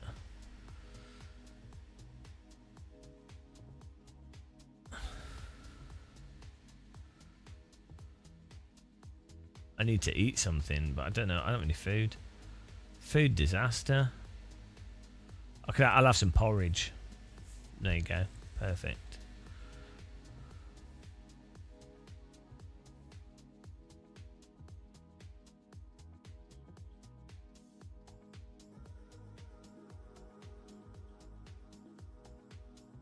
I've never cared what's realistic though. Like this is yeah. All I care about is it convincing and fun, which ironically probably does mean realistic, but yeah.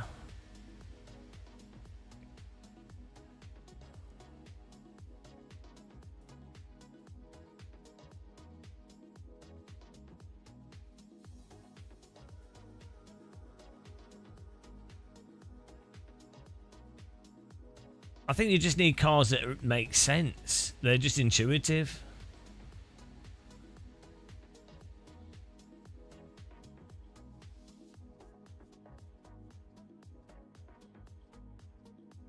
Then you have a good time. Oh, here we go. Let's try it. Let's do this.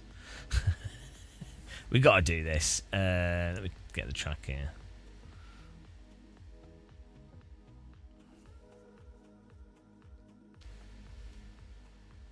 How many people were in that last race?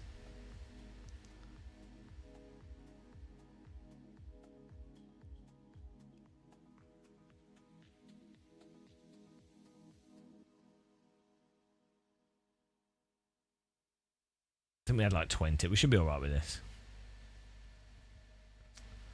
Right, let me get this race up here. Yeah, I think all I've got is porridge. I need to make some more chili.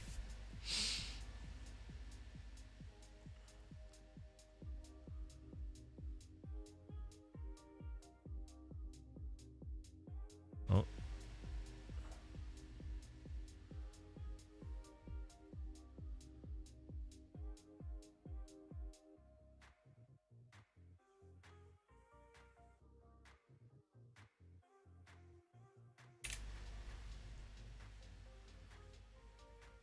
Here we go, servers up.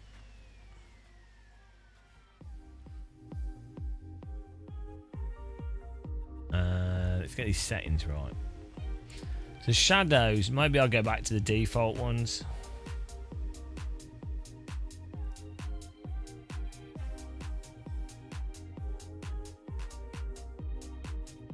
What are the defaults?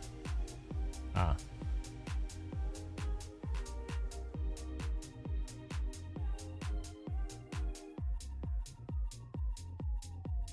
Does it mean exterior? Does it mean exterior camera?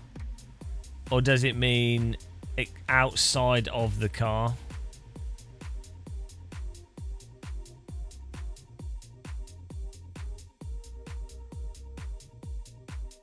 Okay. Let's have a look at them. What's that? Where did you just link that? On Twitch? Yeah. Content not viewable in my region. Is it a naked person? It wouldn't let me see it. Filtered by the British government.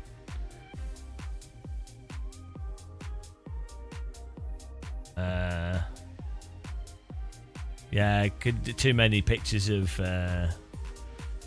people having fun. 70.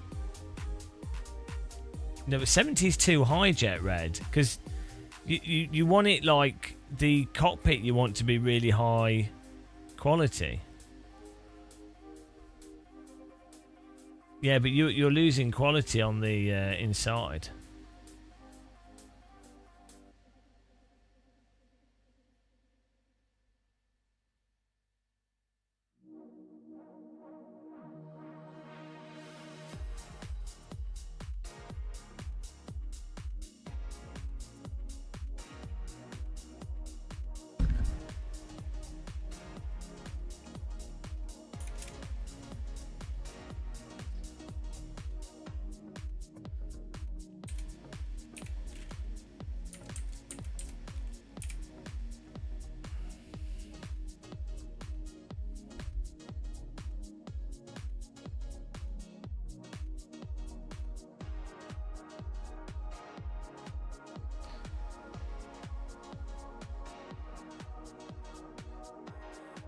This can be. This was reset that as well.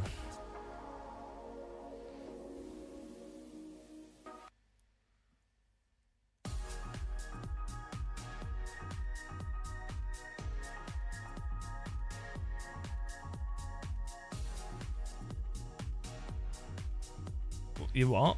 If you have 0 to 1 point... Eh? No, like, I think you're mixing up. So, if the game has a certain... I don't know how it's doing it. Like, if it has fixed cascades of shadow resolution, I don't know why you can't just make the whole thing the highest quality if you've got a high enough, fast enough computer. Like like outside of you getting shimmering due to aliasing, but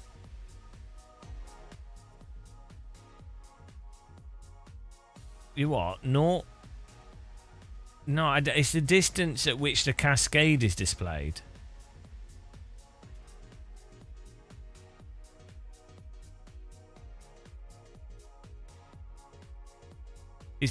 I don't know how you think it works. From my understanding,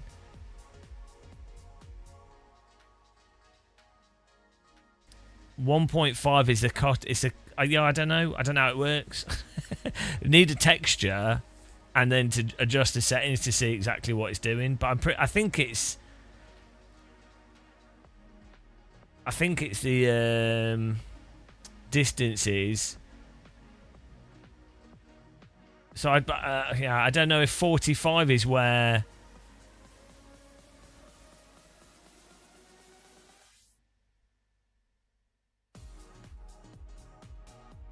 Right, we can have a look.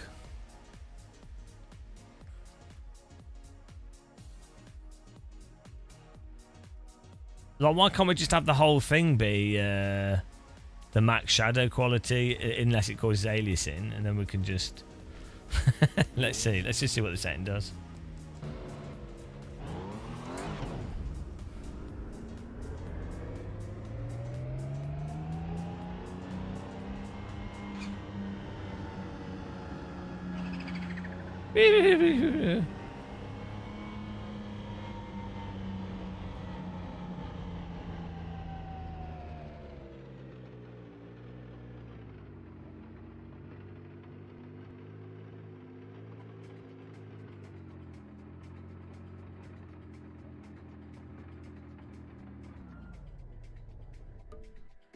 Okay, let's try this.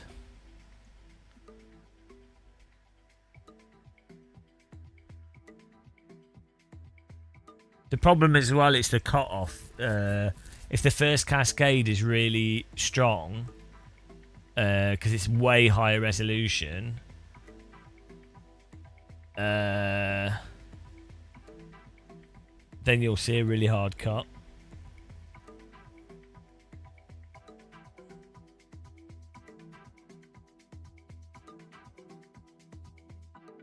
You say fade, it doesn't really have a fade. Yeah, because it's the wider it is, the more it decreases the resolution, because it's asking for more within that space. But if you run a higher resolution shadow, that increases that resolution.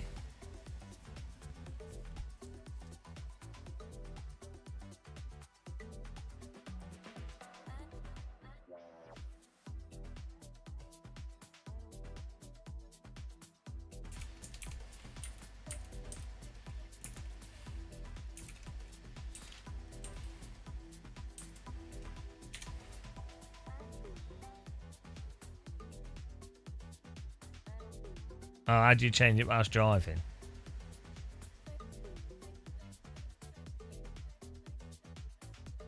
Where's the setting? Where's the app setting? Oh, yeah. Forgot you could do that.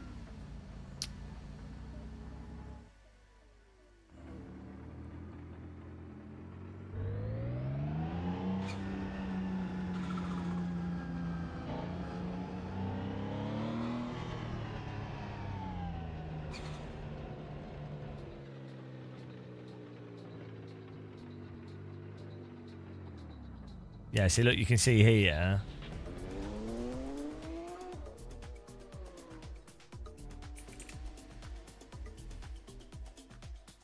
Oh, you have to...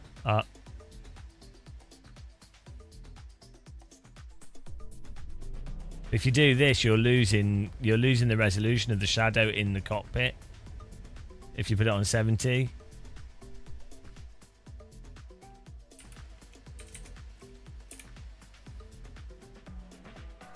See, you're losing all that shadow quality.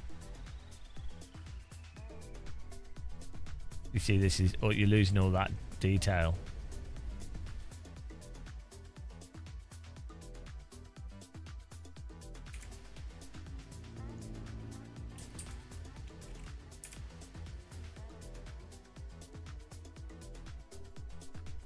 So really, the first one should be the cockpit. The second one is detailed track, and the third one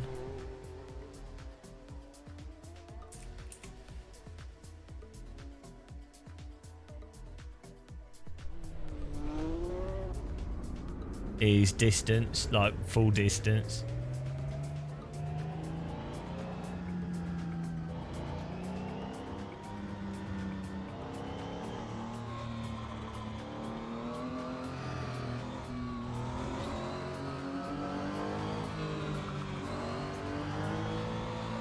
So you want the first one to be the maximum length of the car, but you don't want it on the road in front of the car.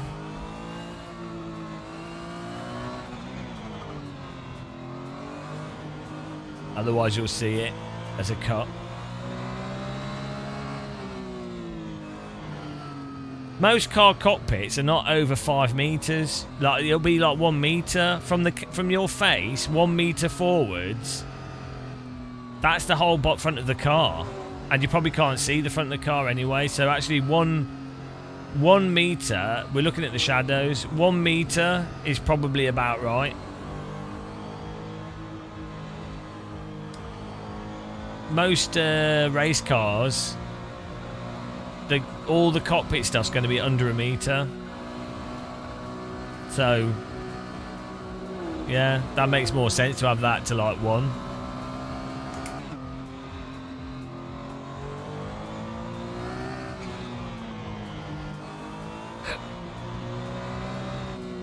If only I'd thought about it. If only you told me to change it whilst we were driving, that would have. You really want these sharp cockpit shadows? Excuse me, guys, whilst I have a stroke. Oh, see, now we got but they've got this shim. See, look at that. That's too small. That's what she said. Let's go for. Yeah, see, look, this is the prop. There we go.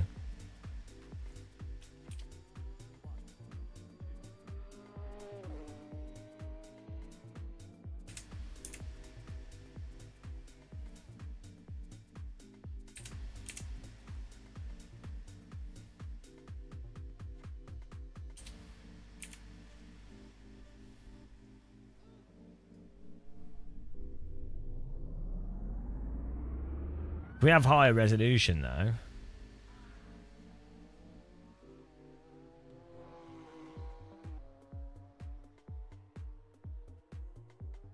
Look at this.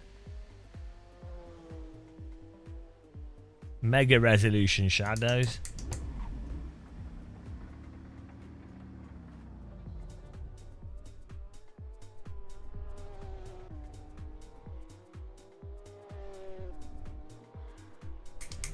Oh, this is better. Yeah, fiddling with settings is the point of existence.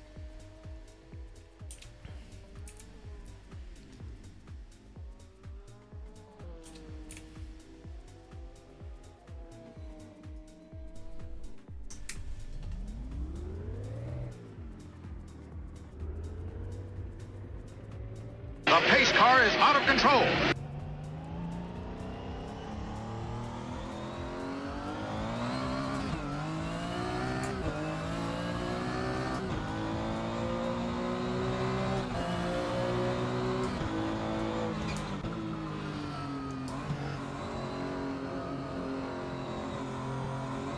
Where are they getting the 4th number from?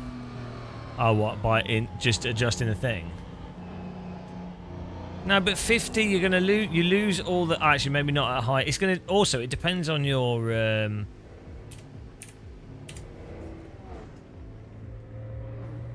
Yeah, you lose all the cockpit shadows at 50. So that's dumb.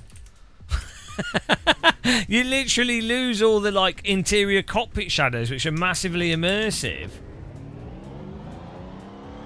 Like, that's like a huge component of the experience of being sat in a car, is the shadows from the wiper moving around, and you know, it like gives you a sense of reality to the cockpit.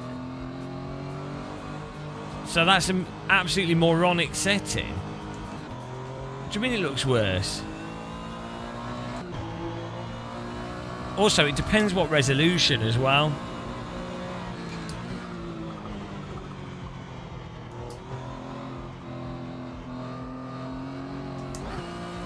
When actually look, we mean like when looking ahead at the track.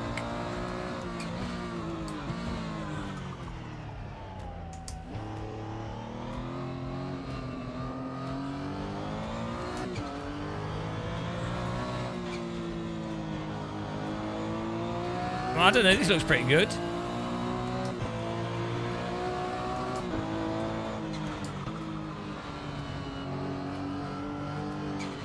You want that, the...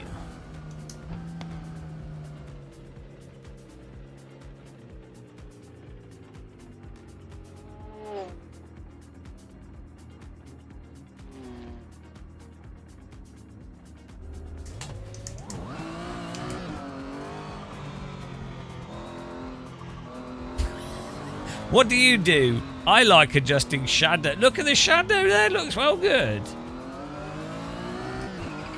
What's your hobby? Adjusting shadows in video games? What is wrong with us? What is wrong with us, guys?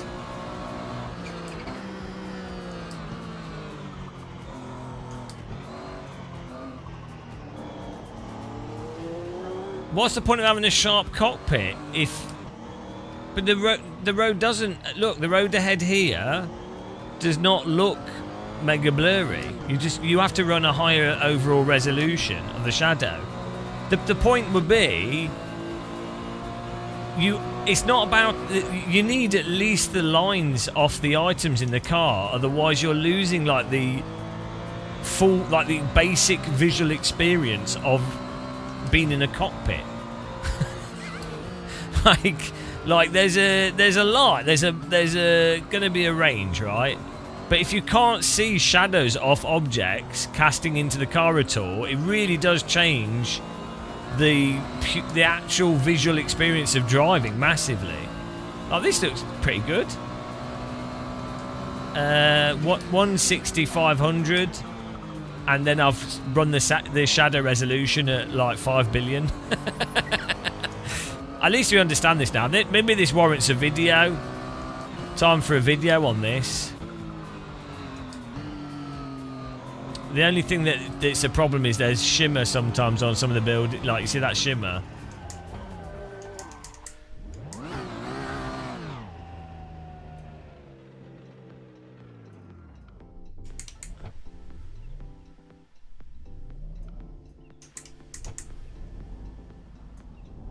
The larger shadows, but I don't know what you can do about that. I've also the shadow what's it called? The what is it bloody called? Overhang multiply I've turned down.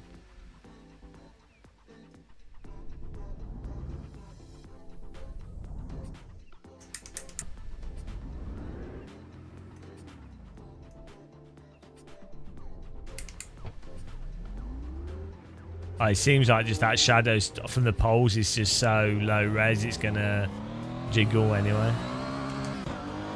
I guess running a higher setting with the high overhang, probably good.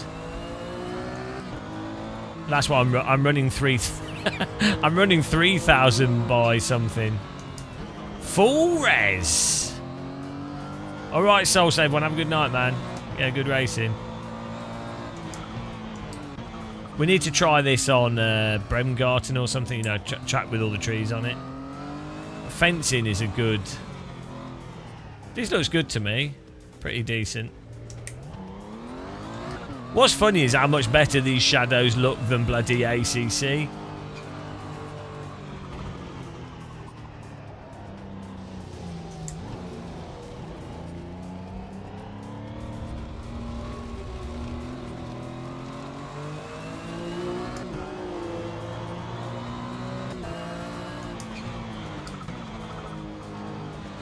I need to change the lighting as well, because at the moment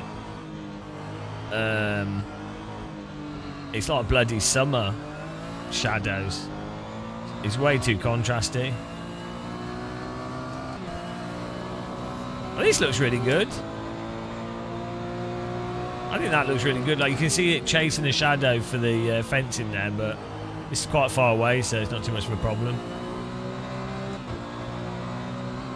Yeah, I think we've got good settings here. 160, 500.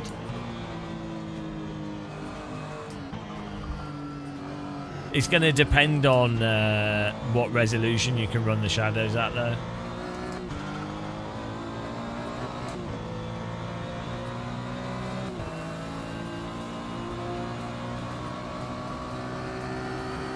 Yeah, look, even though you can see in the distance, they look pretty good. It's nice.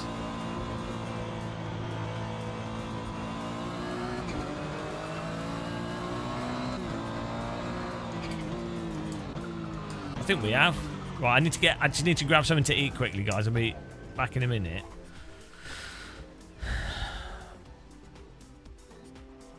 Oh, what's going on here? Oh, there we go.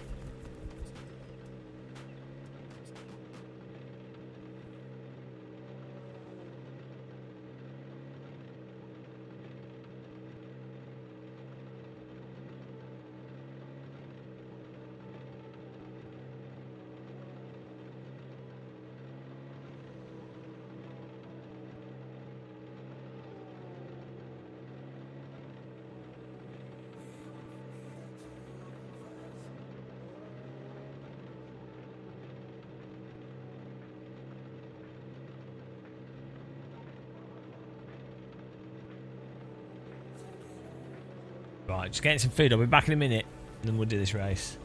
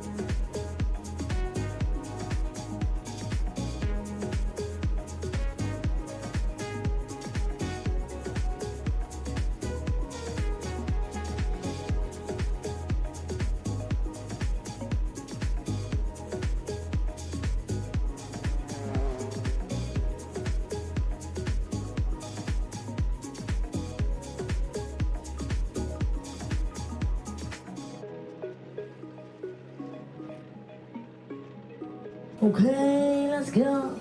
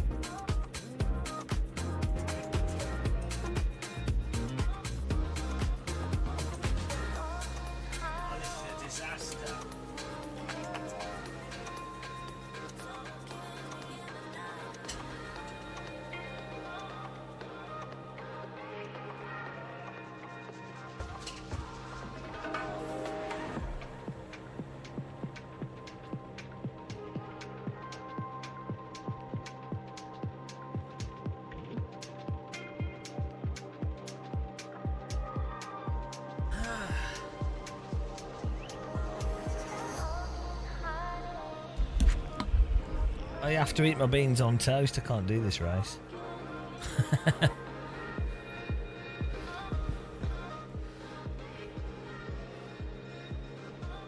We can have the race on in the background.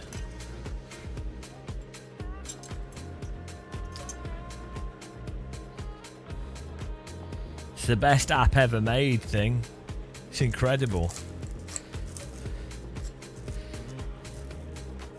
Absolute life changer.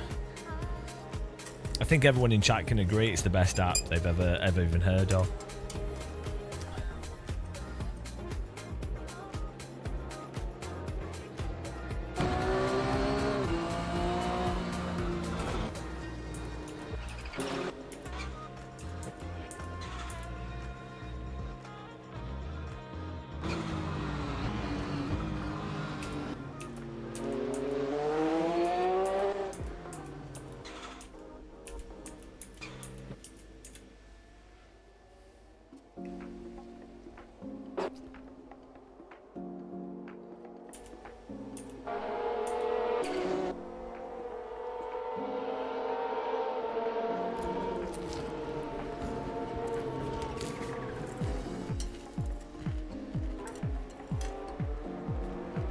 Look at those shadows. They look good.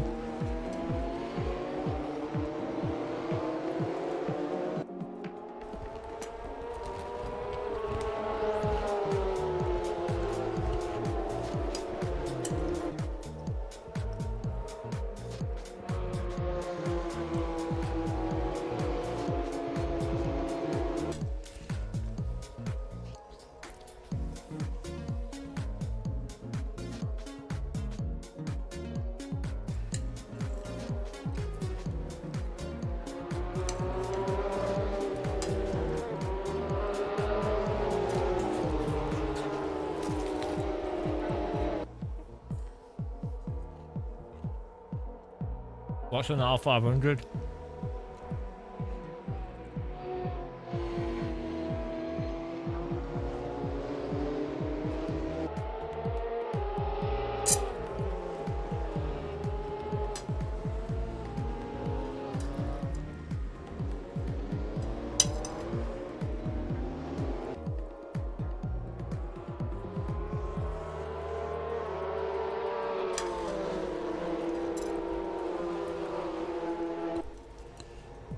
That's true.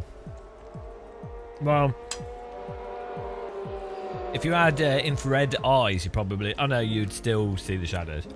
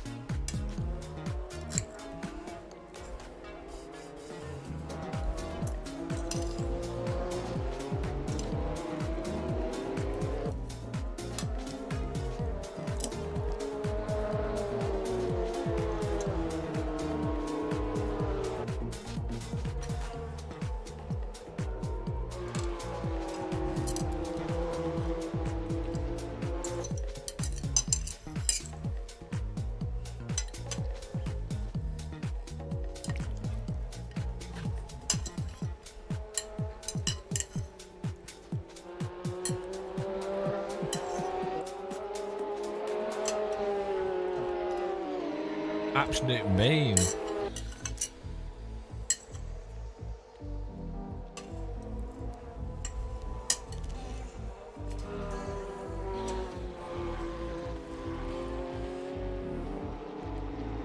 Bon being a teat.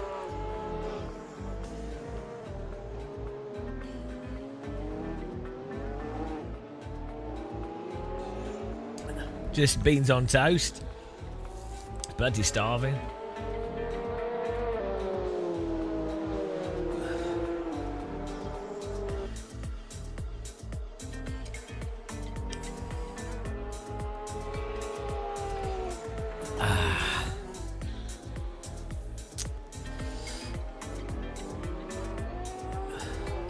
That's Magneti Morelli, isn't it? But they've done the Kunos logo.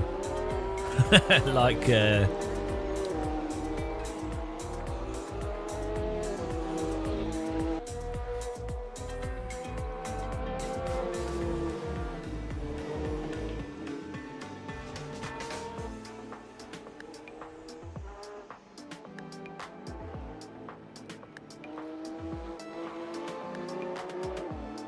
A struggle meal? No, you mental. It's not. It's good quality food. A struggle meal.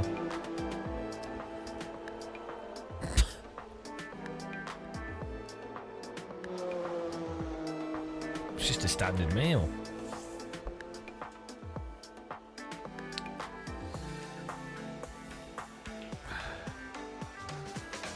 Oh, put some cheese on it.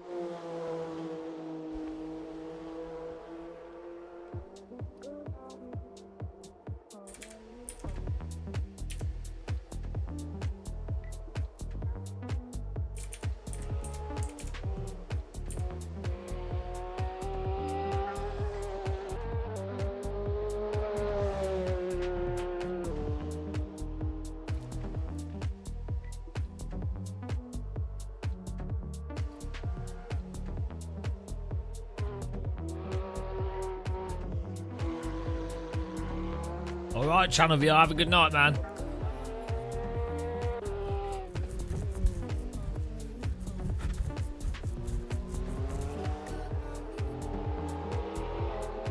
Who's winning? Oh, Pomus is winning. It's a disaster. He's become Porsche.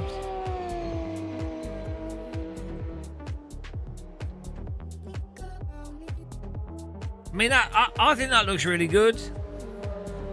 To me, that looks pretty, like just physics as well. Doesn't look that far off a car going around the track.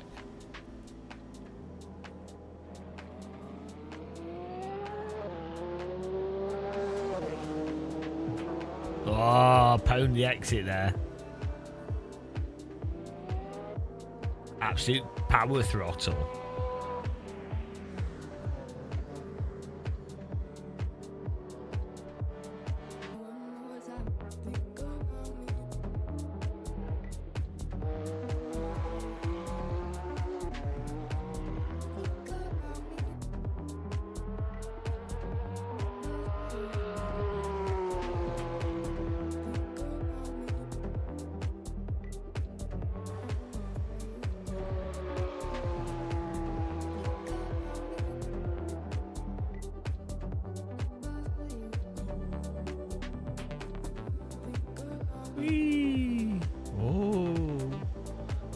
Looks weird from this angle.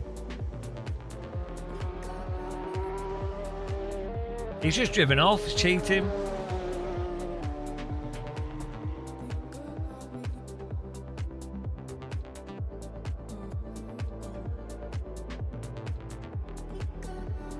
That's it, Zag. Well, it's alright. It's been immortalised by modders.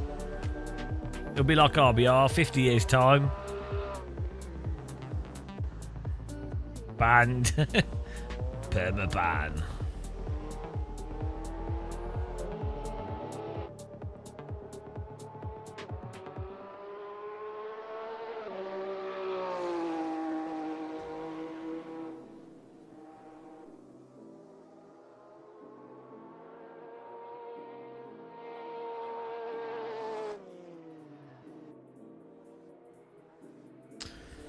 Yeah, you say that, but you could go that RBRs would be crushed by Dirt Rally, and it was in terms of sales and number of people playing it, but here we are. Ah, his tires had gone that time, he couldn't get away with it. Too much welly. Oh no, disaster. After all those laps. Oh no, typical Schmidt. Well, it's not, is it, Skywork? Let's be honest. No one was playing Richard Burns Rally for the IP of Richard Burns Rally. Skywork, you're so terrible at analysing games. It's unbelievable. Yeah, but a lot of people saying that Dirt Rally had better physics than RBR or AC Rally. A lot of people can say whatever they want.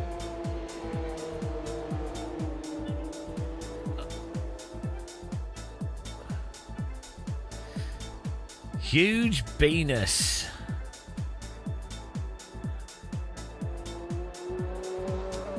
Yeah, but the big problem with Evo is it doesn't run on people's computers very well. But yeah, I'm sure it will sell well in the long run. It's not even down to physics or anything. It's just down to marketing and boring road cars. So if they get good boring road cars into Evo, then sure.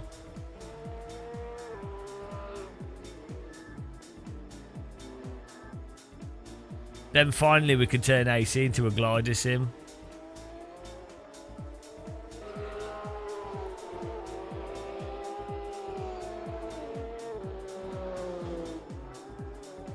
It's all over for Pomus. Podium, Penis and NJ taking the victory. First, second, third. Antoine got a glorious fourth. The Potatoes are back in town. Marcio fifth. Jacques Board in sixth. Carter Matkowski in seventh. Lenny in eighth. Whiplizer ninth. Champion Man in 10th. Oh, a spider on your face. You should train your spiders to eat all the flies. That's what I've done. I had fruit flies in here, and we've got Percival. Percival, the spider's caught 3 of them. It's amazing. I was going to get fly spray, but actually, don't need to. Spiders, he's a legend. I've watched him catch them.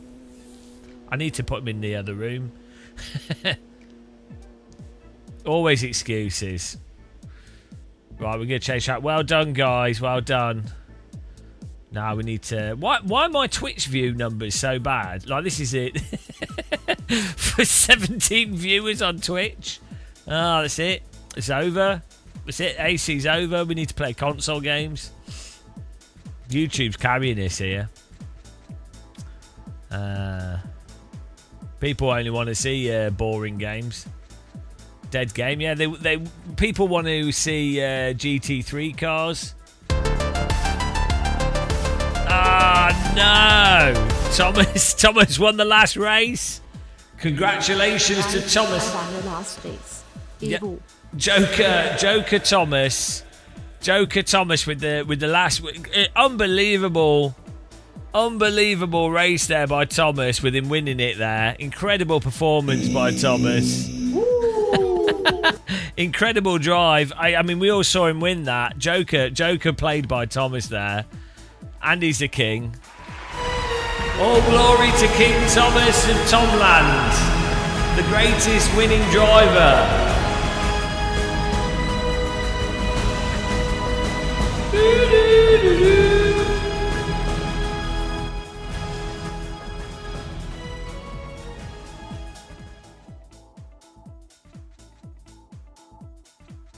Yeah, well done. Skillful victory there. You should join set a football, create a football team. You'll do well. Right, let's get another track going here. I missed that one. No Silverstone for me. What a disaster.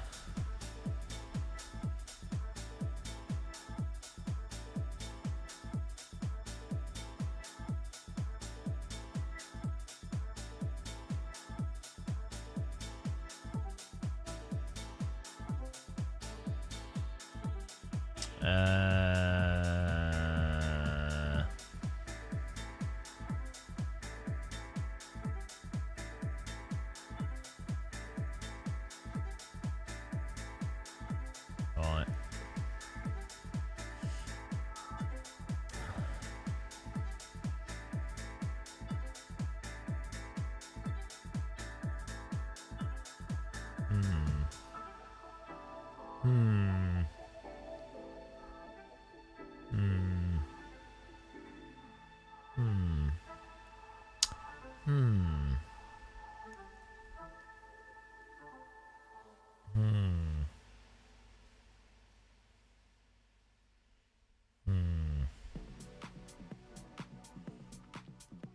Chris, that what we could do, maybe. What I should do is do one of those. There's this whole thing on Reddit where people just do like reshade or some settings, and then they put it behind a paywall, and loads of people pay for it. It's so dumb, and like. What's funny is I get lots of people coming to my stream and they go, "Oh, well, your game looks well good. What settings are you using?" And I'm literally using defaults, absolute default settings. It's like, oh, okay. You ready, guys?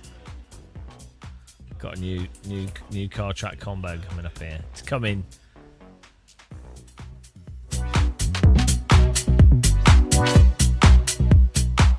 Got the tunes.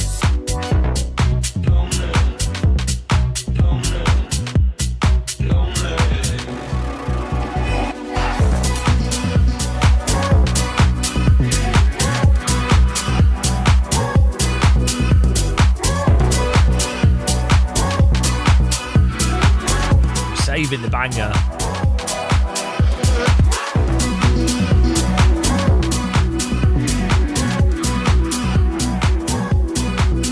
Right, servers up.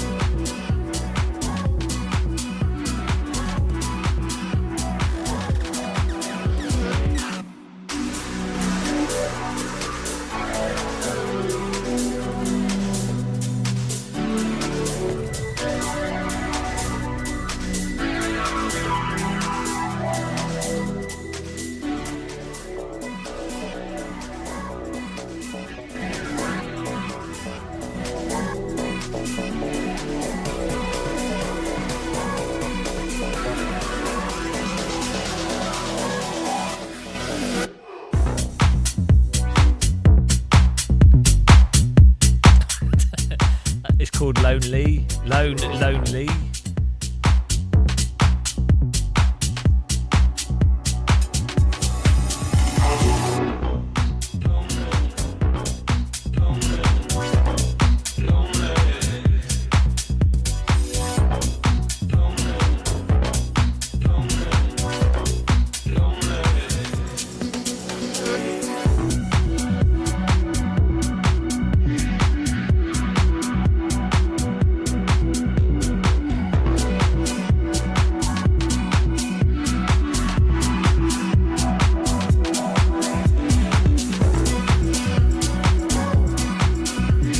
Some good ideas in this song.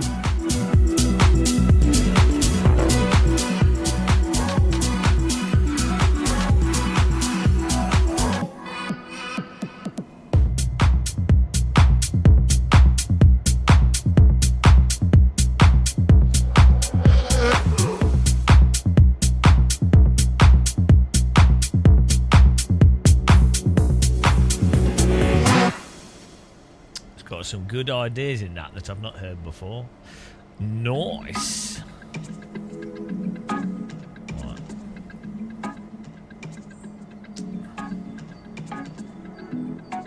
Banger. Banger. Okay.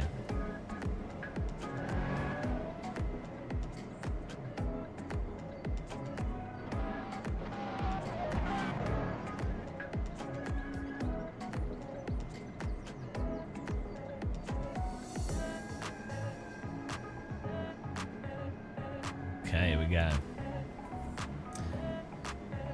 You all in there, guys? Get in here, get in here. What else do we need to improve on the graphics? Oh yeah, we could try new PP.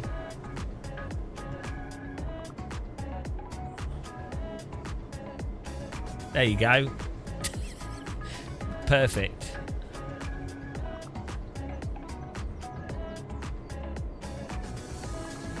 Do you think that's good? Maybe. I think that's nailed it.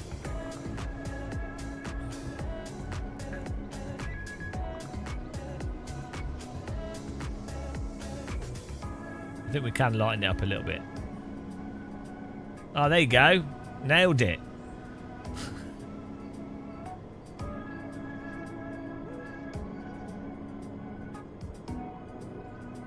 Ah, even better.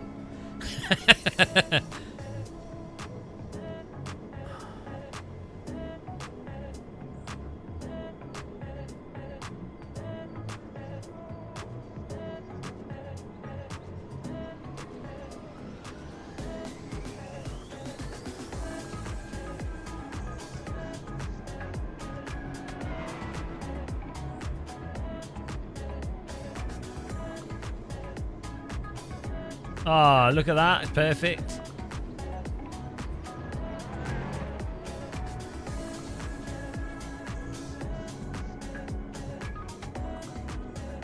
There we go. Best graphics I've ever seen.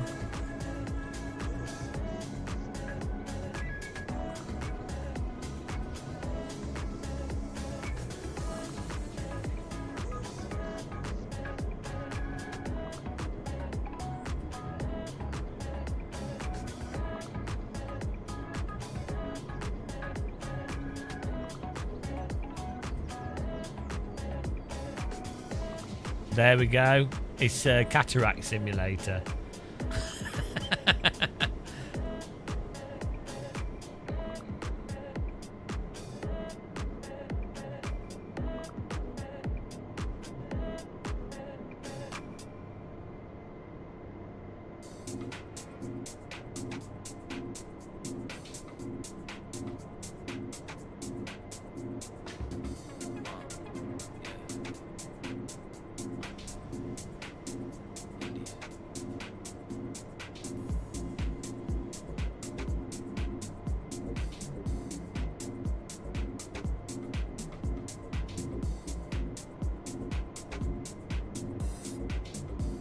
Don't think we want that. Oh dear.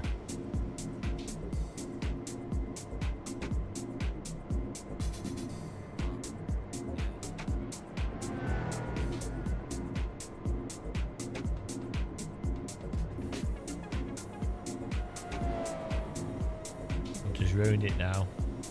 Oh!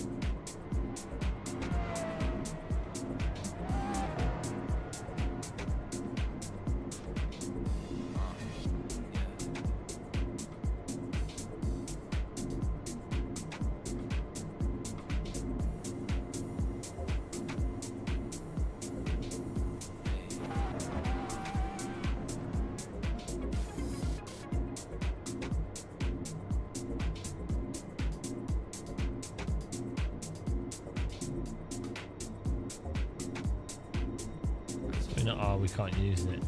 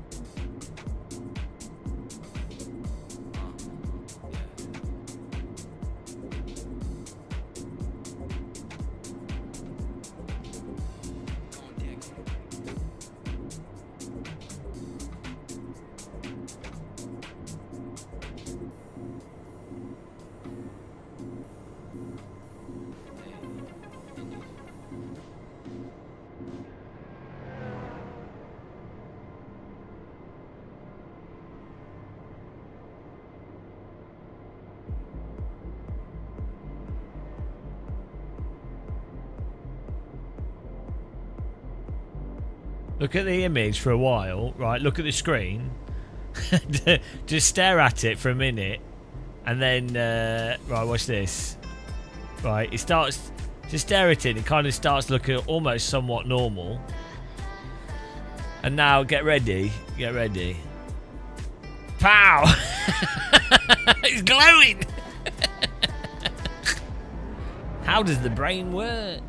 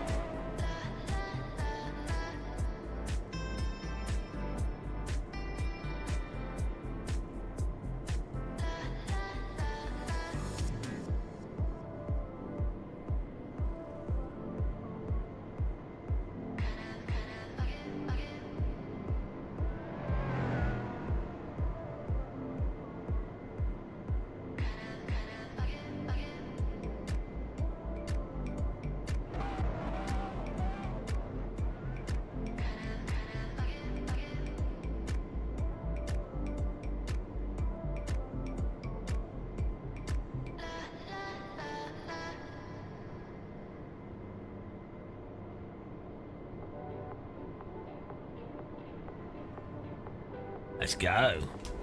I can put my seatbelt on. It's time for some serious driving.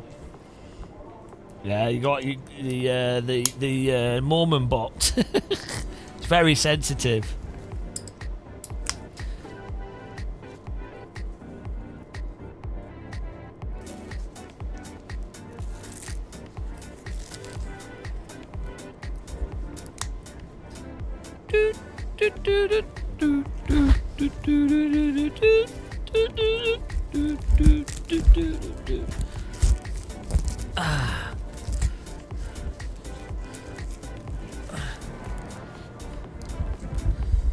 Why is this flopping?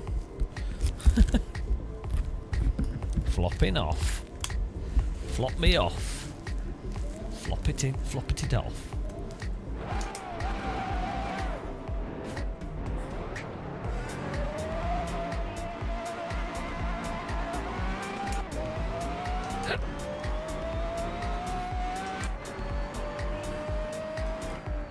Oh, what's this strangling me? What's that about? That's weird.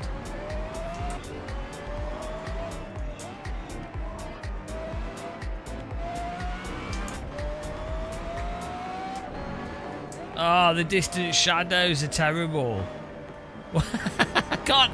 Oh, we had the shadows so good, and now we're being shadow tortured again.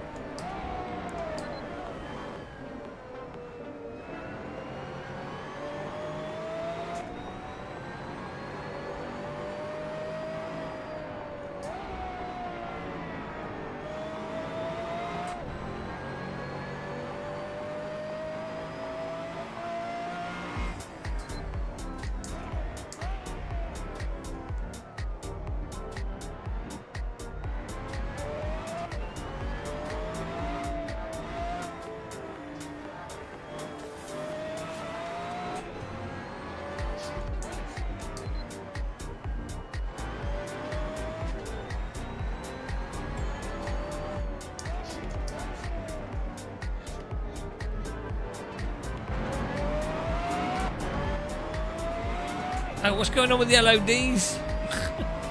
Oh no. Track disaster.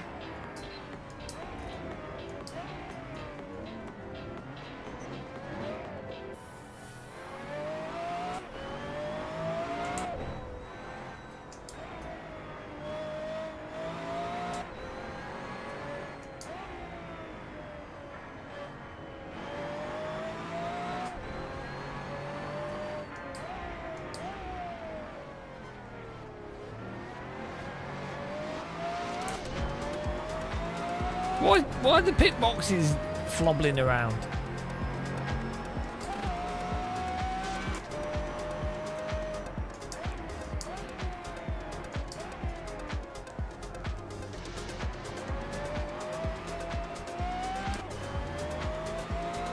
Does anybody have an elite setup for this car?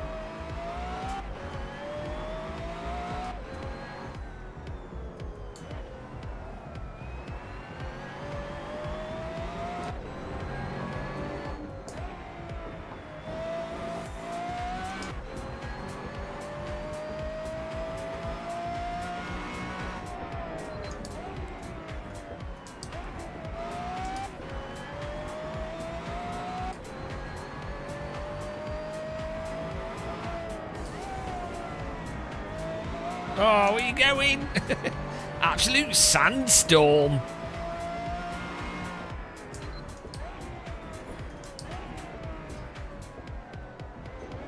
Proper beached it.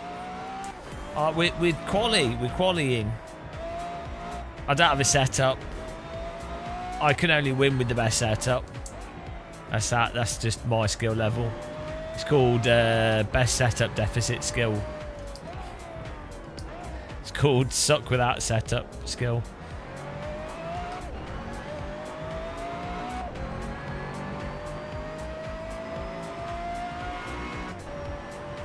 Oh, we're 8th. It's not too bad.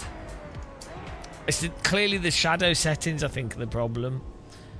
On thinking about it, pretty sure it's the shadow settings. Mind the gap.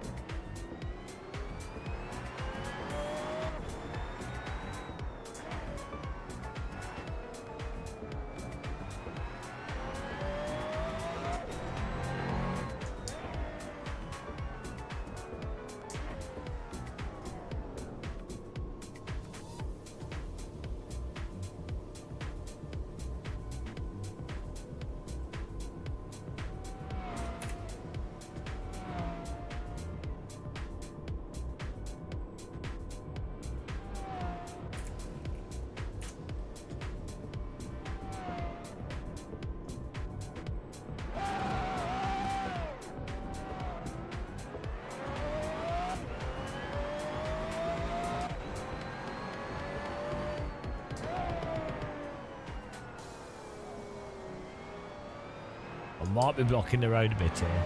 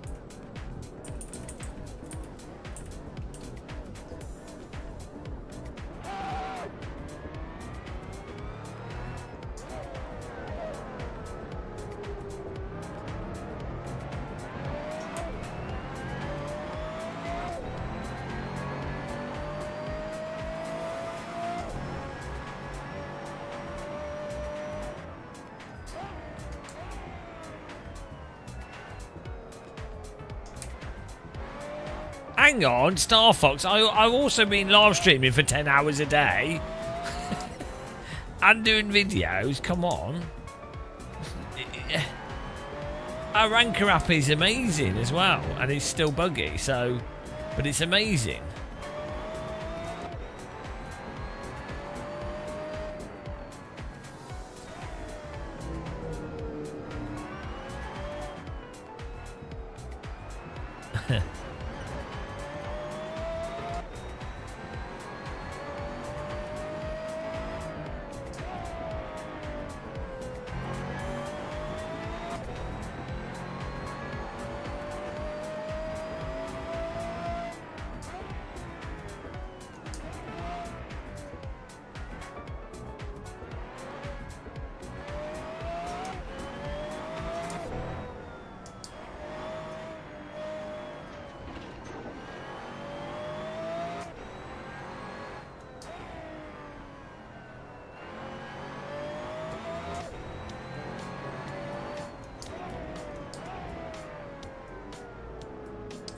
It's awesome. We've got 19 people in it. It's amazing.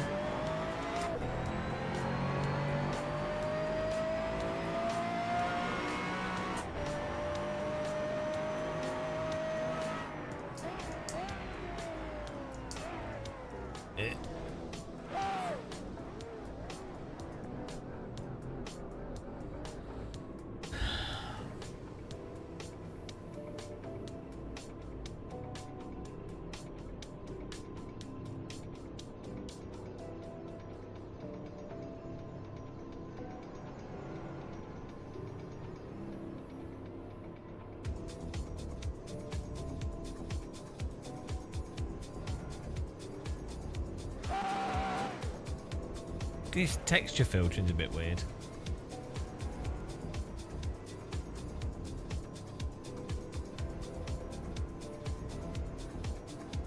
What's the app for texture filtering called in game?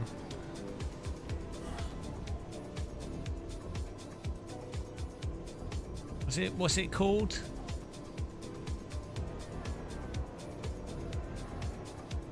Oh, here it is. I think.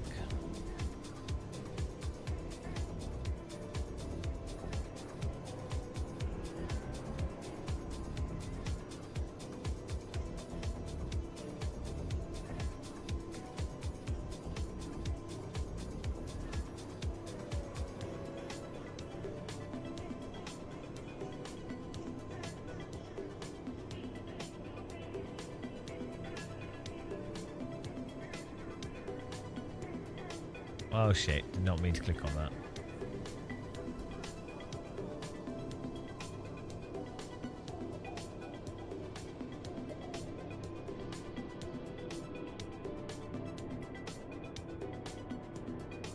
N64 mode.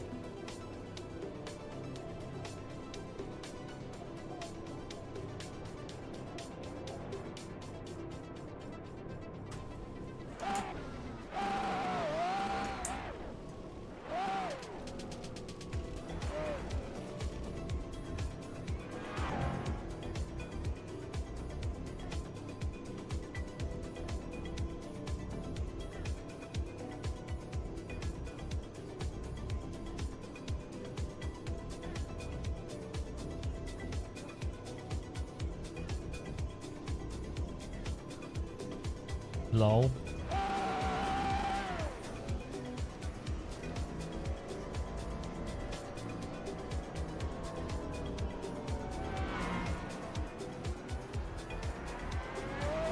It's at 8,000 by 192 texture resolution. Oh, it's working. It's working. I'm surprised that's working.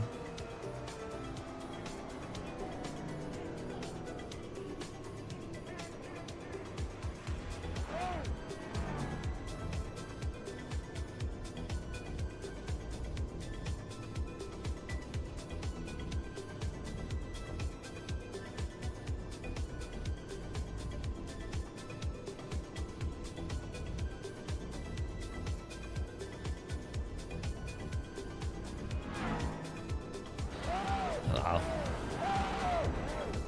Let's get racing here.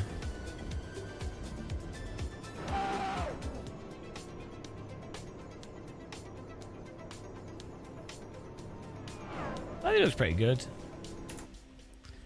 You can spend as much time fiddling with AC as you can driving it.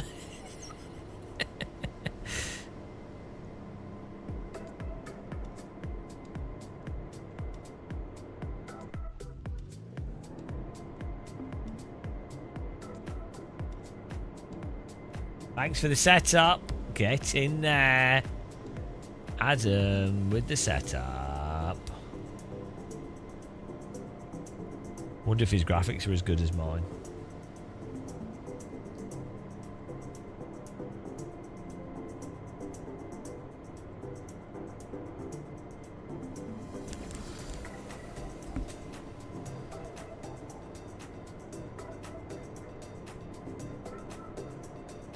Nice to have everyone in here, guys. 17 cars is awesome.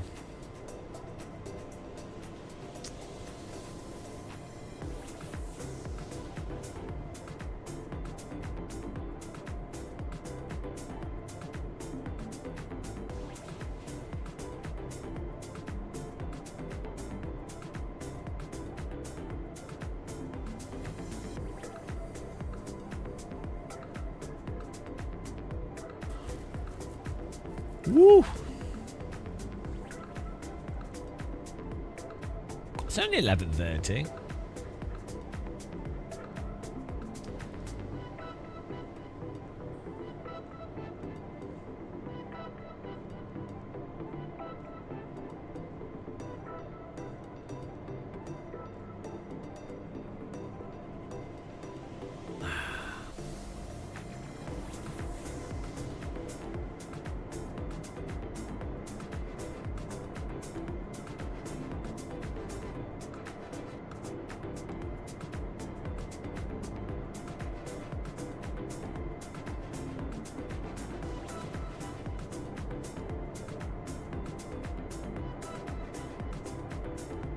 That is true. You have to buy the car to get that. How much is that? 12 million or something? Something like a bargain. I mean, really, if you don't have a Pagani sim rig, what's the point?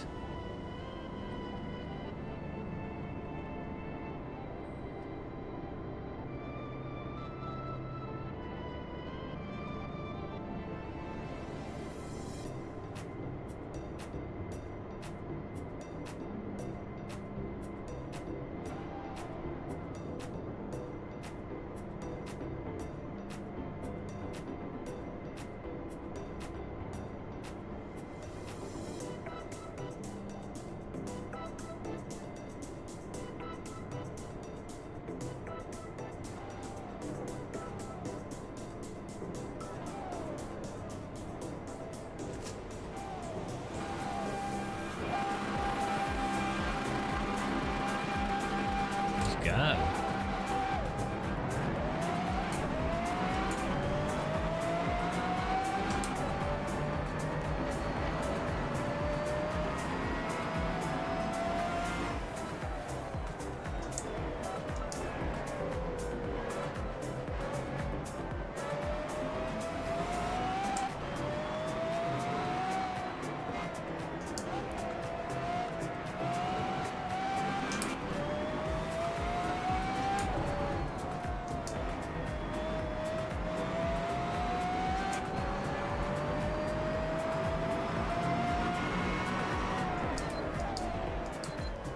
Oh, crunch. What? Crunch bonanza. What a disaster.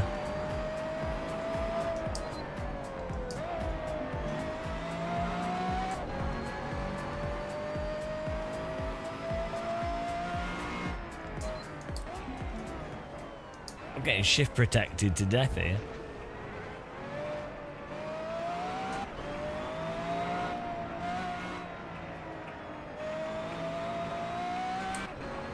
Absolute carnage.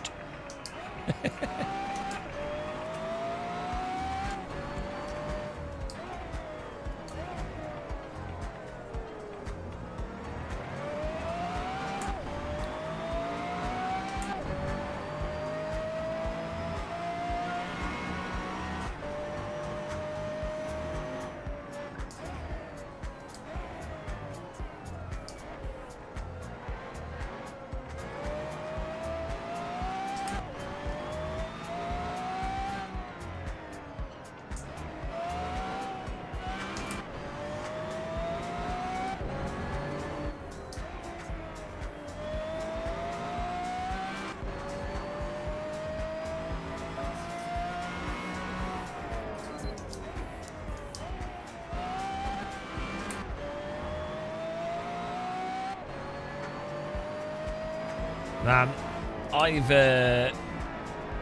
there's a bit of my sim rig that sticks out under my chair, and I probably I've got a hole in the back of my leg, and it feels proper weird. From a sim rig attack.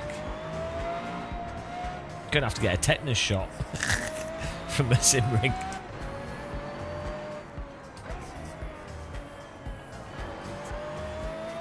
I know, Star Fox. I mean, what can you do? What can you do?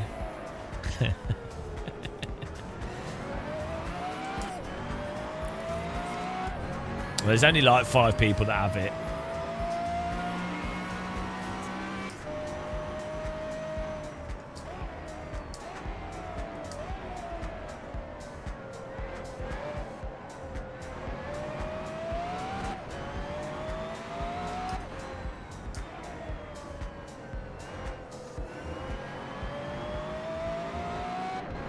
Went off like a mouldy cheese.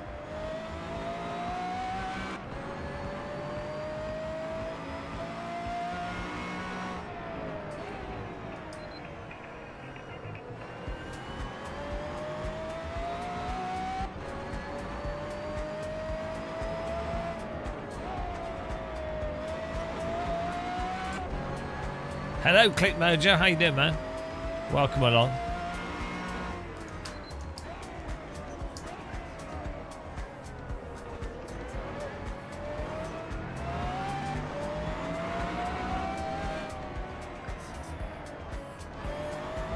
Struggling to get this car to turn in. The back's a bit stiff.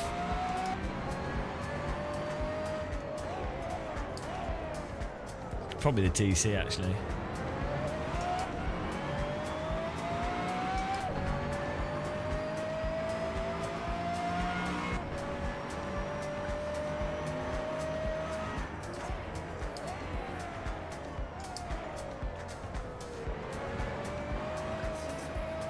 Actually, that'd make sense because TC's only on throttle. So, diff setting maybe.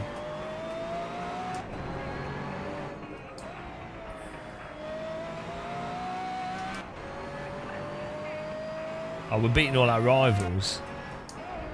I really like having the rival thing. Just to have something to glance at and be like, oh, am I ahead of the people that I should be ahead of?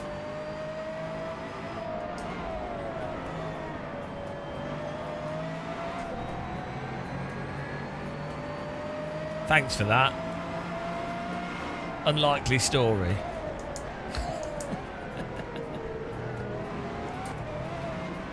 Oh.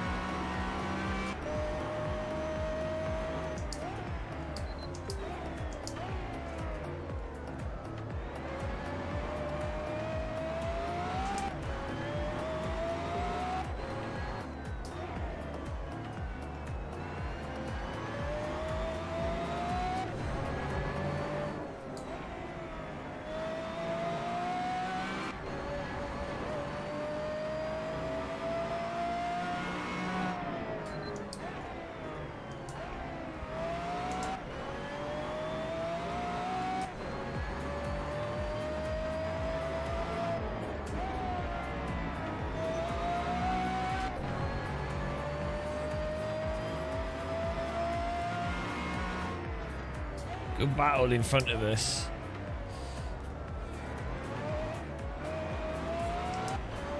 Panzer and Clovis tickling each other's bottoms. Like Romans in a bathhouse.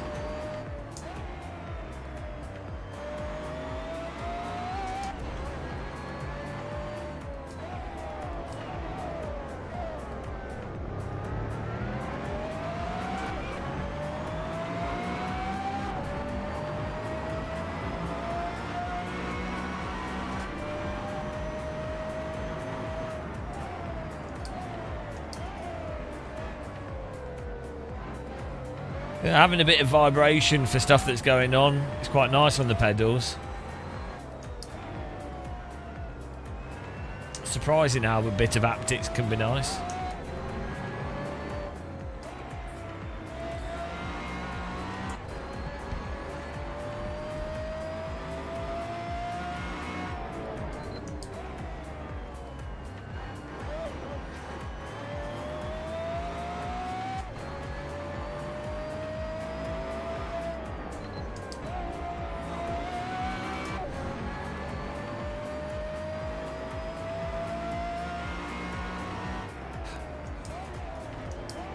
Oh.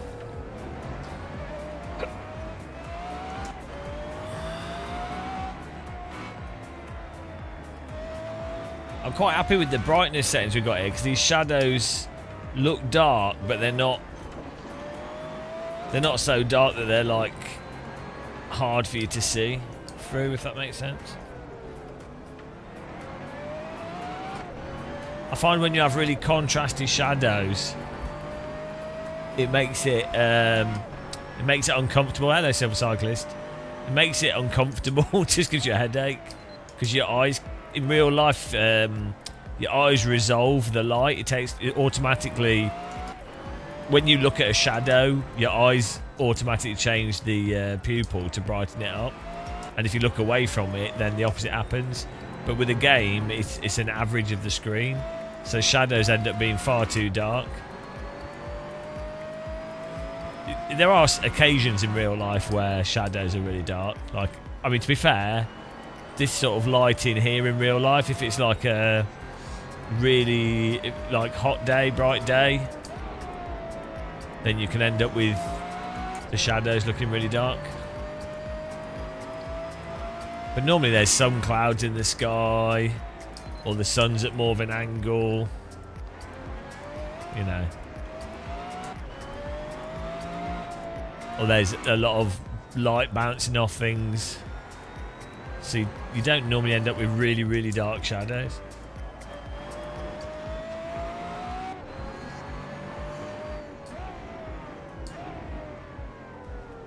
I think this is quite good. Not sure why the pit box is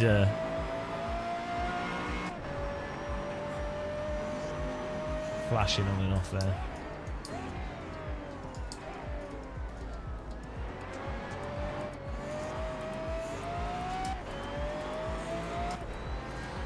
Yeah, the problem with HDR is that you need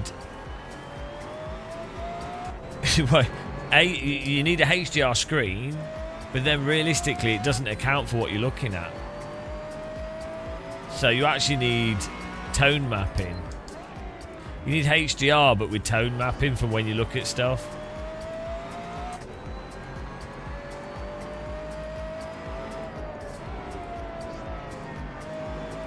Yeah, it just you would need. It would only work if you're sat at really quite a distance from the TV, so the whole TV's averaged as far as your eyes are concerned. If you're using a computer monitor or you're looking close, it doesn't really work. You need eye tracking. So HDR would work well with a VR headset that has eye tracking.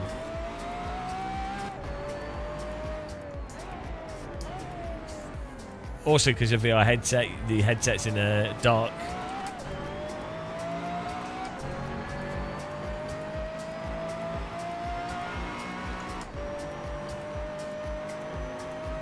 Dark space.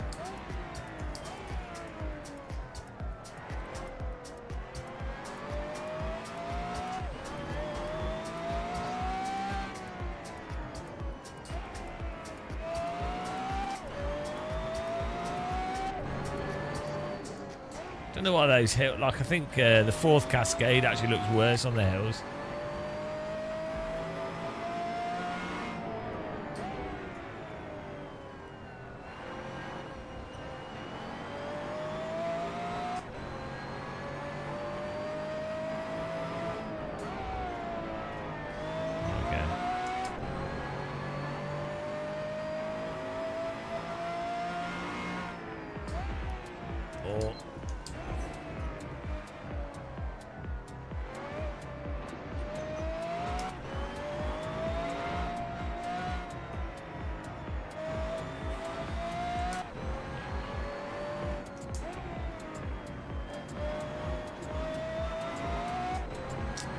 Final lap here.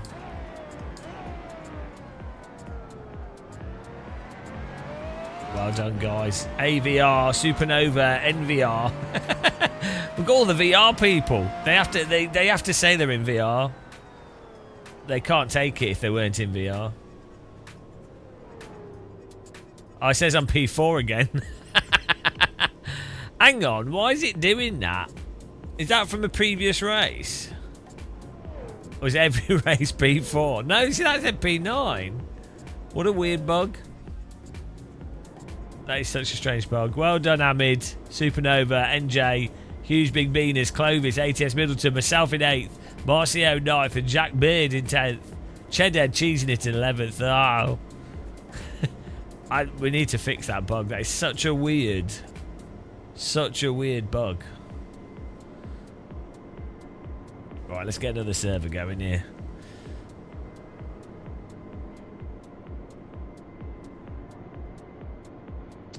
Duck's quite well, you know, but we just explained why it doesn't actually work properly.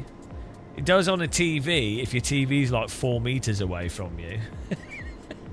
But if it just doesn't make sense on a computer monitor, because when you look at one thing, it'll be the wrong dynamics. And then Windows has weirdo issues with HDR as well. And then the way that games use it's a bit weird. So for films, it can be quite good. But yeah, I don't know why it's so like erratic with stuff. There we go.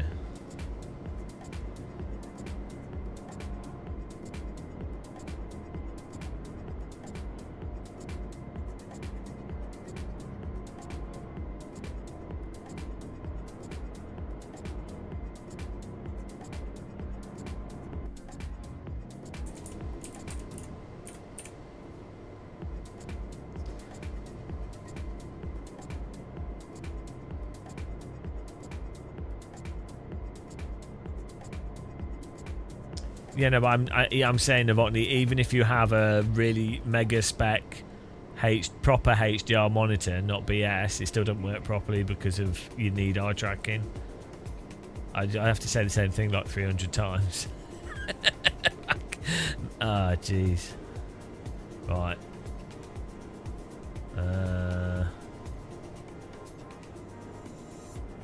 Yeah, don't read chat. It's over.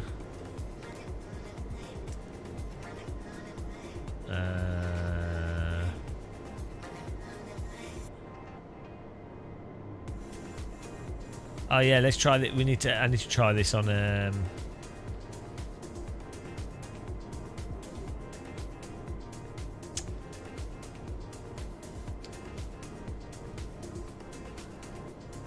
try this.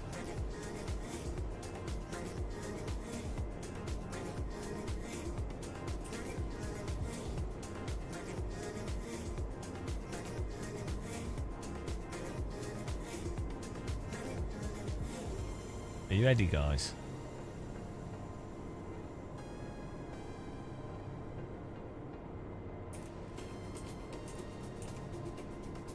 Nice. This should be a good test of the lighting. Servers up.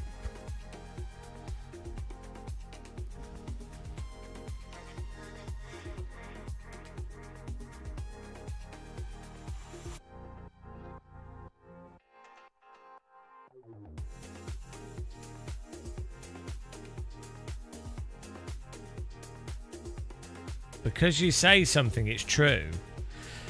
No, it's because it's just absolutely the case. Like,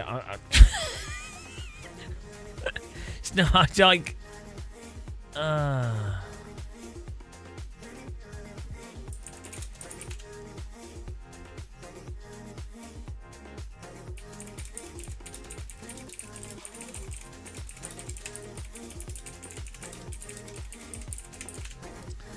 Yeah, server's going.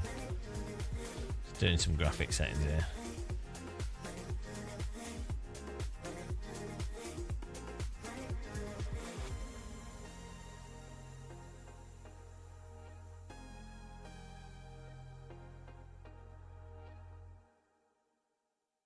$100,000% wrong.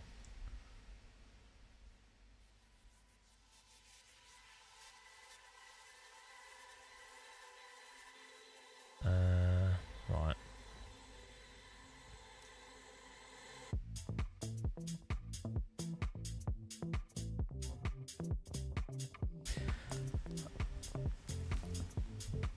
Well, when I say something and I'm like really confident on it, it's not an opinion. Like I give the reason. It's like, so like with the HDR screen, the problem is your eyes, when you look at something, your pupils change the dilation. So when you're looking at it, one thing, and you look at another thing, your pupil dilation physically changes.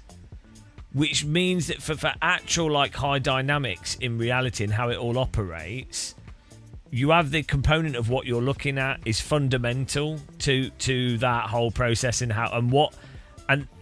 that is kind of what a HDR monitor is trying to emulate in a sense. Well, it's not emulating that. HDR monitor is just trying to offer a bigger range between the brightnesses and the darks. The problem is that they don't have eye tracking. So if you're sat close to a monitor, they've had to make an arbitrary decision on how they're going to factor in the brightness and the darknesses and then not have it be too contrasty so that, you know, so it actually looks decent. So you might end up with a really contrasty screen, but you'll find without eye tracking, if on really high quality HDR monitors, the blacks end up looking too black and the brights are blinding.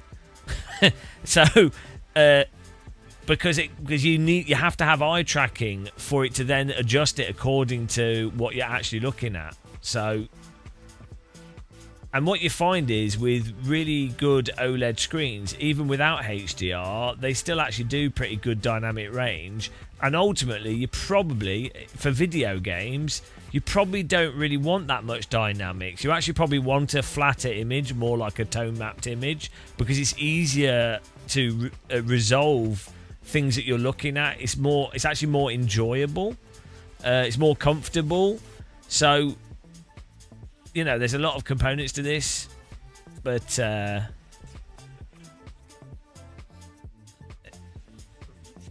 just trying to sort these settings out here.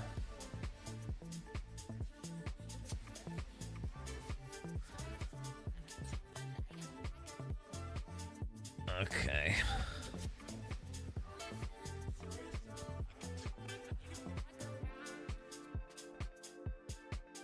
What's really weird is certain things. Well, getting this over it. Certain things are like you see it when we talk about the like the virtual desktop stuff or time models or whatever. Even though we're talking about the most basic aspect of it, not a really in-depth view of it. Once you pass, there's a sort of information level where like 50 or 60% of the people don't really know anything about it, so they're forming their view off an argument from authority. And then if someone says something more nuanced or is outside of that thing, it really pisses people off. And it's really strange. It's and the problem is you're actually better off not knowing. You know, like the whole thing with the monitor refresh rate stuff that we found out with the pixel timing plus the electronic timing plus the actual game timing and how it all goes together. You're better off not knowing and just being like, oh, faster refresh rate. You know, you're better off just not knowing the more detailed thing. And what you'd expect is, if you explain the more detailed thing, you'd expect someone to go, oh, they've clearly spent time because they're able to talk through all the different components and explain, not just tell you, but they're able to explain why the actual logical reason, and in practice why what's going on is what's going on. So like with virtual desktop, it's AV1 or whatever codec it is over Wi-Fi, and the fact is the data throughput is going to be less than what you can do through the cable, right? And there's even if you explain it and the actual logic behind these things, it doesn't matter. Like all the only time that those people would listen to someone is if that someone is on like a stage or has some kind of like implied authority behind them. there's no the reasoning. I think part of the problem seems to be that you have to appreciate reasoning to then be like, oh, that seems like a reasonable argument. That's logically coherent. I might still not believe it. I might still think that they could have possibly have got it wrong or confused something, but they made a cohesive argument that's logical, so that sounds reasonable. Like the tyres in iRacing, you say they get stuck over the limit because of the thermal behaviour. That's not what you'd expect real tyres to do, because it means that you can't actually push onto the limit without getting stuck. So why you wouldn't design a tyre like that, obviously. But they'll be like, no, it's most realistic. Right, what can you do? So, but the frustrating thing is like, you think if you knew, it would be less annoying. You'd be like, you'd be like, oh, I found out interesting stuff. That's nice. But it's actually, no, it's worse. You're better off being totally ignorant, because then the other ignorant people aren't going to just be constant with their stuff they say, and you're not going to be. You wouldn't feel obliged to be honest.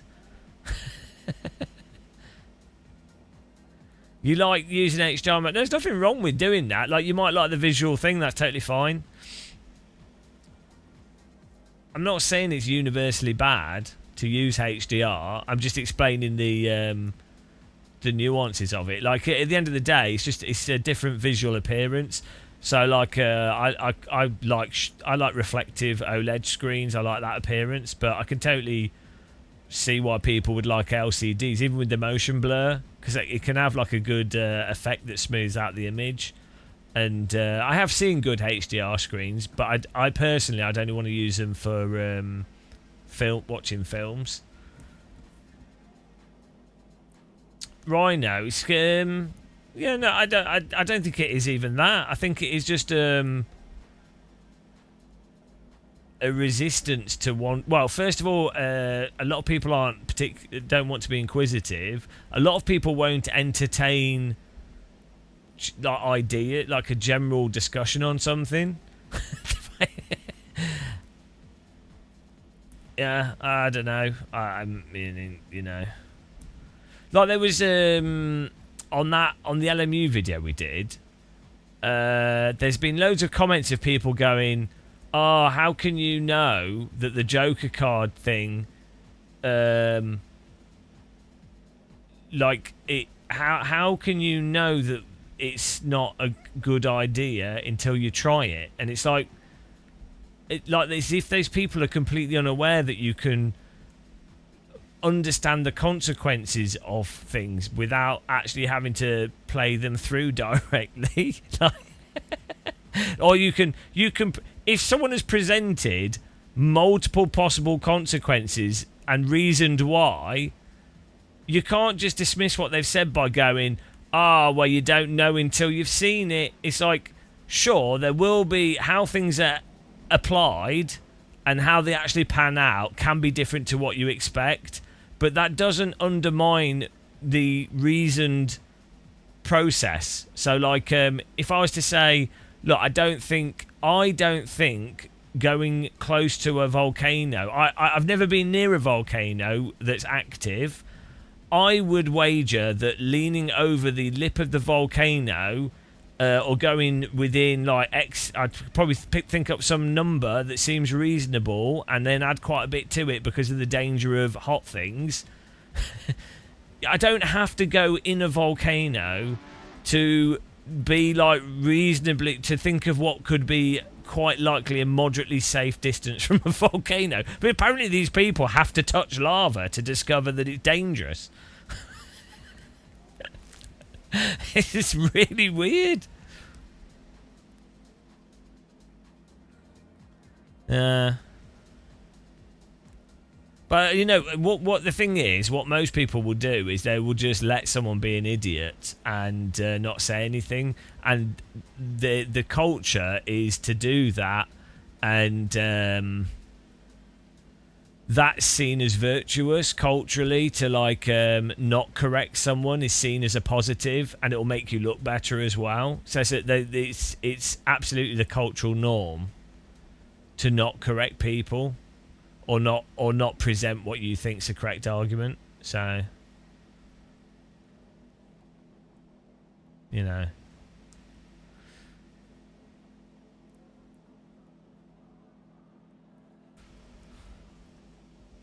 Just Adrian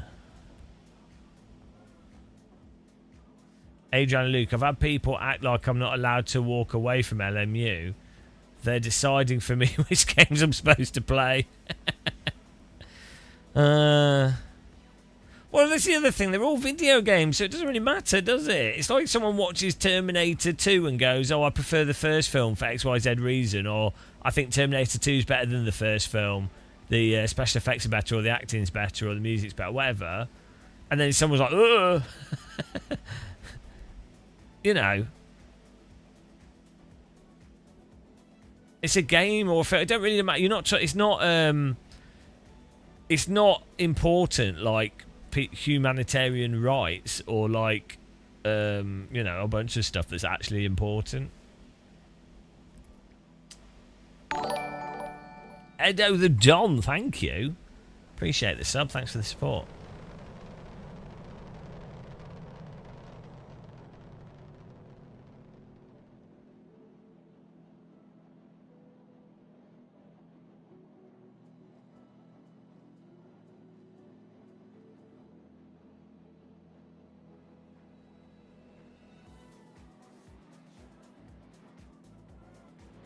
How dare you? I like Greta Thunberg. I think she's awesome. Novotny, the great thing about streamers, if you don't like the exactly. I know.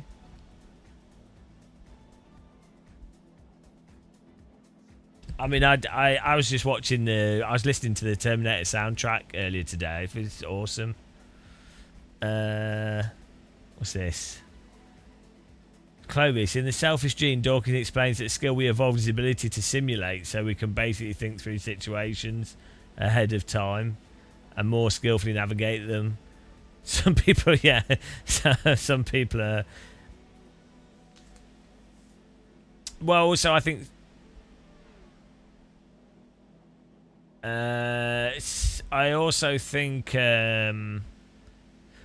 some people don't understand the idea of having arguments in the head about something, or like hypotheticals. They're not comfortable with it.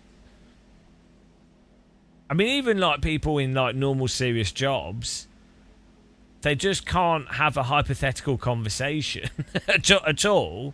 Like let's say you're on a random boat with like 10 people. And none of you are experienced. Oh, thank you, Clovis. Really appreciate it. Also, congrats. Amazon successfully bamboozled me into getting Prime for a month, so here you go. Oh, thank you very much. Yeah, you've got like 10 people on a boat, and none of them are really experienced with the ocean and boats, right? And the boat starts sinking. Now, there'll probably be like 3 people out of those 10 that will be able to, they've had no experience with being on the sea, to go, right, guys, the boat's definitely sinking. We need to do X, Y, Z. This is going to be the best thing to do to increase our chance of survival. And someone will go, well, how do you know? You've never been in this situation before. And it'd be like, well, you know, we've been on a mountainside, or we've done this other thing, or we, you know, blah, blah, all this other experience. And there'll be a whole bunch of people that will just be like, oh, and they'll just drown. They won't be able to, you know, they can't. Like I've done like walks and stuff where like people have sprained their ankle, or like injuries and things, or whatever. And some people's their brains just shut down. They like they can't just think, oh, what could be a good thing to do that's the best thing to do. Like, it's really weird. So I don't know why that's the case, but maybe those people are better at following instructions from people. So maybe that's what you need. Just someone, because if you have too many people that think they know what they do, what they're doing, and maybe they don't, then that can be worse as well. So it's probably like an evolved thing.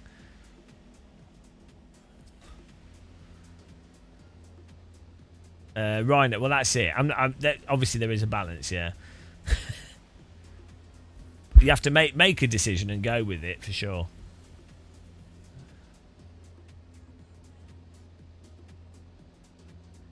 We used to call them thickos.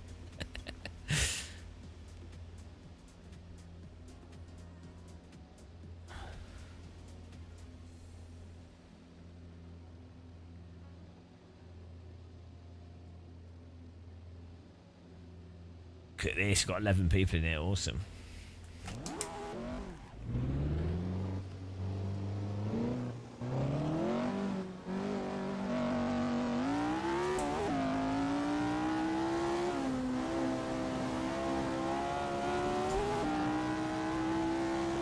I don't know.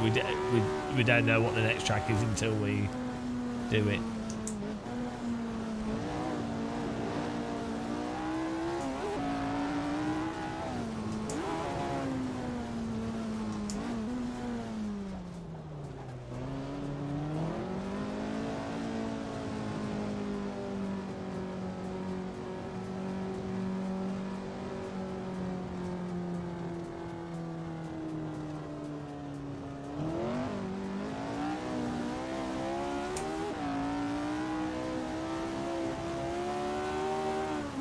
This looks good. I think we've got the lighting and the shadows looking good.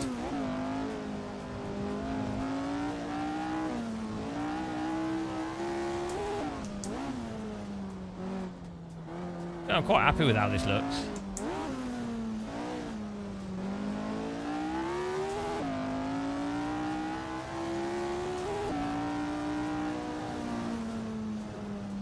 Camera's a bit...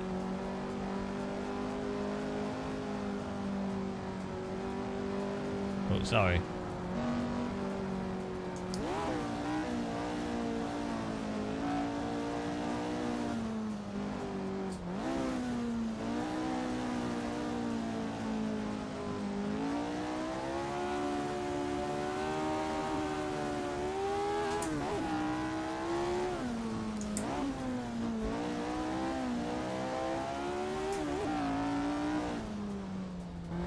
Yeah, oh well. I mean, what can you do?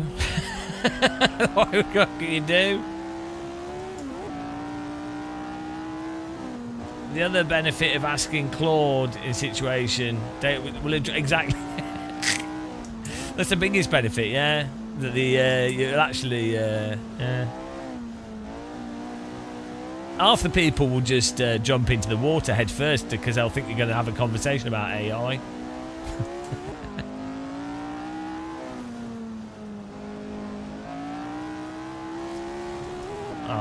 Yeah, I don't know.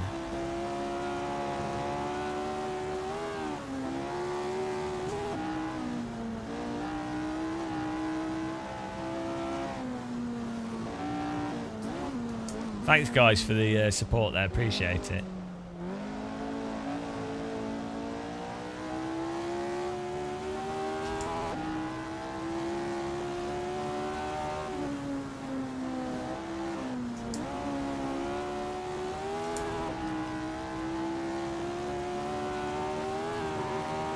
Look at these shadows. It's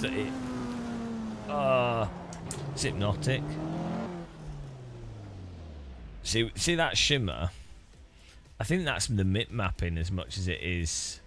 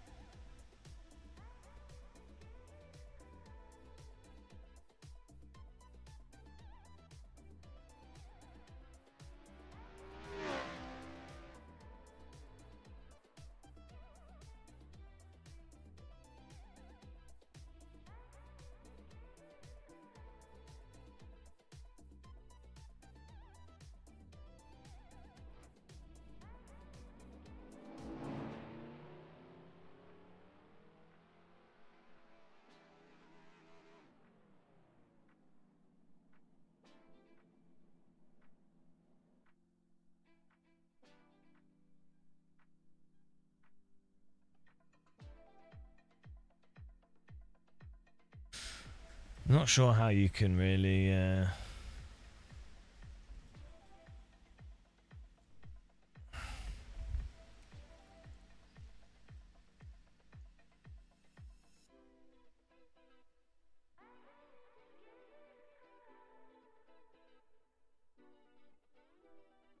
The shadow resolution doesn't really. No.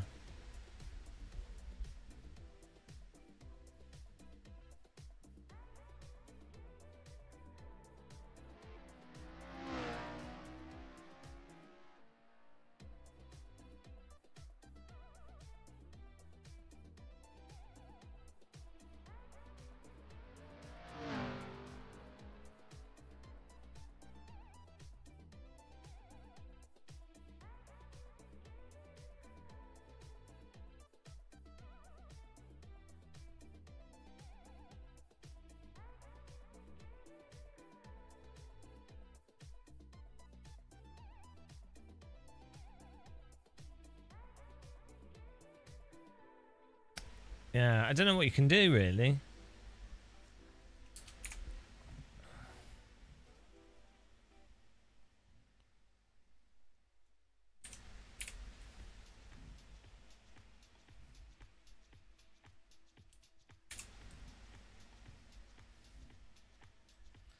Because you're going to get these shadows that are sharper than the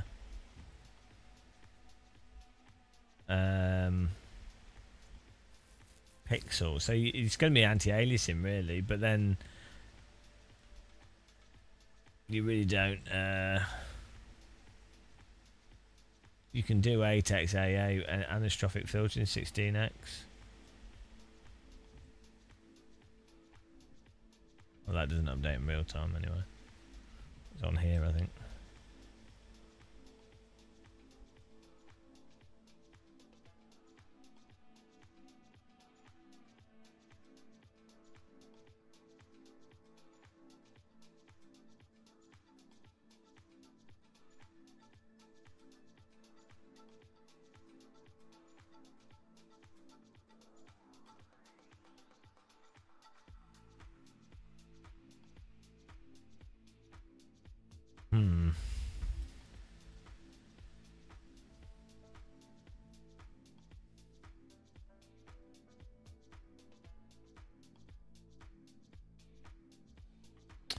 I don't think there's much you can really do. Thing is not that simple. Please don't give drug advice for people in chat. You'd have to, the different people respond differently to different stuff, and yeah, let's not talk about that. Right, here we go. I'm racing.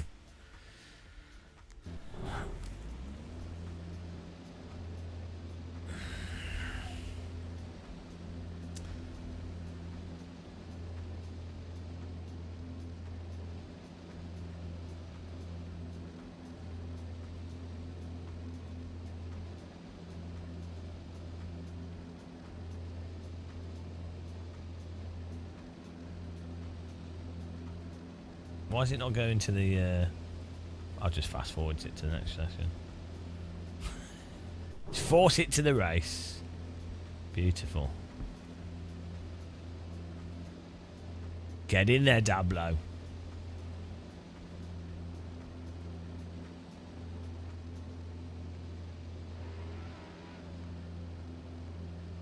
You failed with Fiddle with Evo. It runs at 80-90 FPS on an Ultra.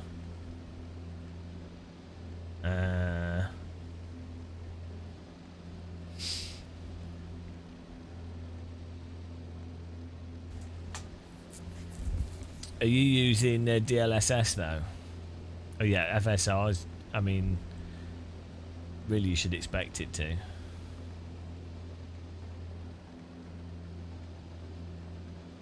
It can look really nice though, Evo. To fix handling. I don't know. I feel like they could fix a hand. I think Kunos can fix. Well, they are working on the fundamental thing that's, I think, causing the bulk of the handling issue. But at the same time, I think they can improve it. I think they will improve it from where it is now, so it's generally more consistent. But I worry that it will ultimately have the same handling issues as ACC has. But I think it could still end up being quite fun.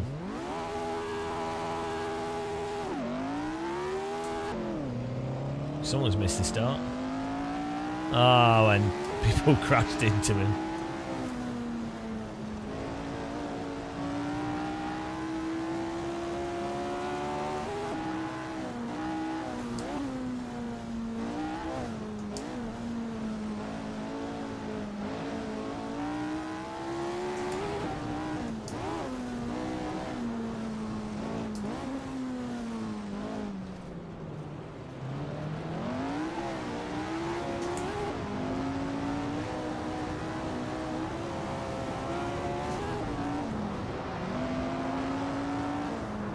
This looks fantastic.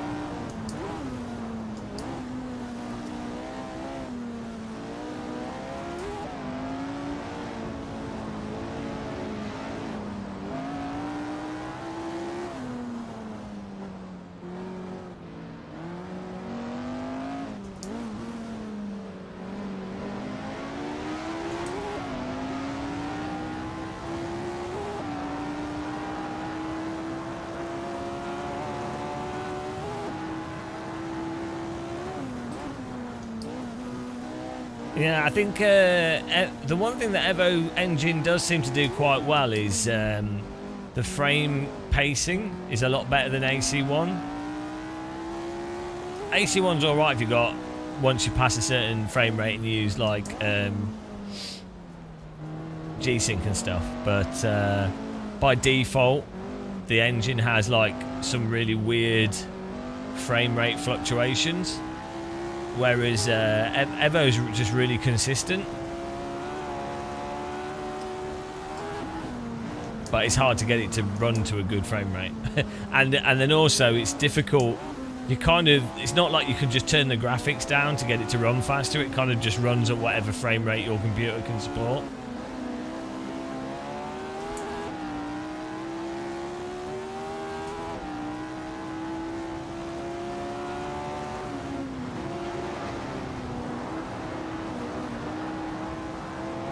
Someone's had a few drinks.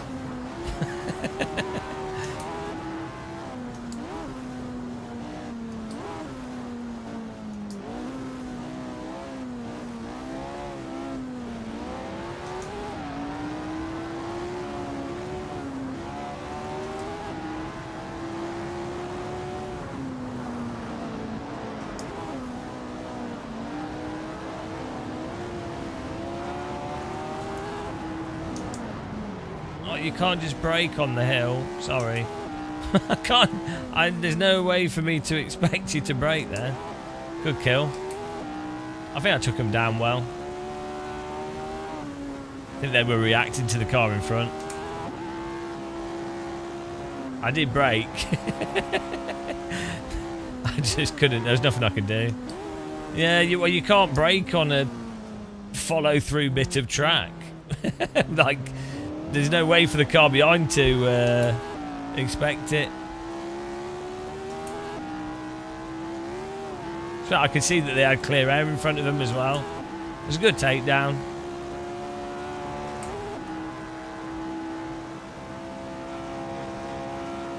Look at these trees strobing. It's bonkers.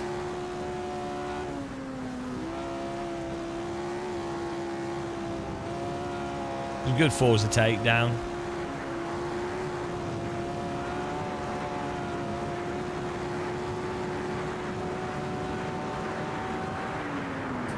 Oh, guys, you're all braking like 10 meters too early. Sorry. Oh, dear. That's not the brake point at all. Oh, no. I should have qualified higher up. I'm surprised we're getting away with these murders without it crashing me. Good takedown. That's 2 down. How many more people want to get punted? dirty driver. No, it's the 1960s. It's just textbook driving. It's how everyone drove in the 60s. It's why it's so dangerous.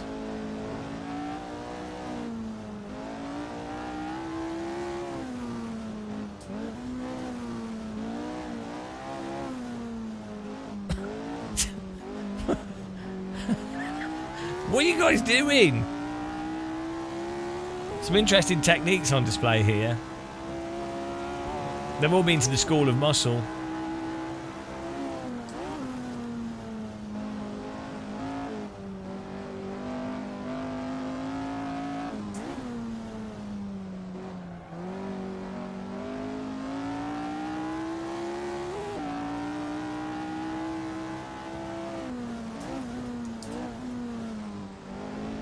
Unreal when you wish yourself luck and then you hit people. And then you hit people.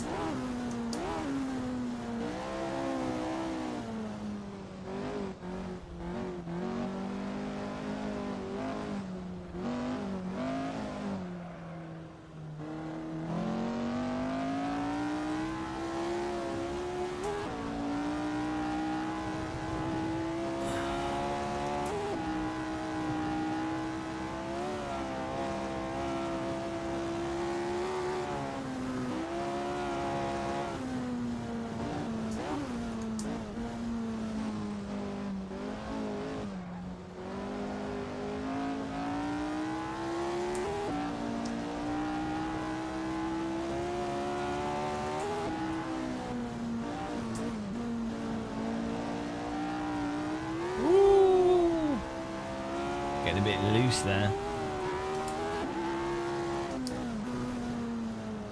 Oh dear. Nailed it. That's the that's actually the line there. It's called the fence line.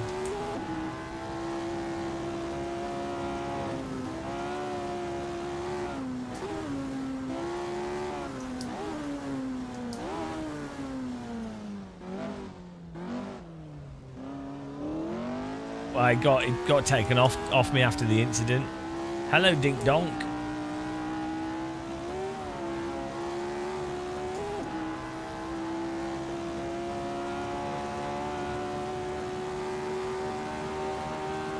I don't know if they are.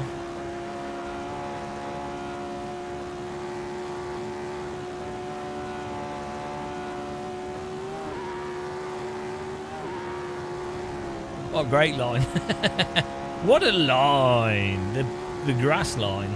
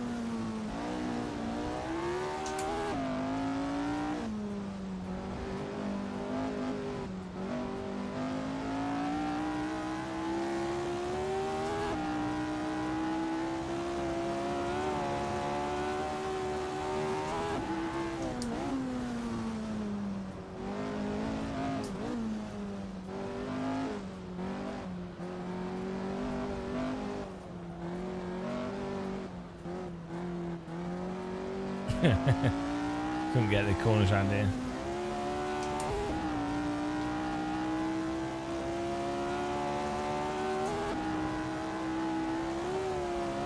Woo!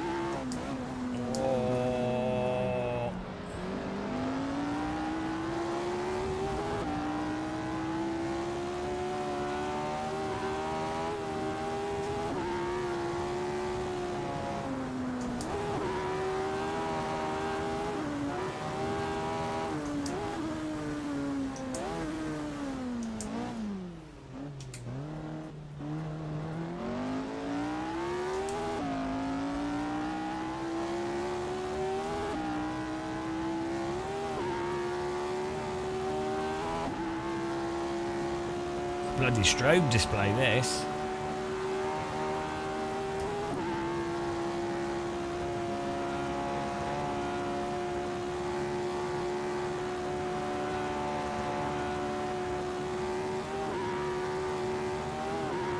Woo! I would totally take that line in real life in a 1960 Formula car. I'd just chuck it in, obviously. This is pure, yeah. This is the worst track time of day conditions for epileptics.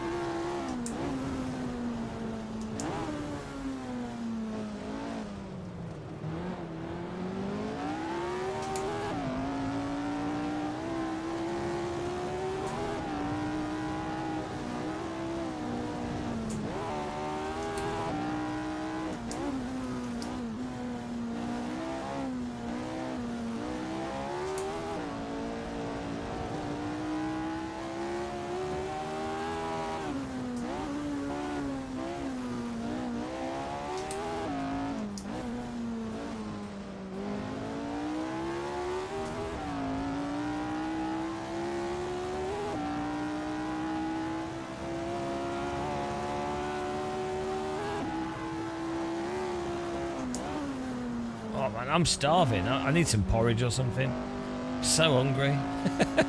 All I've had today is some chicken, beans on toast. Can't remember what I had for breakfast.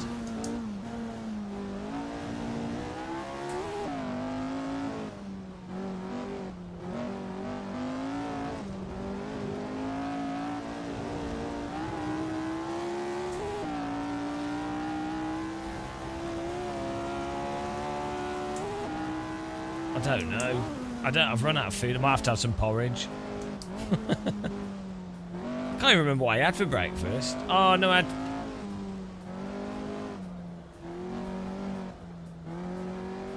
No, I can't remember. I normally have cereal or porridge for breakfast, but...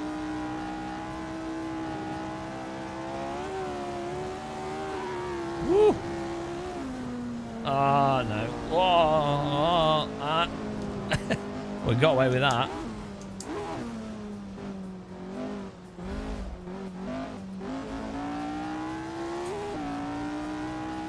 Oh, well, I know what I had. I had a cheese sandwich. I remember now. It's a really weird thing for me to have for breakfast.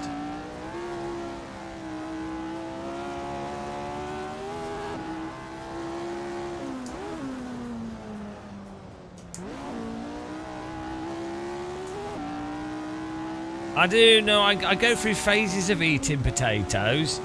Like 1 year I'll have no potatoes and then the next year I'll eat potato every day.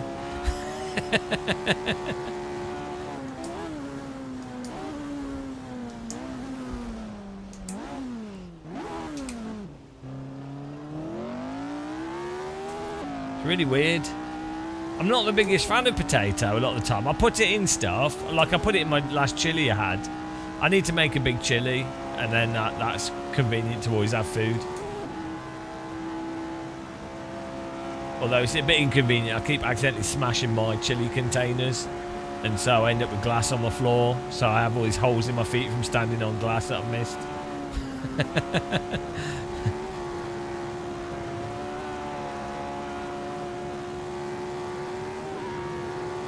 Whoa, how close was that? As well, good. Nice. Oh, Hamid Abdullah got in front of us there.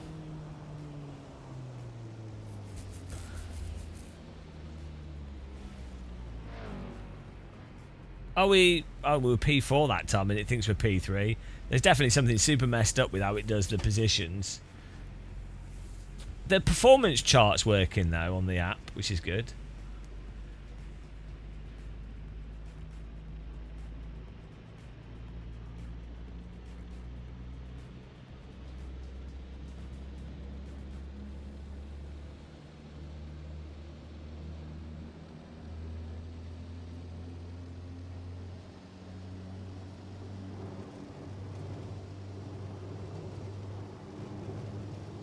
Oh, we beat Chedhead.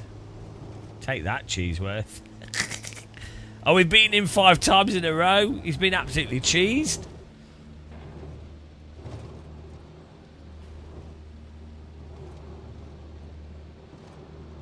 Thirteen incidents per 100 kilometers. Who suggested that stat? I think that's a really cool stat to have.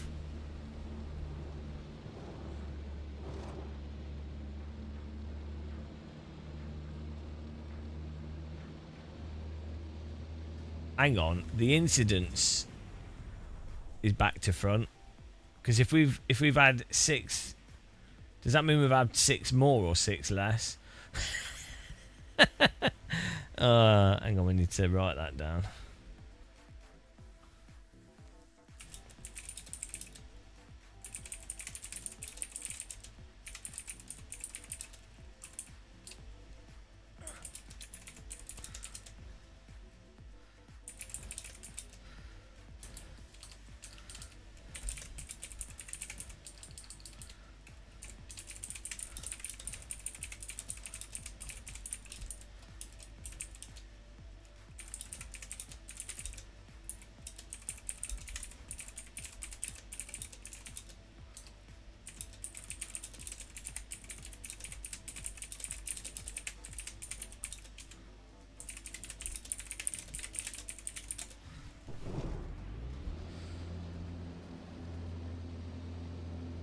Right, I'll get another track on, guys. Ugly scenes. It's good fun. Can you, Cheddar, are there any other bugs in the app that stood out to you? Oh yeah.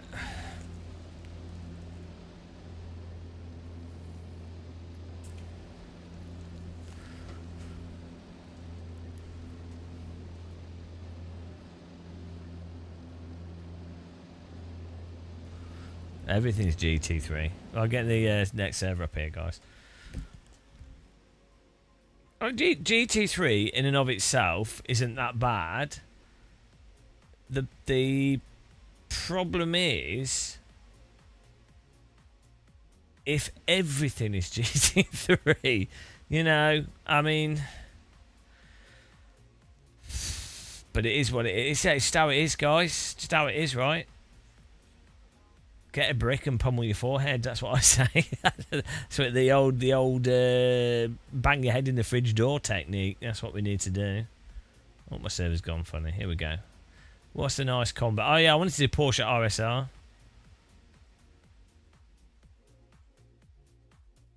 Chedhead. Yeah, well, some of the other stuff's off. Will be off from it. A lot of it is set up independently, so it should be okay. But that race results bug is super random. It didn't come up in... It must be an online thing, because it didn't come up when I tested it with AI. Because normally when I do an update to the app, I do like 2 or 3 laps. Well, I do 2 races, 2 4-lap races. That's why it takes us so long to test. Because I have to keep doing 4-lap races by myself with a keyboard.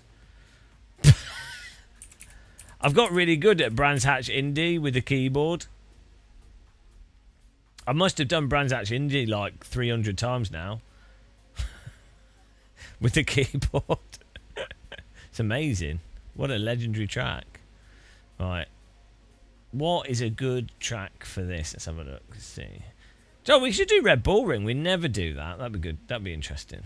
That was a base track in the game.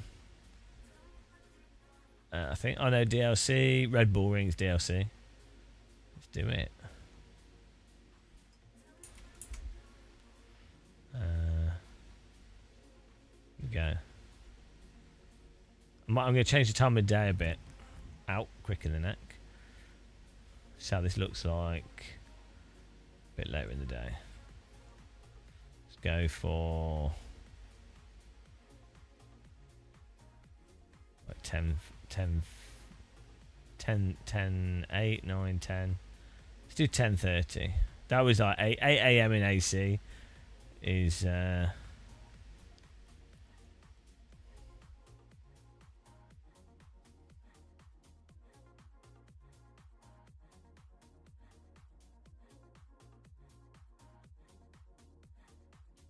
sunrise. There you go, servers up.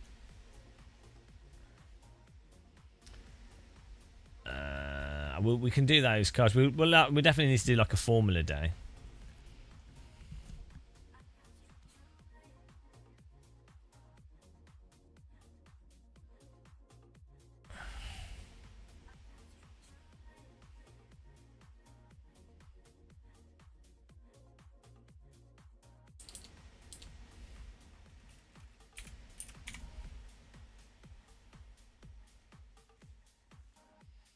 Yeah, it's hard to... It's because they've got the fog effects and stuff that look really good.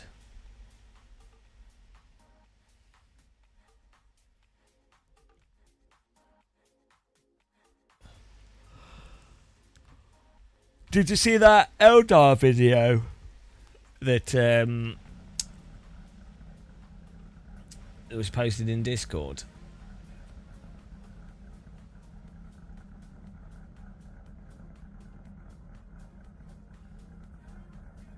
Like, there's a new NVIDIA thing for, like, scanning...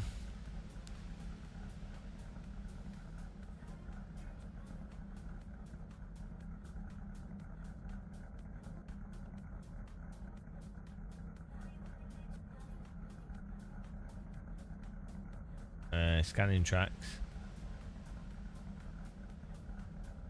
Or scanning roads and converting it into models. It's quite good.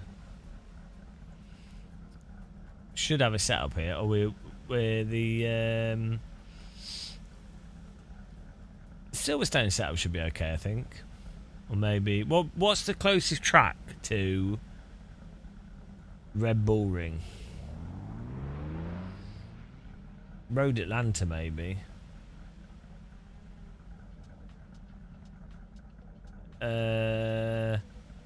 No, you really need a video. Well, you could use Google Maps, yeah, but you ideally want a video.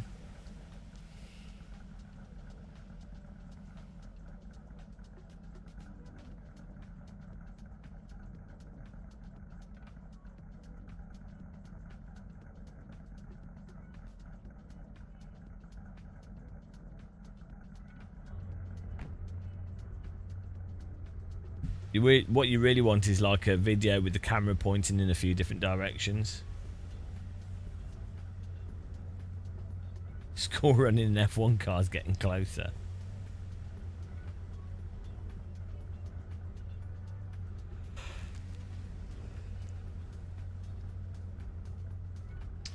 Yeah, I mean it is the yeah, Brands Hatches, but then this track has a really long straight on it. But Brands Hatch's straights aren't that long because that's those right-handers. It's the tight right-handers in the last sector on this, which is a bit like Spa. So maybe Road America would actually be a reasonable. But Road America, you have that long straight, so it can be worth running lower downforce to keep it at that. It's a weird one because it's the corner radiuses and stuff, and then it's that whole thing with if you have a track with a really long straight, the downforce benefit, but the straight has to be really long to offset losing the downforce in a bunch of the corners. Maybe Spa's pretty similar to this track actually. But then it's the tight corners that Spa doesn't really have. I mean, it has a couple. But maybe Spa actually.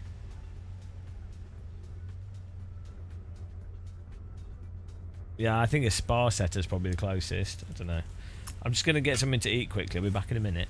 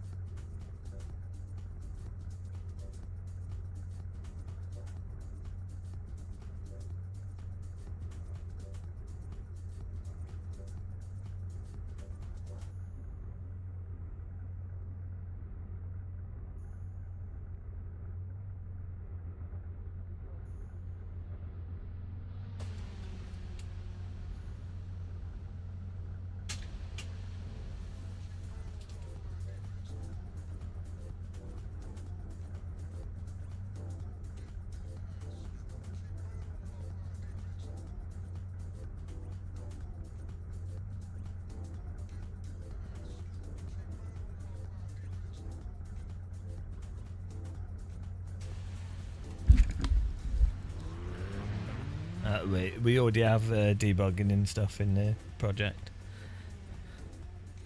Hello guys, Mr. Porridge here.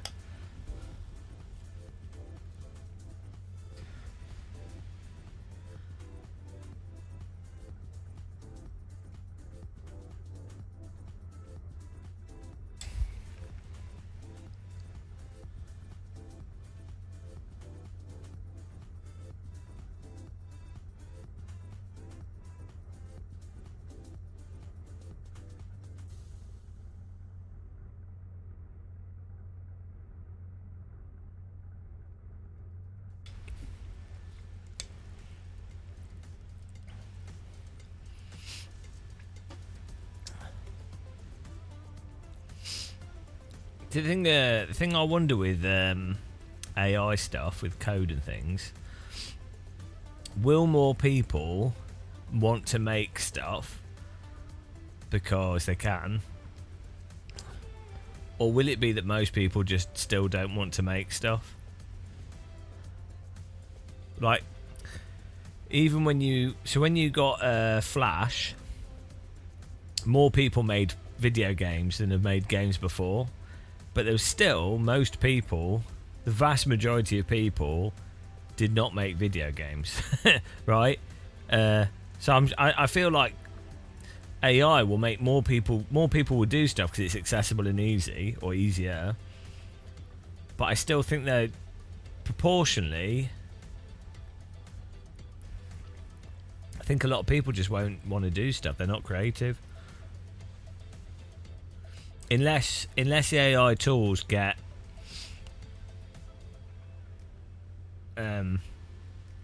so convenient to use, but I mean they're pretty convenient now.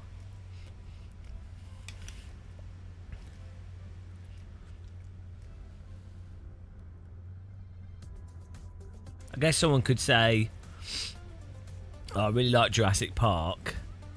AI, make me a film that's basically the same as Jurassic Park but slightly different. Now make episode 2. Now make episode 3. Keep making new episodes.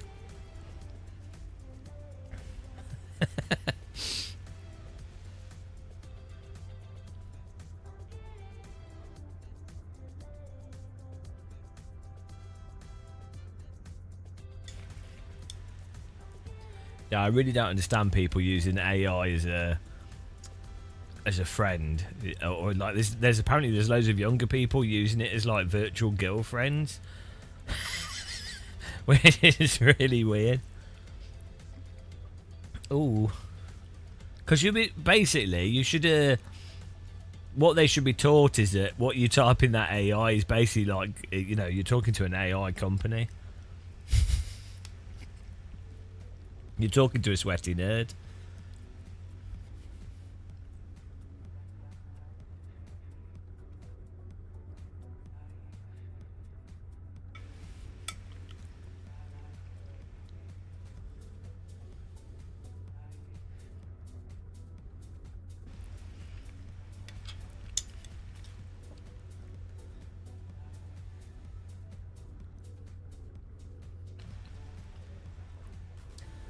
Every time you say thank you, you're burning down another tree.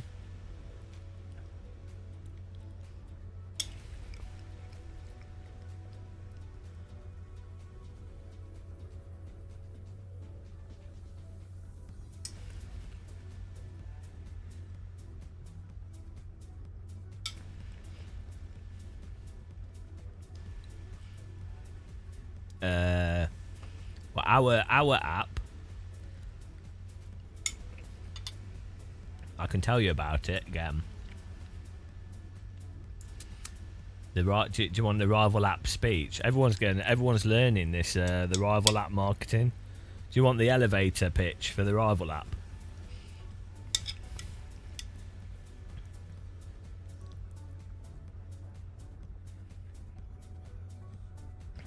So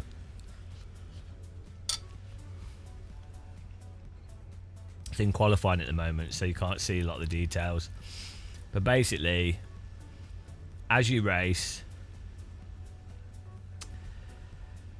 when you're doing driving, it tracks how consistent you are, if you're generally getting faster or slower, how clean you are, your overtakes, your racecraft, if you recover from mistakes, how many incidents you have per 100 kilometers. So it tracks all your general metrics of your performance, and those metrics go into this rating at the top, which is the T rating.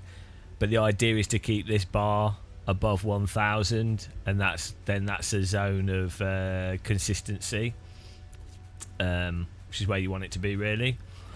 But not only does it do that, it also collects data from other people that you're racing against, and it gives you a pace against those other people. So it works out if you're really slow or an alien based off all the lap times of all the people that you race against in quali and in the race, and so you get a pace rating of easy, medium, hard, alien. And then it also has a racecraft bar. When you're driving close to people, doing overtakes, consistently driving, you get racecraft points, which you can then you just level them up. Like you just keep collecting points. You move through levels. The racecraft points also add to your consistency a bit. So basically, it tracks performance metrics whilst you're driving, so you can see if you're improving or not improving. You've got like your average, and it goes up, the bars go up and down with what you do. But whilst you're racing, after when you start a race, it's analysing the pace of other drivers and your pace, and it's also analysing them in quali. After lap 2 starts, it gives you 5 people to beat that you should be able to. Well, 2 of them you should be able to beat. They're similar pace to you, but you're probably a little bit faster. One of them is basically the same pace as you, and 2 of them will be faster than you. And the idea is you want to try and beat all 5 of them. And then you get bonus points for beating them, that goes into your T rating. But the point is if you're not in first place, you still have it still gives you a target of someone to beat that's a similar pace to you. So to encourage you to improve, or to it's just a feedback, and gives you a goal, so you can feel good about yourself for beating someone.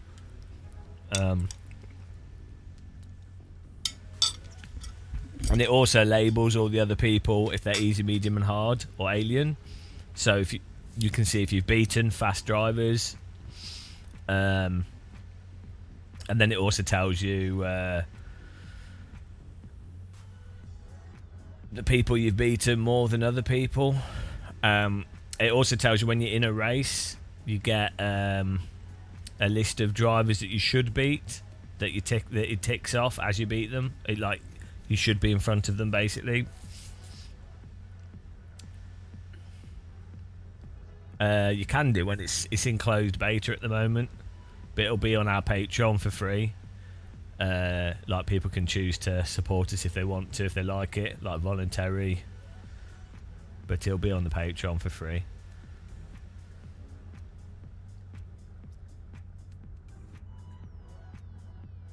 So that's most of it. And then after every race you get the report card, so you can flick through them and see how you did.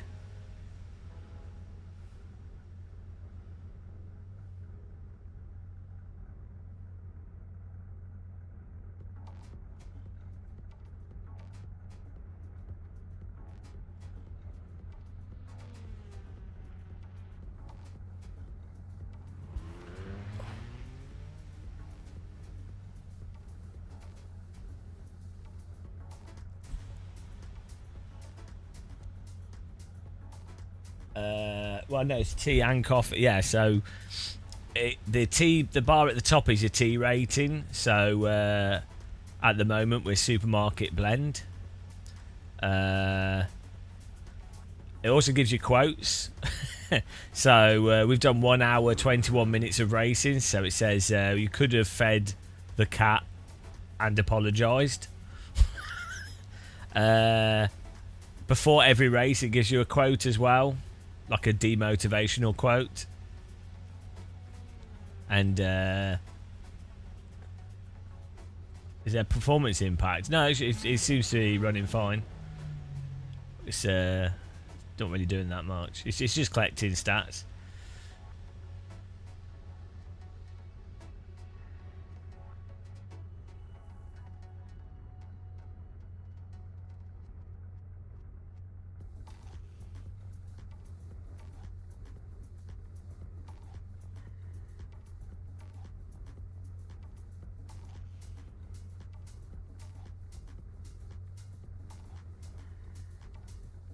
Yeah, it's closed. It's going to go back to closed alpha. We just move up and down the release schedule, just like a real developer. I learnt this from other developers.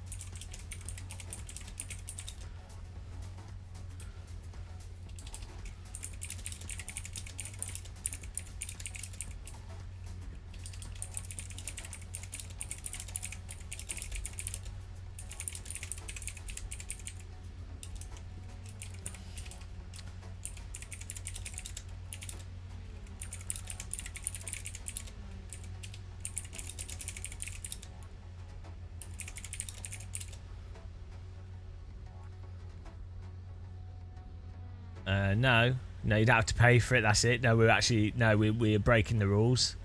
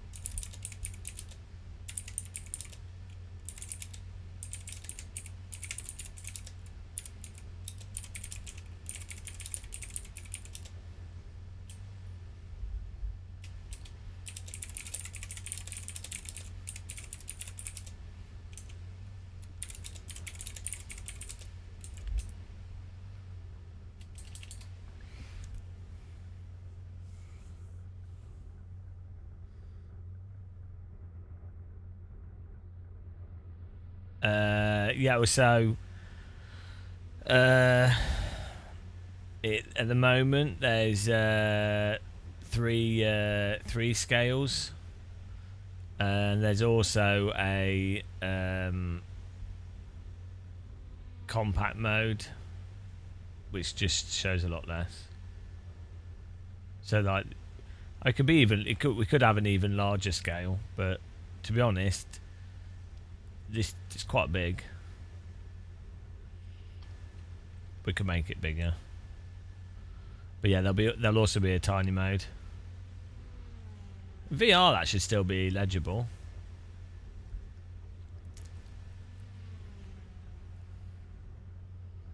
Like, it's similar size to other apps in Excel.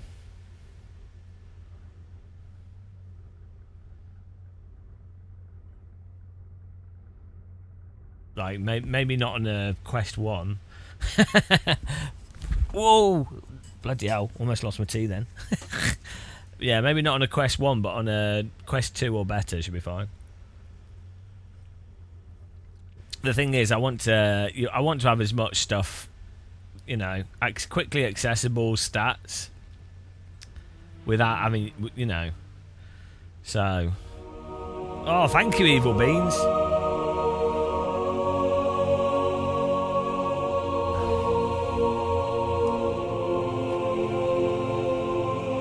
Thank you very much.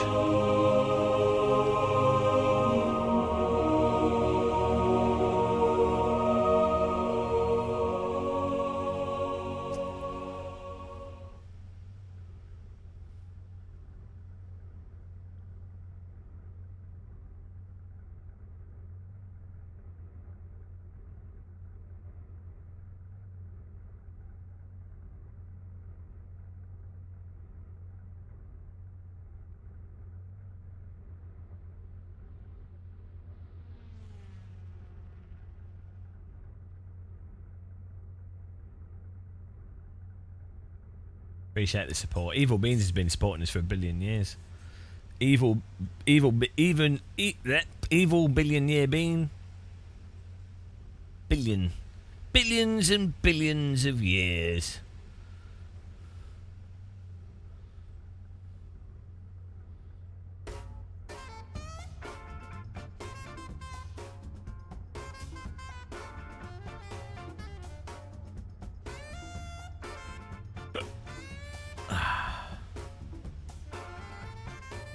Yeah, we're doing this race, just waiting for the quali to finish.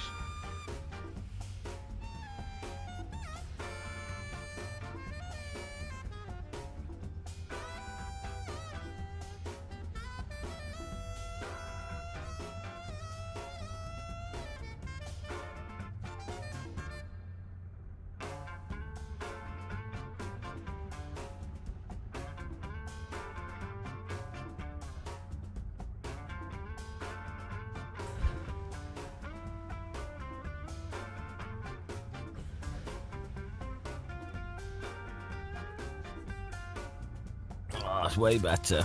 Cup of tea.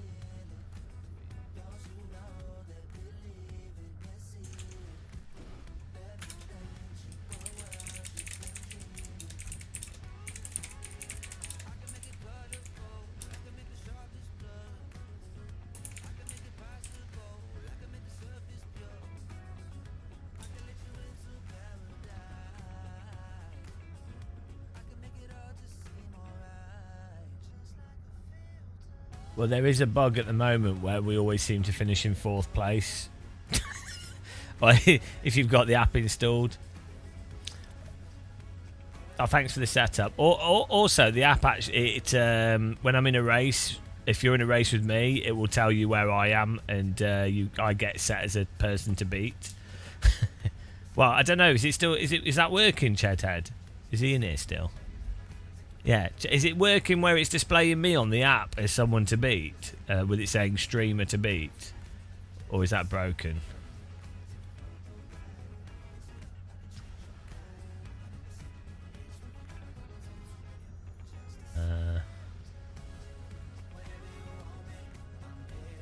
Right. Oh, that's weird. Let's have a look.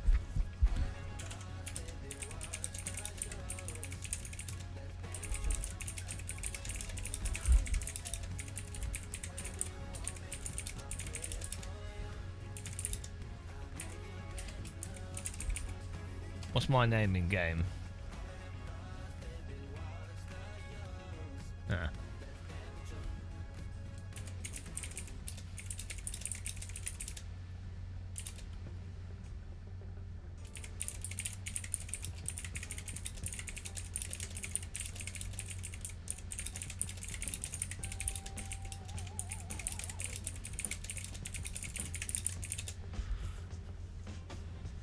What? As in closed down during the race? What do you mean?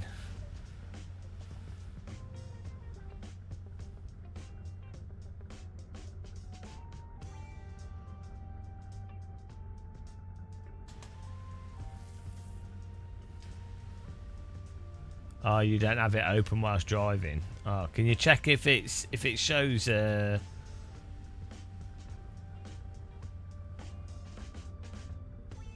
How dare you call the app tat as well? I mean, I'm sorry.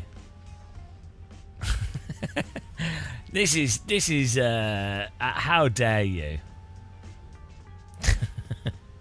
Have it open, and I need to know if I come up as a rival. Otherwise, it's a bug that needs fixing.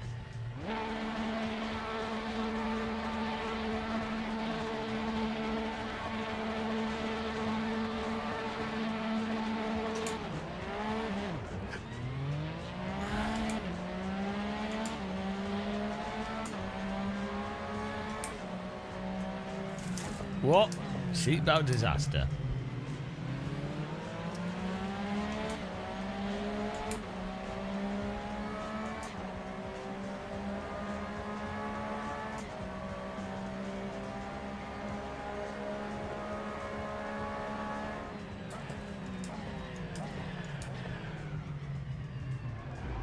Oh, thank you. I mean, did you even try to brake? Bloody hell.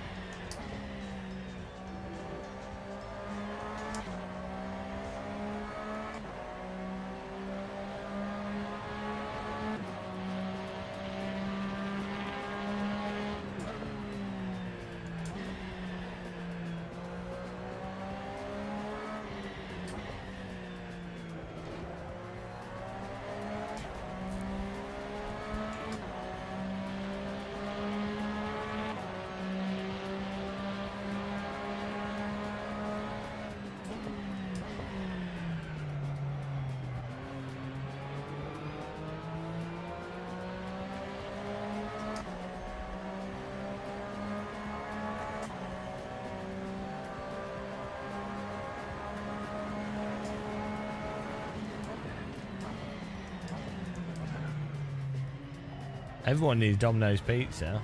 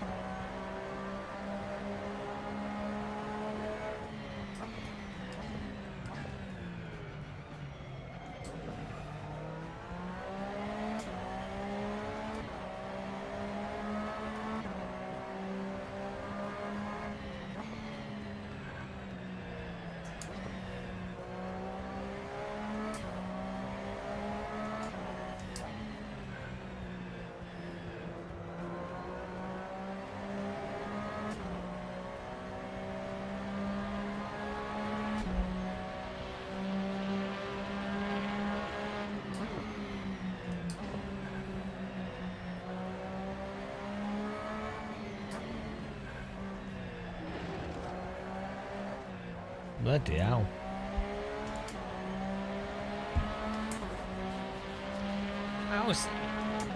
How's Cheddhead ahead of us?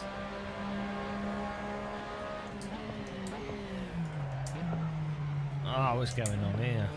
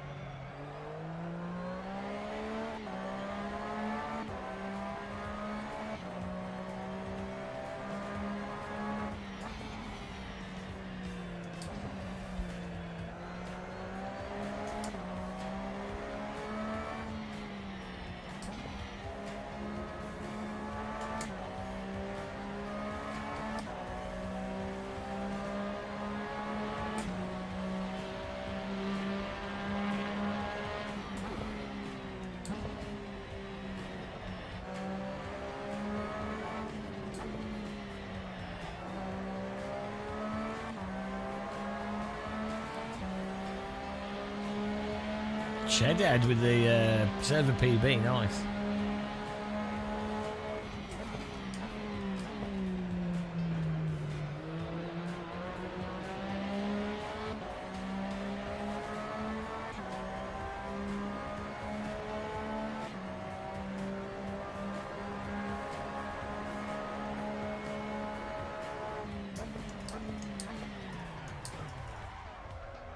That was a fail.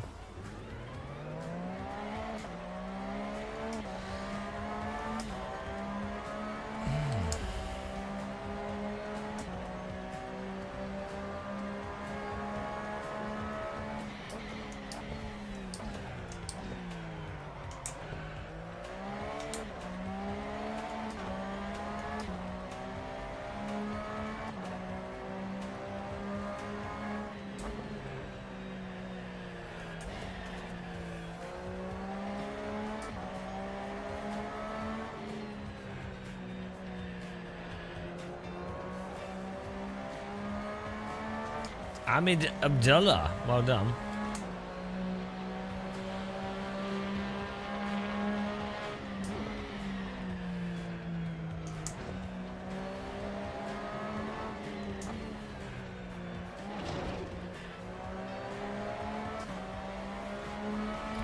Oh, nice.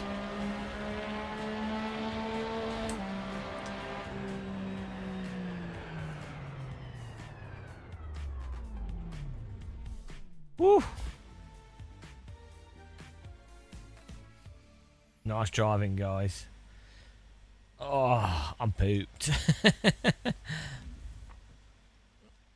Well done to Supernova, Hamid Abdullah, Lenny Jonganil in third, Dr. Lamont fourth, Jason Murphy in fifth, Marcio sixth, Arkayan seventh, Shedhead cheesed me.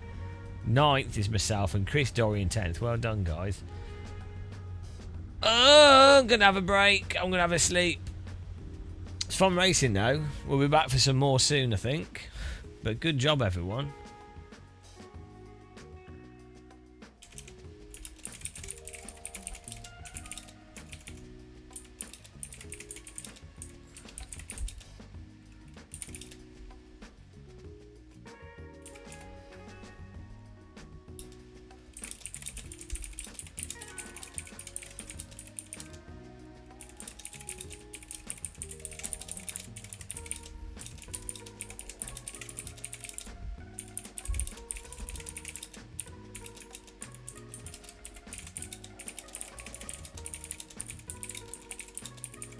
Goodbye to the people who hated on me.